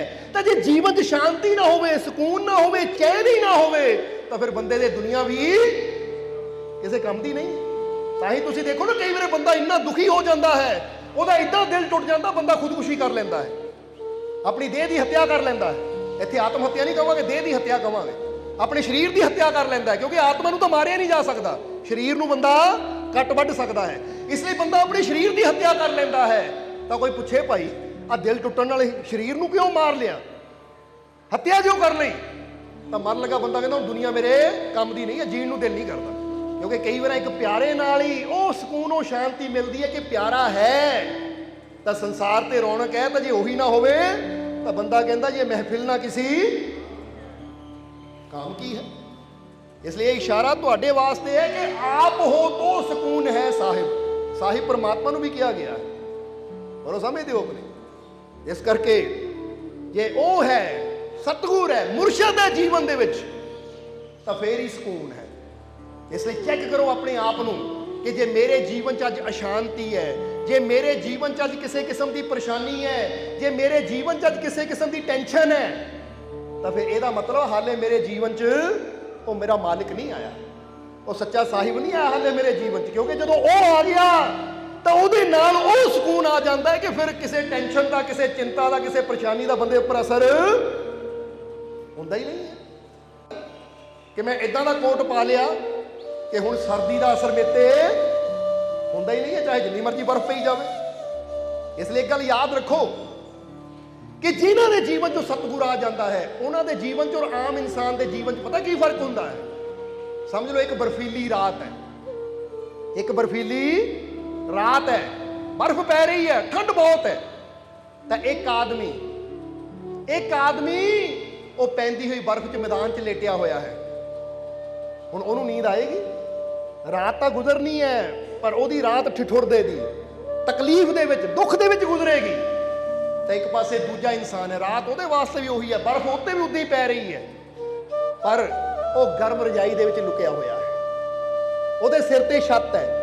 ਹੁਣ ਰਾਤ ਉਹਦੀ ਵੀ ਗੁਜ਼ਰਨੀ ਹੈ, ਰਾਤ ਇਹਦੀ ਵੀ ਗੁਜ਼ਰਨੀ ਹੈ, ਪਰ ਜਿਹੜਾ ਗਰਮ ਰਜਾਈ ਦੇ ਵਿੱਚ ਹੈ, ਰਜਾਈ ਦੀ ਬੁੱਕਲ ਵਿੱਚ ਹੈ, ਕਿਉਂਕਿ ਕਹਿੰਦੇ ਨਾ ਬੁੱਕਲ ਮਾਰ ਲਓ ਕੰਬਲੀ ਦੀ ਰਜਾਈ ਦੀ ਤਾਂ ਕਿ ਠੰਡ ਨਾ ਲੱਗੇ, ਔਰ ਜਿਹਦੇ ਸਿਰ ਤੇ ਛੱਤ ਹੈ, ਹੁਣ ਬਰਫ਼ ਜਿੰਨੀ ਮਰਜ਼ੀ ਪਵੇ ਰਾਤ ਉਹਦੀ ਆਰਾਮ ਨਾਲ ਗੁਜ਼ਰ ਜਾਣੀ, ਬਰਫ਼ ਨਹੀਂ ਰੁਕਣੀ, ਪਰ ਉਹਨੂੰ ਉਹ ਬਰਫ਼ ਦਾ ਕੋਈ ਨੁਕਸਾਨ ਨਹੀਂ ਹੋਣਾ, ਕੋਈ ਤਕਲੀਫ ਨਹੀਂ ਹੋਣੀ, ਕਿਉਂਕਿ ਉਹਦੇ ਕੋਲ ਗਰਮ ਰਜਾਈ ਹੈ। ਤਾਂ ਜਿਹੜਾ ਮੈਦਾਨ 'ਚ ਲੇਟਿਆ, ਰਜਾਈ ਨਹੀਂ ਹੈ, ਮਕਾਨ ਨਹੀਂ ਹੈ, ਸ਼ਾਇਦ ਸਵੇਰ ਤੱਕ ਮਰੀ ਜਾਵੇ ਉਹ। ਇੱਥੇ ਹੁਣ ਏਦਾਂ ਹੀ ਸਮਝ ਲਓ ਕਿ ਮੁਰਸ਼ਦ ਵਾਲੇ ਵਿੱਚ ਔਰ ਬੇਗੁਰੂ ਵਿੱਚ ਇਹੀ ਫਰਕ ਹੈ ਕਿ ਮੁਰਸ਼ਦ ਵਾਲਾ ਉਹਦੇ ਜੀਵਨ 'ਚ ਵੀ ਪਰੇਸ਼ਾਨੀਆਂ ਆਉਂਦੀਆਂ ਹੈ, ਪਰੇਸ਼ਾਨੀਆਂ ਦੀ ਬਰਫ਼ ਪੈਂਦੀ ਹੈ, ਪਰ ਉਹਦੇ ਸਿਰ ਤੇ ਮੁਰਸ਼ਦ ਦਾ ਹੱਥ ਹੈ, ਤੂੰ ਮੇਰਾ ਰਾਖਾ ਸਭਨੀ ਥਾਈ। ਔਰ ਉਹ ਆਪਣੇ ਮੁਰਸ਼ਦ ਦੀ ਰਹਿਮਤ ਦੇ ਬੁੱਕਲ ਵਿੱਚ ਹੁੰਦਾ ਹੈ। ਇਸ ਲਈ ਜਿੰਨੀ ਮਰਜ਼ੀ ਪਰੇਸ਼ਾਨੀ ਆਵੇ, ਜਿੰਨੀ ਮਰਜ਼ੀ ਤਕਲੀਫ ਆਵੇ, ਉਹ ਆਂਦੀ ਹੈ, ਟਾਈਮ ਗੁਜ਼ਰ ਜਾਂਦਾ ਔਰ ਬੰਦੇ ਨੂੰ ਪਤਾ ਵੀ ਨਹੀਂ ਲੱਗਦਾ। ਤਾਂ ਜਿਹਦਾ ਕੋਈ ਗੁਰੂ ਨਹੀਂ ਹੈ, ਮੁਰਸ਼ਦ ਨਹੀਂ ਹੈ, ਫਿਰ ਉਹਦੇ ਸਿਰ ਤੇ ਹੱਥ ਨਹੀਂ ਹੈ, ਛੱਤ ਨਹੀਂ ਹੈ, ਗਰਮ ਰਜਾਈ ਨਹੀਂ ਹੈ, ਤਾਂ ਥੋੜੀ ਜਿਹੀ ਠੰਡ ਵੀ ਉਹਨੂੰ ਤਕਲੀਫ ਦਿੰਦੀ ਹੈ। ਤਾਂ ਹੋ ਸਕਦਾ ਉਹ ਬਿਮਾਰੀ, ਉਹ ਪਰੇਸ਼ਾਨੀ ਉਹਦੀ ਜਾਨ ਹੀ ਲੈ ਜਾਵੇ। ਤਾਂ ਹੀ ਤਾਂ ਕਈਆਂ ਨੂੰ ਦੇਖਿਆ ਨਾ, ਦੁੱਖ ਆਇਆ, ਤਕਲੀਫ ਆਈ, ਪਰੇਸ਼ਾਨੀ ਆਈ ਤਾਂ ਬੰਦਾ ਹੀ ਮਰ ਗਿਆ। ਤਾਂ ਕਈ ਐਸੇ ਹੁੰਦੇ ਹੈ ਕਿ ਉਹ ਤਕਲੀਫਾਂ, ਦੁੱਖ ਉਹਨਾਂ ਤੇ ਵੀ ਆਉਂਦੀਆਂ ਹੈ, ਪਰ ਉਹਨਾਂ ਨੂੰ ਉਹਦਾ ਅਹਿਸਾਸ ਹੀ ਨਹੀਂ ਹੁੰਦਾ, ਕਿਉਂਕਿ ਉਹ ਆਪਣੇ ਮੁਰਸ਼ਦ ਦੀ ਬੁੱਕਲ 'ਚ ਹੁੰਦੇ ਆ। ਸਮਝਦੇ ਹੋ ਕਿ ਨਹੀਂ? ਇਸ ਲਈ ਜੀਵਨ ਦੇ ਵਿੱਚ ਅਸੀਂ ਪਰੇਸ਼ਾਨੀਆਂ ਨਾਲ ਕੁਝ ਨਹੀਂ ਕਰ ਸਕਦੇ, ਯਾਨੀ ਬਾਹਰਲੇ ਹਾਲਾਤਾਂ ਨਾਲ ਕੁਝ ਨਹੀਂ ਕਰ ਸਕਦੇ, ਪਰ ਆਪਣੇ ਆਪ ਨੂੰ ਅਸੀਂ ਐਸਾ ਬਣਾ ਸਕਦੇ ਹਾਂ ਕਿ ਉਹਨਾਂ ਪਰੇਸ਼ਾਨੀਆਂ ਦਾ ਅਸਰ ਸਾਡੇ ਤੇ ਨਾ ਹੋਵੇ। ਹੁਣ ਬਾਰਿਸ਼ ਪੈਂਦੀ ਹੈ, ਬਾਰਿਸ਼ ਨੂੰ ਬੰਦਾ ਰੋਕ ਨਹੀਂ ਸਕਦਾ, ਪਰ ਤੁਸੀਂ ਇੰਤਜ਼ਾਮ ਇਦਾਂ ਦਾ ਕਰ ਸਕਦੇ ਹੋ, ਬਰਸਾਤੀ ਲੈ ਕੇ, ਛਾਤਾ ਲੈ ਕੇ, ਕਿ ਬਾਰਿਸ਼ ਦਾ ਅਸਰ ਤੁਹਾਡੇ ਤੇ ਨਾ ਹੋਵੇ। ਸਮਝਦੇ ਹੋ ਕਿ ਨਹੀਂ? ਯਾਨੀ ਮੌਸਮ ਨੂੰ ਨਹੀਂ ਬਦਲ ਸਕਦੇ, ਬਾਹਰ ਨੂੰ ਹਾਲਾਤਾਂ ਨੂੰ ਨਹੀਂ ਬਦਲ ਸਕਦੇ, ਪਰ ਆਪਣਾ ਇੰਤਜ਼ਾਮ ਤੁਸੀਂ ਐਸਾ ਕਰ ਸਕਦੇ ਹੋ। ਇਸ ਲਈ ਇੱਥੇ ਕਹਾਂਗੇ ਕਿ ਜਦੋਂ ਅਸੀਂ ਮੁਰਸ਼ਦ ਵਾਲੇ ਹੋ ਜਾਂਦੇ ਨਾ, ਫਕੀਰਾਂ ਦੇ ਨਾਲ ਜੁੜ ਜਾਂਦੇ ਆ, ਤਾਂ ਸਮਝ ਲਓ ਅਸੀਂ ਉਹ ਇੰਤਜ਼ਾਮ ਕਰ ਲੈਂਦੇ ਹਾਂ ਕਿ ਜੇ ਹੁਣ ਜੇ ਦੁੱਖਾਂ ਦੀ ਬਾਰਿਸ਼ ਆਂਦੀ ਵੀ ਹੈ, ਪਰੇਸ਼ਾਨੀਆਂ ਦੀ ਹਨੇਰੀ ਚੱਲਦੀ ਵੀ ਹੈ, ਤਾਂ ਇਹਦਾ ਅਸਰ ਹੁਣ ਸਾਡੇ ਤੇ ਨਹੀਂ ਹੋਣਾ, ਕਿਉਂਕਿ ਸਾਡੀ ਰੱਖਿਆ ਕਰਨ ਵਾਲਾ ਸਾਡਾ ਮਾਲਿਕ ਸਾਡੇ।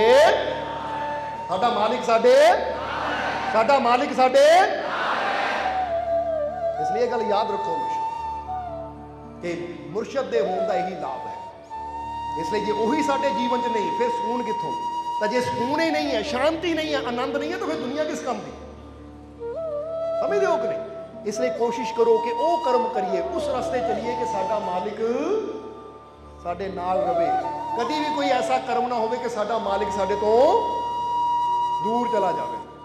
ਬੋਲੋ, ਸਮਝਦੇ ਹੋ ਕਿ ਨਹੀਂ? ਇਸ ਲਈ ਆਪਣੇ ਅੰਦਰ ਪਿਆਰ ਲਿਆਓ, ਆਪਣੇ ਅੰਦਰ ਮੁਹੱਬਤ ਲਿਆਓ, ਆਪਣੇ ਅੰਦਰ ਨਿਮਰਤਾ ਲਿਆਓ, ਕਿਉਂਕਿ ਫਕੀਰਾਂ ਦੇ ਦਰ ਤੇ ਜਾਵਾਂਗੇ, ਉਹਨਾਂ ਦੀ ਸੋਹਬਤ ਕਰਾਂਗੇ, ਤਾਂ ਫੇਰ ਹੀ ਸਾਡੀ ਜ਼ਿੰਦਗੀ ਬਦਲੇਗੀ। ਇੱਥੇ ਇੱਕ ਫਕੀਰਾਂ ਦਾ ਕਿੱਸਾ ਯਾਦ ਆ ਗਿਆ ਸਾਨੂੰ। ਜਰਾ ਗੌਰ ਕਰਨਾ ਕਿ ਕਿੱਦਾਂ ਫਕੀਰਾਂ ਦੀ ਸ਼ਰਨ ਵਿੱਚ ਜਾ ਕੇ ਬੰਦੇ ਦੀ ਜ਼ਿੰਦਗੀ ਬਦਲਦੀ ਹੈ। ਜਰਾ ਸਮਝਣਾ ਇਸ ਨੂੰ। ਇੱਕ ਫਕੀਰ ਸੀ ਜਿਹਦਾ ਨਾਮ ਸੀ ਫਕਰ ਜਹਾਂ ਦੇਲਵੀ। ਕੀ ਨਾਮ ਸੀ? ਫਕਰੂਦੀਨ ਫਕਰ ਜਹਾਂ ਦੇਲਵੀ ਉਹਨਾਂ ਦਾ ਨਾਮ ਸੀ। ਦਿੱਲੀ ਦੇ ਅੰਦਰ ਰਹਿੰਦੇ ਸੀ। ਤਾਂ ਦਿੱਲੀ ਦੇ ਅੰਦਰ ਰਹਿੰਦੇ ਸੀ ਤਾਂ ਜੋ ਜਾਮਾ ਮਸਜਿਦ ਸੀ, ਉਹਦੇ ਖਤੀਬ ਸੀ। ਖਤੀਬ ਦਾ ਮਤਲਬ ਹੁੰਦਾ ਹੈ ਜਿਹੜੇ ਮੈਂਬਰ ਤੇ ਚੜ੍ਹ ਕੇ ਖੁਤਬਾ ਦਿੰਦੇ ਆ, ਲੋਕਾਂ ਨੂੰ ਸਮਝਾਉਂਦੇ ਆ। ਹੁਣ ਐਡੇ ਵੱਡੇ ਫਕੀਰ ਜਦੋਂ ਬਜ਼ੁਰਗ ਹੋ ਗਏ, ਸਿਆਣੇ ਹੋ ਗਏ, ਤਾਂ ਜਦੋਂ ਵੀ ਉਹਨਾਂ ਨੇ ਖੁਤਬਾ ਦੇਣਾ, ਸਤਸੰਗ ਕਰਨਾ, ਹੁਣ ਇਹਨੂੰ ਆਪਾਂ ਪੰਜਾਬੀ ਕਹਿੰਦੇ ਸਤਸੰਗ, ਖੁਤਬੇ ਦਾ ਮਤਲਬ ਵੀ ਸਤਸੰਗ ਹੀ ਹੁੰਦਾ ਹੈ, ਪਰ ਉਹ ਉਰਦੂ ਦਾ ਲਫ਼ਜ਼ ਹੈ। ਹੁਣ ਜਦੋਂ ਉਹਨਾਂ ਨੇ ਸਮਝਾਣਾ ਤਾਂ ਲੱਖਾਂ ਹੀ ਲੋਕ ਉਹਨਾਂ ਦੇ ਸਤਸੰਗ 'ਚ ਇਕੱਠੇ ਹੋ ਜਾਣੇ, ਉਹਨਾਂ ਨੂੰ ਸੁਣਨਾ ਨਾ, ਕਿਉਂਕਿ ਬੜੀਆਂ ਪਿਆਰੀਆਂ ਗੱਲਾਂ, ਵਿਸ਼ਵਾਸ ਦੀਆਂ ਗੱਲਾਂ ਲੋਕਾਂ ਨੂੰ ਦੱਸਦੇ ਸੀ ਉਹ। ਹੁਣ ਜਦੋਂ ਉਹਨਾਂ ਦੇ ਦੁਸ਼ਮਣਾਂ ਨੇ ਦੇਖਿਆ ਕਿ ਇਹਨਾਂ ਫਕੀਰਾਂ ਦਾ ਤਾਂ ਬੜਾ ਬੋਲਬਾਲਾ ਹੋ ਰਿਹਾ ਹੈ, ਤਾਂ ਕਈ ਇਦਾਂ ਦੇ ਵੀ ਹੁੰਦੇ ਜਿਹੜੇ ਕਹਿੰਦੇ ਕੁਝ ਐਸਾ ਕੀਤਾ ਜਾਵੇ, ਫਕੀਰਾਂ ਨੂੰ ਬਦਨਾਮ ਕੀਤਾ ਜਾਵੇ, ਤਾਂ ਕਿ ਇਹਨਾਂ ਕੋਲ ਜਾਣ ਵਾਲਿਆਂ ਦੀ ਗਿਣਤੀ ਘਟ ਜਾਵੇ। ਇਦਾਂ ਦੀਆਂ ਚਾਲਾਂ ਚੱਲਦੇ ਆ ਉਹ। ਤਾਂ ਉਹਨਾਂ ਦੇ ਦੁਸ਼ਮਣਾਂ ਨੇ ਕੀ ਕੀਤਾ? ਇੱਕ ਵਹਿਸ਼ੀਆ ਨੂੰ ਤਿਆਰ ਕੀਤਾ ਪੈਸਾ ਦੇ ਕੇ। ਇੱਕ ਵਹਿਸ਼ੀਆ, ਇੱਕ ਕੋਠੇ ਵਾਲੀ, ਜਿਹਦੇ ਕੋਠੇ ਤੇ ਲੋਕ ਨਾਚ ਰੰਗ ਤਮਾਸ਼ਾ ਦੇਖਣ ਜਾਂਦੇ ਸੀ, ਕਹਿੰਦੇ ਇੱਕ ਵਹਿਸ਼ੀਆ ਨੂੰ ਪੈਸਾ ਦੇ ਕੇ ਤਿਆਰ ਕੀਤਾ ਕਿ ਜਦੋਂ ਖੁਤਬਾ ਹੋਏਗਾ ਨਾ ਇਹਨਾਂ ਦਾ, ਉਸ ਵੇਲੇ ਲੱਖਾਂ ਹੀ ਇਹਨਾਂ ਨੂੰ ਮੰਨਣ ਵਾਲੇ ਇਹਨਾਂ ਦੇ ਕੋਲ ਇਕੱਠੇ ਹੁੰਦੇ ਆ। ਤਾਂ ਬਸ ਉਹਨੂੰ ਸਿਖਾ ਪੜ੍ਹਾ ਦਿੱਤਾ ਕਿ ਇੰਨਾ ਪੈਸਾ ਤੈਨੂੰ ਹੁਣ ਪਹਿਲਾਂ ਦੇ ਦਿੱਤਾ, ਤਾਂ ਇੰਨਾ ਪੈਸਾ ਕੰਮ ਹੋਣ ਤੋਂ ਬਾਅਦ। ਹੁਣ ਵੈਸ਼ੀਆ ਦਾ ਕੰਮ ਹੀ ਹੁੰਦਾ ਪੈਸੇ ਦੀ ਖਾਤਰ ਸਭ ਕੁਝ ਕਰਨਾ। ਐਨ ਸਿਖਾ ਪੜ੍ਹਾ ਕੇ ਕਹਿੰਦੇ ਫਕਰ ਜਹਾਂ ਦੇਲਵੀ, ਜਿੱਥੇ ਜਾਮਾ ਮਸਜਿਦ ਮੈਂਬਰ ਤੇ ਖੁਤਬਾ ਕਰ ਰਹੇ ਸੀ, ਉੱਥੇ ਭੇਜ ਦਿੱਤਾ ਉਹਨੂੰ। ਹੁਣ ਜਦੋਂ ਉਹਨਾਂ ਦਾ ਖੁਤਬਾ ਸਮਾਪਤ ਹੋਇਆ ਔਰ ਉਹ ਮੈਂਬਰ ਤੋਂ ਉਤਰਨ ਲੱਗੇ, ਤਾਂ ਵੈਸ਼ੀਆ ਉੱਥੇ ਚਲੀ ਗਈ, ਪੌੜੀਆਂ ਦੇ ਕੋਲ ਖੜ ਗਈ। ਤਾਂ ਪੌੜੀਆਂ ਕੋਲ ਖੜ ਕੇ ਕਹਿਣ ਲੱਗੀ, ਹਜ਼ੂਰ ਪਹਿਚਾਣਿਆ ਮੈਨੂੰ? ਹੁਣ ਫਕੀਰਾਂ ਨੇ ਉਹਦੀ ਤਰਫ ਦੇਖਿਆ, ਔਰ ਇਸ ਤੋਂ ਪਹਿਲਾਂ ਕਿ ਫਕੀਰ ਕੁਝ ਬੋਲਦੇ, ਤਾਂ ਵੈਸ਼ੀਆ ਪੁੱਛਣ ਲੱਗੀ, ਹਜ਼ੂਰ ਦੱਸੋ ਤੁਹਾਡੀ ਕਮਰ ਦਾ ਦਰਦ ਕਿੱਦਾਂ ਹੈ? ਤੁਹਾਡੀ ਕਮਰ ਹੁਣ ਠੀਕ ਹੈ? ਤੁਹਾਡੀ ਕਮਰ ਦਰਦ ਠੀਕ ਹੈ? ਔਰ ਕੱਲ ਰਾਤੀ ਤੁਹਾਡਾ ਸਿਰ ਵੀ ਬਹੁਤ ਦੁਖ ਰਿਹਾ ਸੀ, ਹੁਣ ਸਿਰ ਦਰਦ ਠੀਕ ਹੈ ਕਿ ਨਹੀਂ? ਜ਼ਰਾ ਗੌਰ ਕਰਨਾ, ਇੱਕ ਵੈਸ਼ੀਆ ਪੁੱਛ ਰਹੀ ਹੈ, ਤਾਂ ਲੋਕਾਂ ਦੇ ਮਨ 'ਚ ਆਇਆ ਹੈ ਵੈਸ਼ੀਆ ਕਿੱਦਾਂ ਪੁੱਛ ਰਹੀ ਹੈ, ਕਿਉਂਕਿ ਉਹਨਾਂ ਦੇ ਕਮਰ ਦਰਦ ਰਹਿੰਦਾ ਸੀ। ਲੋਕ ਭੇਜਣ ਵਾਲੇ ਨੇ ਪਹਿਲਾਂ ਹੀ ਸਿਖਾ ਦਿੱਤਾ ਸੀ ਕਿ ਇਦਾਂ ਪੁੱਛੀ ਜਾ ਕੇ ਜਿੱਦਾਂ ਤੂੰ ਬੜੀ ਪੁਰਾਣੀ ਇਹਨਾਂ ਨੂੰ ਜਾਣਦੀ ਹੁੰਦੀ। ਜਰਾ ਸਮਝਣਾ, ਕਹਿੰਦੇ ਦਿੱਲੀ ਦੀ ਸਭ ਤੋਂ ਮਸ਼ਹੂਰ ਵੈਸ਼ੀਆ ਪੁੱਛ ਰਹੀ ਹੈ, ਹਜ਼ਰਤ ਤੁਹਾਡਾ ਕਮਰ ਦਰਦ ਹੁਣ ਕਿੱਦਾਂ ਹੈ? ਔਰ ਕੱਲ ਰਾਤੀ ਤੁਹਾਡਾ ਸਿਰ ਵੀ ਦੁਖ ਰਿਹਾ ਸੀ ਜਦੋਂ ਆਏ ਸੀ ਤੁਸੀਂ, ਹੁਣ ਸਿਰ ਦਰਦ ਕਿੱਦਾਂ ਹੈ? ਤਾਂ ਫਕਰ ਜਹਾਂ ਦੇਲਵੀ ਨੇ ਉਹਦੀ ਤਰਫ ਦੇਖਿਆ ਔਰ ਪੌੜੀਆਂ ਤੋਂ ਉਤਰ ਲੱਗੇ। ਤਾਂ ਫਿਰ ਵੈਸ਼ੀਆ ਨੇ ਆਖਰ ਵਿੱਚ ਕਿਹੜਾ ਪੈਂਤਰਾ ਚੱਲਿਆ ਕਿ ਆਪਣੇ ਕੋਲ ਇੱਕ ਥੈਲੀ ਫੜੀ ਹੋਈ ਸੀ ਔਰ ਉਹ ਥੈਲੀ ਇਦਾਂ ਕਰਕੇ ਕਹਿਣ ਲੱਗੀ ਕਿ ਹਜ਼ਰਤ ਤੁਸੀਂ ਕੱਲ ਰਾਤੀ ਆਏ ਸੀ, ਆ ਜਿਹੜੀ ਮੈਨੂੰ ਪੈਸਿਆਂ ਦੀ ਥੈਲੀ ਦੇ ਗਏ ਸੀ ਇਹ ਸਾਰੇ ਖੋਟੇ ਸਿੱਕੇ ਐ, ਤਾਂ ਮੈਂ ਹੁਣ ਇੱਥੇ ਆਈ ਆ ਕਿ ਇਹ ਖੋਟੇ ਸਿੱਕੇ ਰੱਖੋ ਤਾਂ ਮੈਨੂੰ ਅਸਲੀ ਦਿਓ, ਕਿਉਂਕਿ ਰਾਤੀ ਹਨੇਰੇ 'ਚ ਤੁਸੀਂ ਆ ਖੋਟੇ ਸਿੱਕੇ ਮੈਨੂੰ ਫੜਾ ਗਏ ਸੀ। ਹੁਣ ਜਦੋਂ ਇੰਨੀ ਗੱਲ ਕਹੀ ਤਾਂ ਜਿੰਨੇ ਲੋਕ ਉੱਥੇ ਬੈਠੇ ਸੀ, ਕਿਉਂਕਿ ਸਾਰੇ ਸੇਵਕ ਪੱਕੇ ਤਾਂ ਹੁੰਦੇ ਨਹੀਂ, ਕੁਝ ਕੱਚੇ ਵੀ ਹੁੰਦੇ, ਸਾਰੇ ਸੱਚੇ ਤਾਂ ਹੁੰਦੇ ਨੇ, ਕੋਈ ਝੂਠੇ ਵੀ ਹੁੰਦੇ। ਹੁਣ ਕਈਆਂ ਦੇ ਜਿਹੜੇ ਕੱਚੇ ਜਿਹੇ ਸੀਗੇ ਨਾ, ਉਹਨਾਂ ਦੇ ਮਨ 'ਚ ਆਉਣ ਲੱਪਿਆ ਹੈ ਇਹ ਤਾਂ ਕਦੀ ਅਸੀਂ ਪੁੱਛਿਆ ਨਹੀਂ, ਸਾਡਾ ਗੁਰੂ ਰਾਤ ਨੂੰ ਮੁਰਸ਼ਿਦ ਰਾਤ ਨੂੰ ਜਾਂਦਾ ਕਿੱਥੇ ਹੈ, ਰਾਤ ਕਿੱਥੇ ਹੁੰਦਾ ਹੈ ਰਾਤ ਵੈਸ਼ੀਆ ਦੇ ਕੋਲ ਹੁੰਦਾ ਹੈ, ਕਿਉਂਕਿ ਵੈਸ਼ੀਆ ਕੋਲ ਹੋਏਗਾ ਤਾਂ ਹੀ ਕਹਿੰਦੀ ਆ ਰਾਤੀ ਤੁਸੀਂ ਆਏ ਸੀ ਤਾਂ ਖੋਟੇ ਸਿੱਕੇ ਦੇ ਗਏ, ਆ ਨਵੇਂ ਯਾਨੀ ਅਸਲੀ ਦਿਓ ਮੈਨੂੰ, ਇਹ ਖੋਟੇ ਹਨੇਰੇ 'ਚ ਦੇ ਗਏ ਤੁਸੀਂ ਮੈਨੂੰ। ਜਾਂ ਪੁੱਛ ਰਹੀ ਹੈ ਕਿ ਰਾਤੀ ਤੁਹਾਡੇ ਸਿਰ 'ਚ ਦਰਦ ਹੁੰਦੀ ਸੀ ਜਾਂ ਕਮਰ ਦਰਦ ਕਿੱਦਾਂ। ਕਮਾਲ ਦੀ ਗੱਲ ਹੈ, ਇਦਾਂ ਦੀਆਂ ਗੱਲਾਂ ਤਾਂ ਉਹੀ ਪੁੱਛ ਸਕਦਾ ਜਿਹੜਾ ਬੜਾ ਕਲੋਜ਼ ਹੋਵੇ, ਨੇੜੇ ਹੋਵੇ।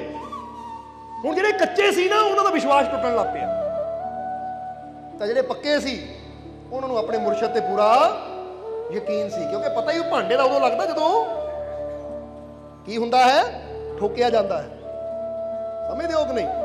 ਤਾਂ ਹੀ ਤਾਂ ਕਿਹਾ ਜਾਂਦਾ ਹੈ ਕਿ ਇਸ਼ਕ ਤੇਰਾ ਸੋਨਾ, ਅਜਮੈਸ਼ਾਂ ਤੇਰੀਆਂ ਅੱਗ, ਉਹ ਸੱਚਾ ਪਰਖਿਆ ਜਾਂਦਾ ਪਹਿਲਾਂ ਨਾਲ ਅੱਗਾਂ ਦੇ ਲੱਗ। ਕਹਿੰਦੇ ਇਸ਼ਕ ਜੇ ਤੇਰਾ ਸੋਨਾ ਹੈ ਨਾ ਤਾਂ ਉਹਦੀਆਂ ਅਜਮੈਸ਼ਾਂ ਵੀ ਅੱਗ ਦਾ ਕੰਮ ਕਰਦੀਆਂ ਹੈ, ਤਾਂ ਸੱਚਾ ਵੀ ਉਦੋਂ ਹੀ ਪਰਖਿਆ ਜਾਂਦਾ ਪਹਿਲਾਂ ਨਾਲ ਅੱਗਾਂ ਦੇ ਲੱਗ। ਜਦੋਂ ਸੋਨਾ ਅੱਗ ਦੇ ਨਾਲ ਲੱਗਦਾ ਹੈ ਤਾਂ ਫੇਰ ਹੀ ਪਤਾ ਲੱਗਦਾ ਹੈ ਕਿ ਸੋਨਾ ਖਰਾ ਹੈ ਜਾਂ, ਜਵਾਬ ਦੇ ਦਿਓ।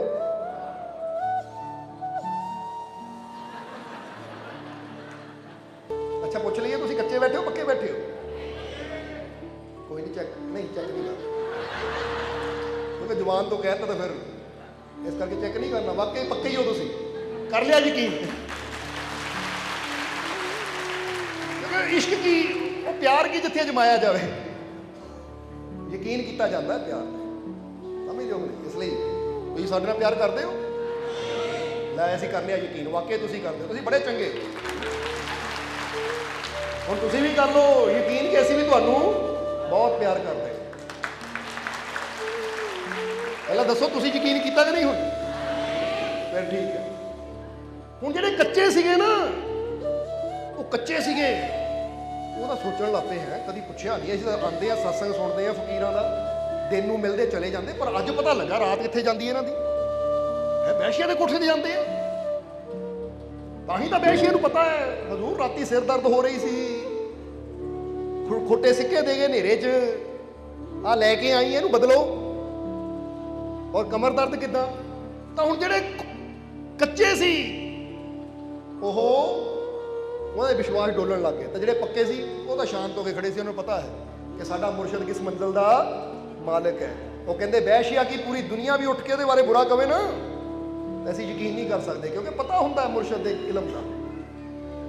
ਹੁਣ ਜਦੋਂ ਵੈਸ਼ੀਆ ਨੇ ਇੰਨੀ ਗੱਲ ਕਹੀ, ਥੈਲੀ ਇਦਾਂ ਕੀਤੀ ਕਿ ਹਜ਼ਰਤ ਰਾਤੀ ਖੋਟੇ ਸਿੱਕੇ ਮੈਨੂੰ ਦੇ ਗਏ ਸੀ, ਇਹਨੂੰ ਬਦਲ ਦਿਓ।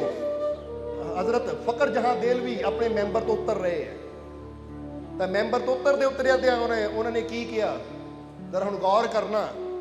ਵੈਸ਼ੀਆ ਨੂੰ ਦੇਖ ਕੇ ਉਹਨਾਂ ਨੇ ਕੀ ਕਿਹਾ, ਕਹਿੰਦੇ ਬੇਟੀ, ਓ ਮੇਰੀ ਬੇਟੀ,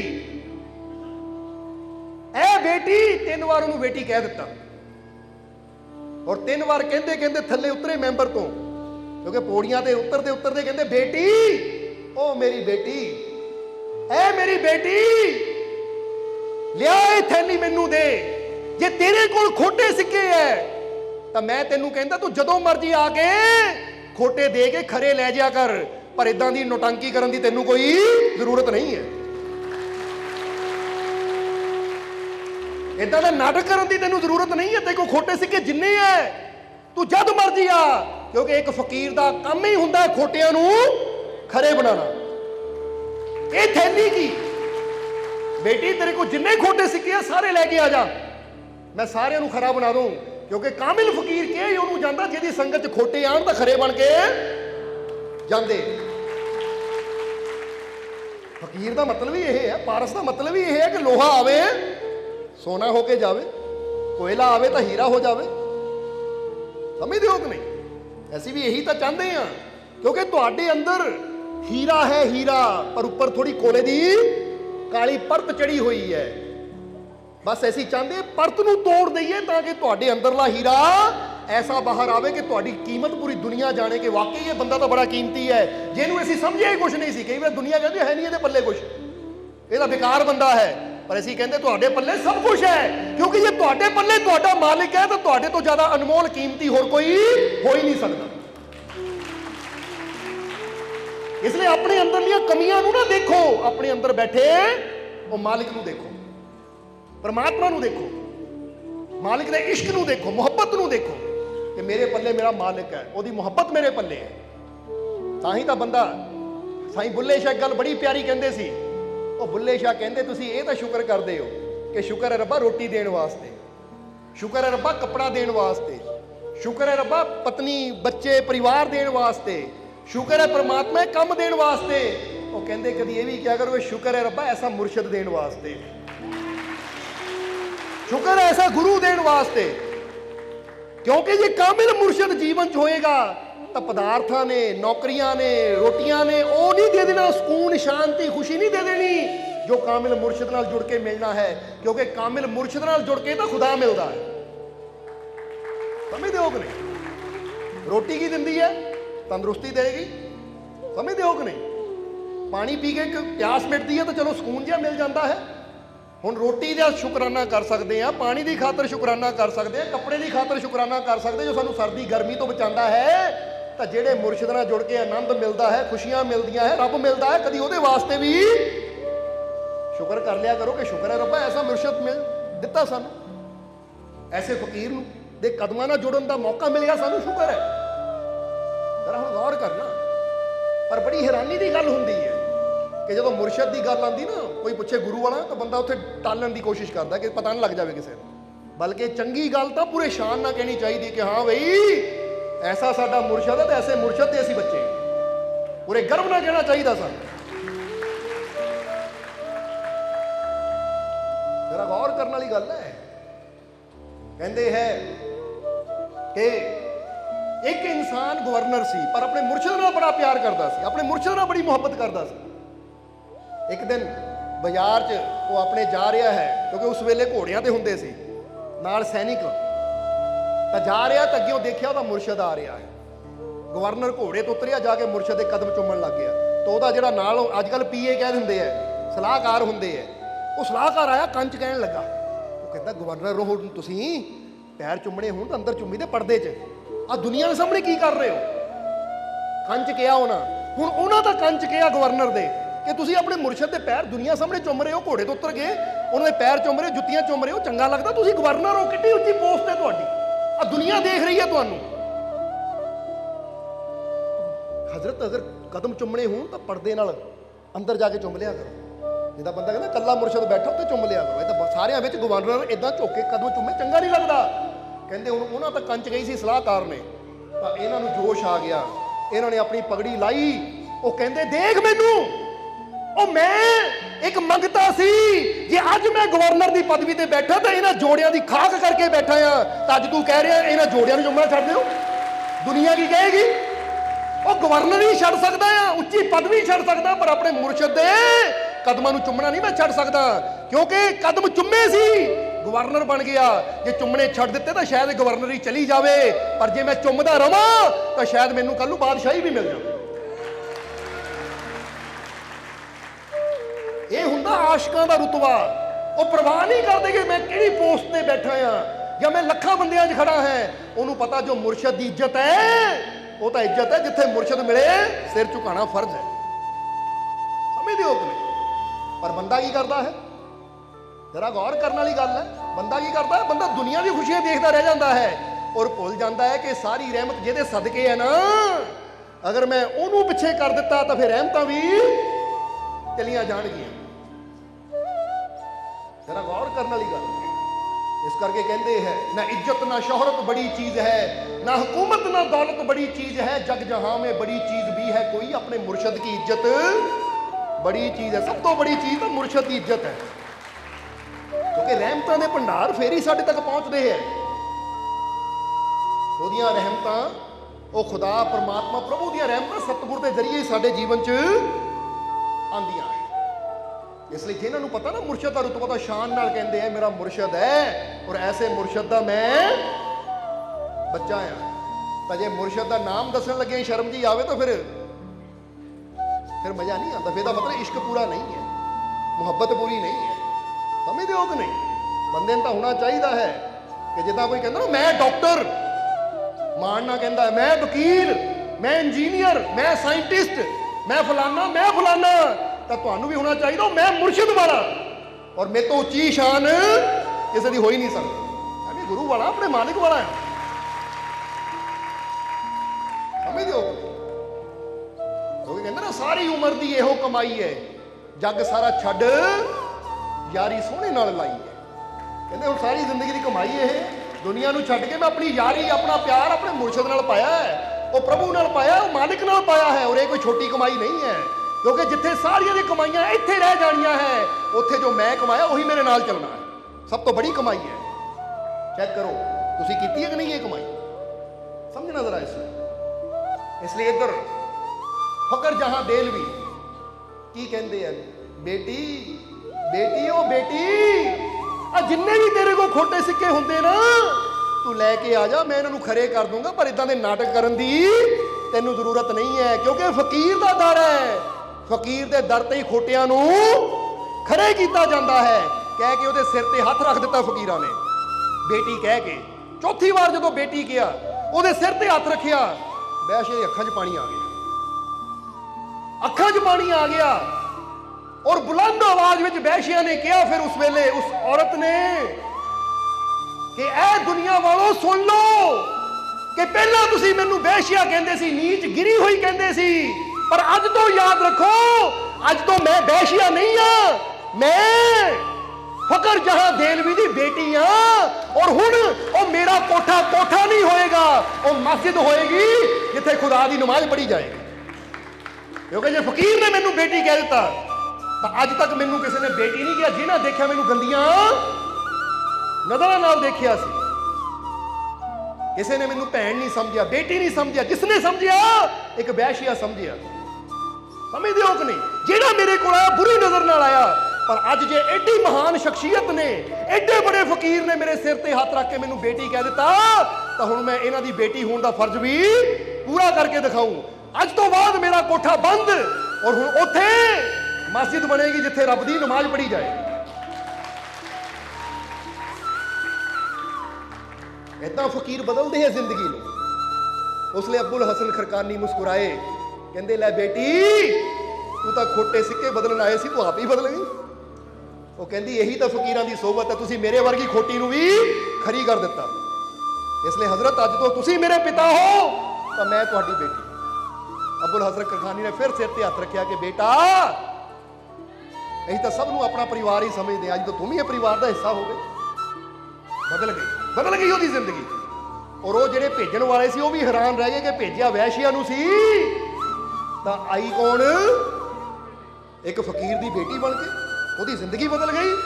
ਹੁਣ ਕਹਿੰਦੇ ਹੈ ਕਿ ਜਦੋਂ ਇਹ ਹੁਣ ਫਕੀਰ ਦੀ ਬੇਟੀ ਬਣ ਚੁੱਕੀ ਹੈ ਤਾਂ ਜਦੋਂ ਗਈ ਵਾਪਸ ਤਾਂ ਜਿਹੜੇ ਲੋਕਾਂ ਨੇ ਭੇਜਿਆ ਸੀ ਉਹ ਕਹਿੰਦੇ ਇਹ ਕੀ? ਉਹ ਕਹਿੰਦੇ ਤੁਹਾਡਾ ਵੀ ਧੰਨਵਾਦ, ਜੇ ਤੁਸੀਂ ਨਾ ਮੈਨੂੰ ਭੇਜਦੇ ਤਾਂ ਮੇਰੀ ਜ਼ਿੰਦਗੀ ਨਾ ਬਦਲਦੀ।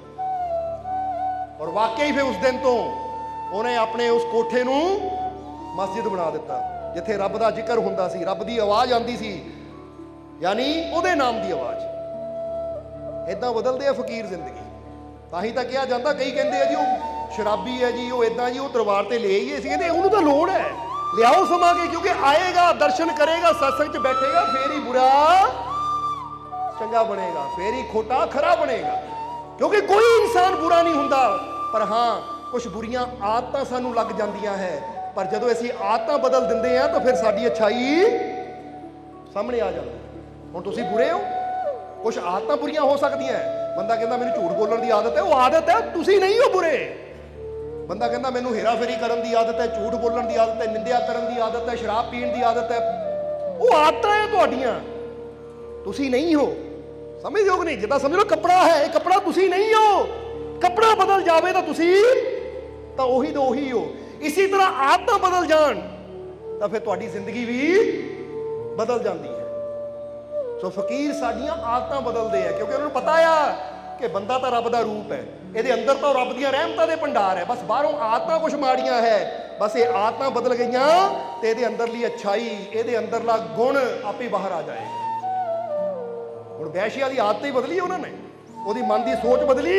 ਜਿੱਥੇ ਉਹ ਵੈਸ਼ੀਆ ਸਮਝਦੀ ਸੀ, ਜਦੋਂ ਤੱਕ ਵੈਸ਼ੀਆ ਸਮਝਦੀ ਸੀ ਉਹਨੇ ਉਹ ਕਰਮ ਕਰਨੇ ਸੀ, ਪਰ ਹੁਣ ਉਹਨਾਂ ਸਮਝ ਲਿਆ ਆਪਣੇ ਆਪ ਨੂੰ ਫਕੀਰ ਦੀ ਬੇਟੀ। ਤਾਂ ਹੁਣ ਉਹਨੂੰ ਹੀ ਪਤਾ ਜੇ ਫਕੀਰ ਦੀ ਬੇਟੀ ਹੈ ਤਾਂ ਕੰਮ ਵੀ ਮੈਂ ਹੁਣ ਉਹ ਬੇਟੀ ਵਾਲੇ ਕਰਨੇ, ਕਿਉਂਕਿ ਫਕੀਰਾਂ ਦੇ ਘਰ 'ਚ ਤਾਂ ਫਿਰ ਰੱਬ ਦੇ ਨਾਂ ਦੀ ਆਵਾਜ਼ ਆਉਂਦੀ ਹੈ। ਸਮਝਦੇ ਹੋ ਕਿ ਨਹੀਂ? ਇਸ ਲਈ ਅੱਜ ਤੋਂ ਤੁਸੀਂ ਵੀ ਇਹ ਨਾ ਮੰਨੋ ਮੈਂ ਬੁਰਾ, ਮੈਂ ਸ਼ਰਾਬੀ, ਮੈਂ ਦੁਖੀ, ਮੈਂ ਕਮਜ਼ੋਰ, ਮੈਂ ਲਾਚਾਰ। ਨਹੀਂ, ਤੁਸੀਂ ਕੀ ਮੰਨਣਾ ਹੈ? ਮੈਂ ਆਪਣੇ ਮਾਲਿਕ ਦਾ ਬੱਚਾ ਆ, ਮੈਂ ਆਪਣੇ ਮਾਲਿਕ ਦਾ ਬੱਚਾ ਆ। ਮੈਂ ਕਮਜ਼ੋਰ ਕਿੱਦਾਂ ਹੋ ਸਕਦਾ ਆ? ਜੇ ਮੇਰਾ ਬਾਪ ਸ਼ਕਤੀਸ਼ਾਲੀ ਹੈ ਜਿਸ ਨੇ ਮੈਨੂੰ ਜਨਮ ਦਿੱਤਾ ਹੈ, ਤਾਂ ਮੈਂ ਕਮਜ਼ੋਰ ਕਿੱਦਾਂ ਹੋ ਸਕਦਾ ਹਾਂ? ਮੈਂ ਵੀ ਇੱਕ ਸ਼ਕਤੀਸ਼ਾਲੀ ਆਤਮਾ, ਮੈਂ ਇੱਕ ਸ਼ਕਤੀਸ਼ਾਲੀ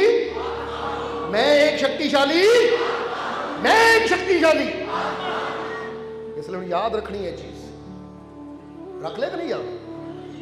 इसलिए अपने अंदर प्यार रखना है, विश्वास रखना है, यकीन रखना है, हौसला रखना है कि हर पल मेरा मालिक मेरे नाल है। छोट मोटियां चीज़ां दूँ तो इदां समझो जिद्दां मच्छर बैठा, परवाह करदे हो तुसीं, वो कदों बैठा कदों उड़ गया पता ही नहीं। कोई कहे वो भाई फलाने ने इदां करता, वो जाए मच्छर, इहदा की फिक्र करनी है? समझदे हो कि नहीं? मच्छर समझो ये वहमां भरमां नूं, आ जो भी कह दे उन्हें इदां कर दित्ता, चल मच्छरां तो नहीं डरदे असीं। पर जिहड़ा शेर हो के अपने रब ते यकीन जिदा करता है ना, वो शेर है। फिर वो शेर कभी कुत्तियां की फिक्र, कुत्तियां बिल्लियां की फिक्र नहीं करता। तो अपने मालिक दे नाल अपने जिगरे नूं इन्ना बुलंद करो कि तुहाडे अंदरों सारा डर ही निकल जाए और मालिक का विश्वास होवे कि मेरा मालिक हर जगह मेरे, मेरा मालिक हर जगह मेरे, मेरा मालिक हर जगह मेरे। इसलिए अज तो ये गल अपने दिल च बसा लैनी। सो समझाने तो बहुत कुछ है पर टाइम काफ़ी हो गया है। हुण याद रखना है कि 11वीं रोज़ कितनी तरीक दी है? कितनी दी है? दिन की है? डरना नहीं है। वो संडे आ गया है, घरों निकलांगे इतना होगा नहीं, पहुँच जाना है। और फिक्र ना करो, लियान का इंतजाम अपनी मालका ने करना, वह नाम लैके निकल गए तो आप ही लिया। बोलो समझते हो कि? इस करके बस तुहाडे अंदर शौक होना चाहिए कि मालका के दर से मैं 11वीं वाले दिन पहुँचना है। बस तुर पाओ तुसीं अपने मालिक के विश्वास ना, तो सही सलामत लिया भी। नाले माड़ी मोटी प्रॉब्लम जो आशकों के रस्ते आ भी जाती है, तो जो डर जाए तो फिर इश्कां दा। सोनी के रस्ते कितनी वड्डी प्रॉब्लम सी, घड़ा कच्चा, सामने चनाब, पर फिर भी इश्क इन्ना सी कि उन्हें पैर पिछे नहीं धरिया। वो कहती मरना मंजूर है, डुबना मंजूर है, पर पिछे जाना आशकां नूं मंजूर नहीं होता। मर गई बेशक, जान दे दी, पर पैर पिछे नहीं किया। ये कहते सच्चा इश्क कि वो मार्ग से चलदियां जान भी जाती है, चली जाए, डरना की।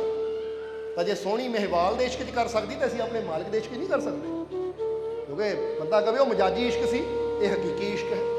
क्योंकि जो रूह का अपने प्रभु नाल हुंदा है वो हकीकी इश्क हुंदा है। इसलिए 23 तरीक नूं पहुंच जाना है, ताकि जिद्दां अज आनंद लिया इसी तरह, क्योंकि समझाने तो हाले बहुत कई साखियां कई चीज़ां अंदरों जिद्दां ना उवाले मार रही हैं, पर जो टाइम देखा है और बस करिए ना, नहीं तो तुसीं बैठे रहो तो 24 घंटे चली जाए, इत्थे कमी नहीं है कोई। ये भंडार तो भरपूर है, समझदे हो कि नहीं? क्योंकि ये भंडार कित्थों आ रहा है? ये सीधा धुर तो आ रहा है, समझदे हो कि नहीं? ये ਉਹਦੀ आवाज़, क्योंकि जो तार उधर जुड़ जाती है ना, तो फिर एक ज्ञान का कोई अंत नहीं है, ਉਹਦੀਆਂ ਰਹਿਮਤਾਂ का कोई अंत नहीं है, क्योंकि जे वड आप ते वड तेरी। इसलिए बस इको ही गल कहांगे, अज तो सारे डर सारिया चिंतावां छड्डो। और जिद्दां दसिया कि कोई तकलीफ है दुख है तो रात को बैठ के 10 मिनट वास्ते चौंकड़ी मार के बह जाओ, बिल्कुल शरीर को रिलैक्स करके, कोई तनाव नहीं रखना, बिल्कुल ढिला शरीर को छड्ड के, यानी बैठ जाओ ਪਹਿਲਾਂ ਮਹਿਸੂਸ ਕਰੋ ਮੇਰਾ ਪੂਰਾ ਸਰੀਰ ਸ਼ਾਂਤ ਹੈ, ਰਿਲੈਕਸ, ਜਿਹਦਾ ਬਿਲਕੁਲ ਰਿਲੈਕਸ ਕਰ ਦਿਓ, ਢਿੱਲਾ, ਕੋਈ ਕਿਸੇ ਅੰਗ ਅੰਦਰ ਕੋਈ ਤਣਾਅ ਨਾ ਹੋਵੇ।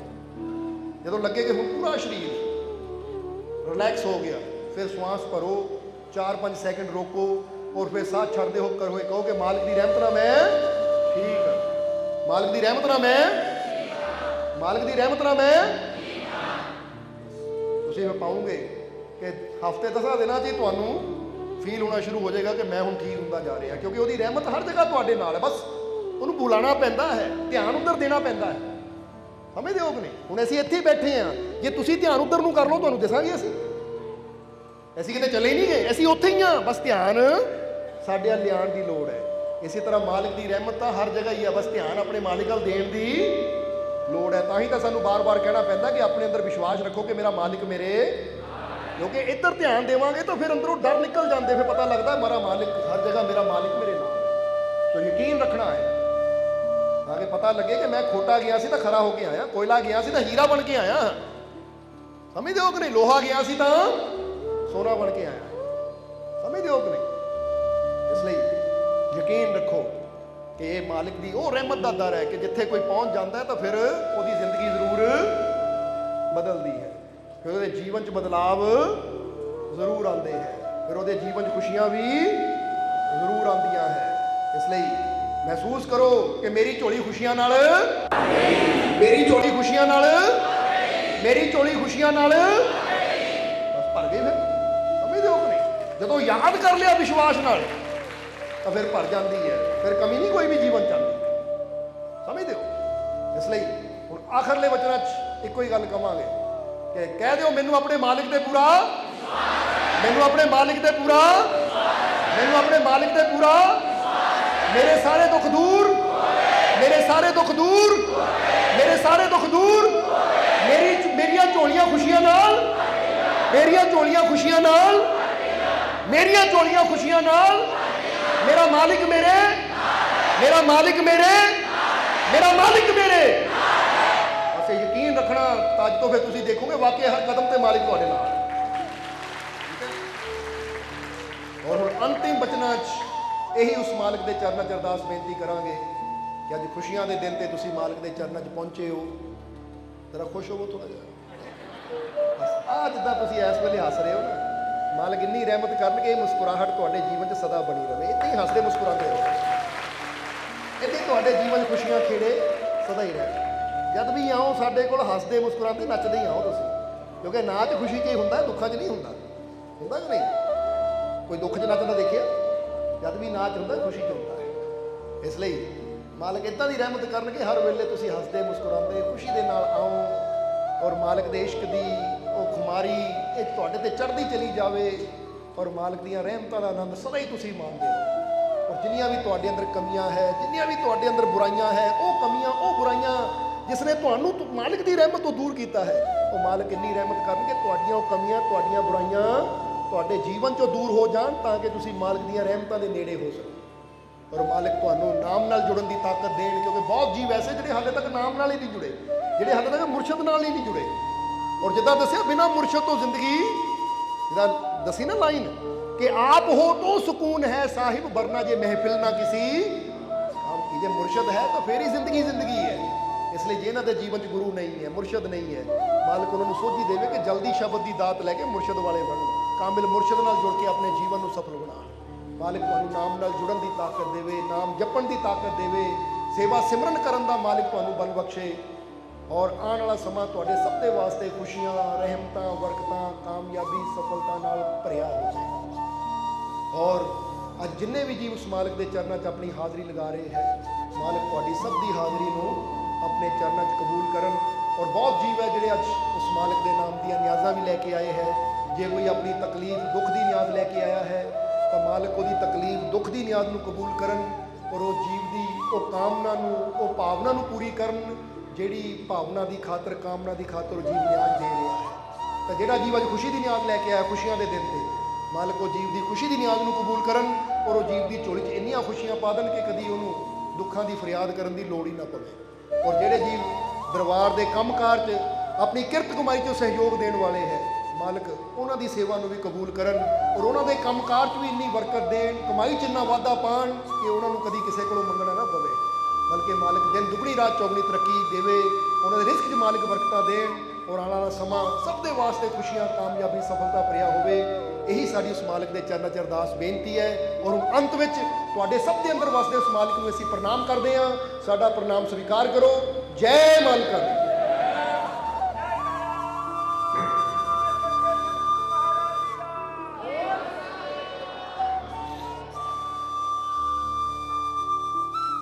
सब्सक्राइब कीजिए सर्व संध्या दरबार कांटिया शरीफ चैनल को और बेल आइकन दबाइए मालिक जी के लेटेस्ट सत्संग की वीडियो को सबसे पहले देखने के लिए।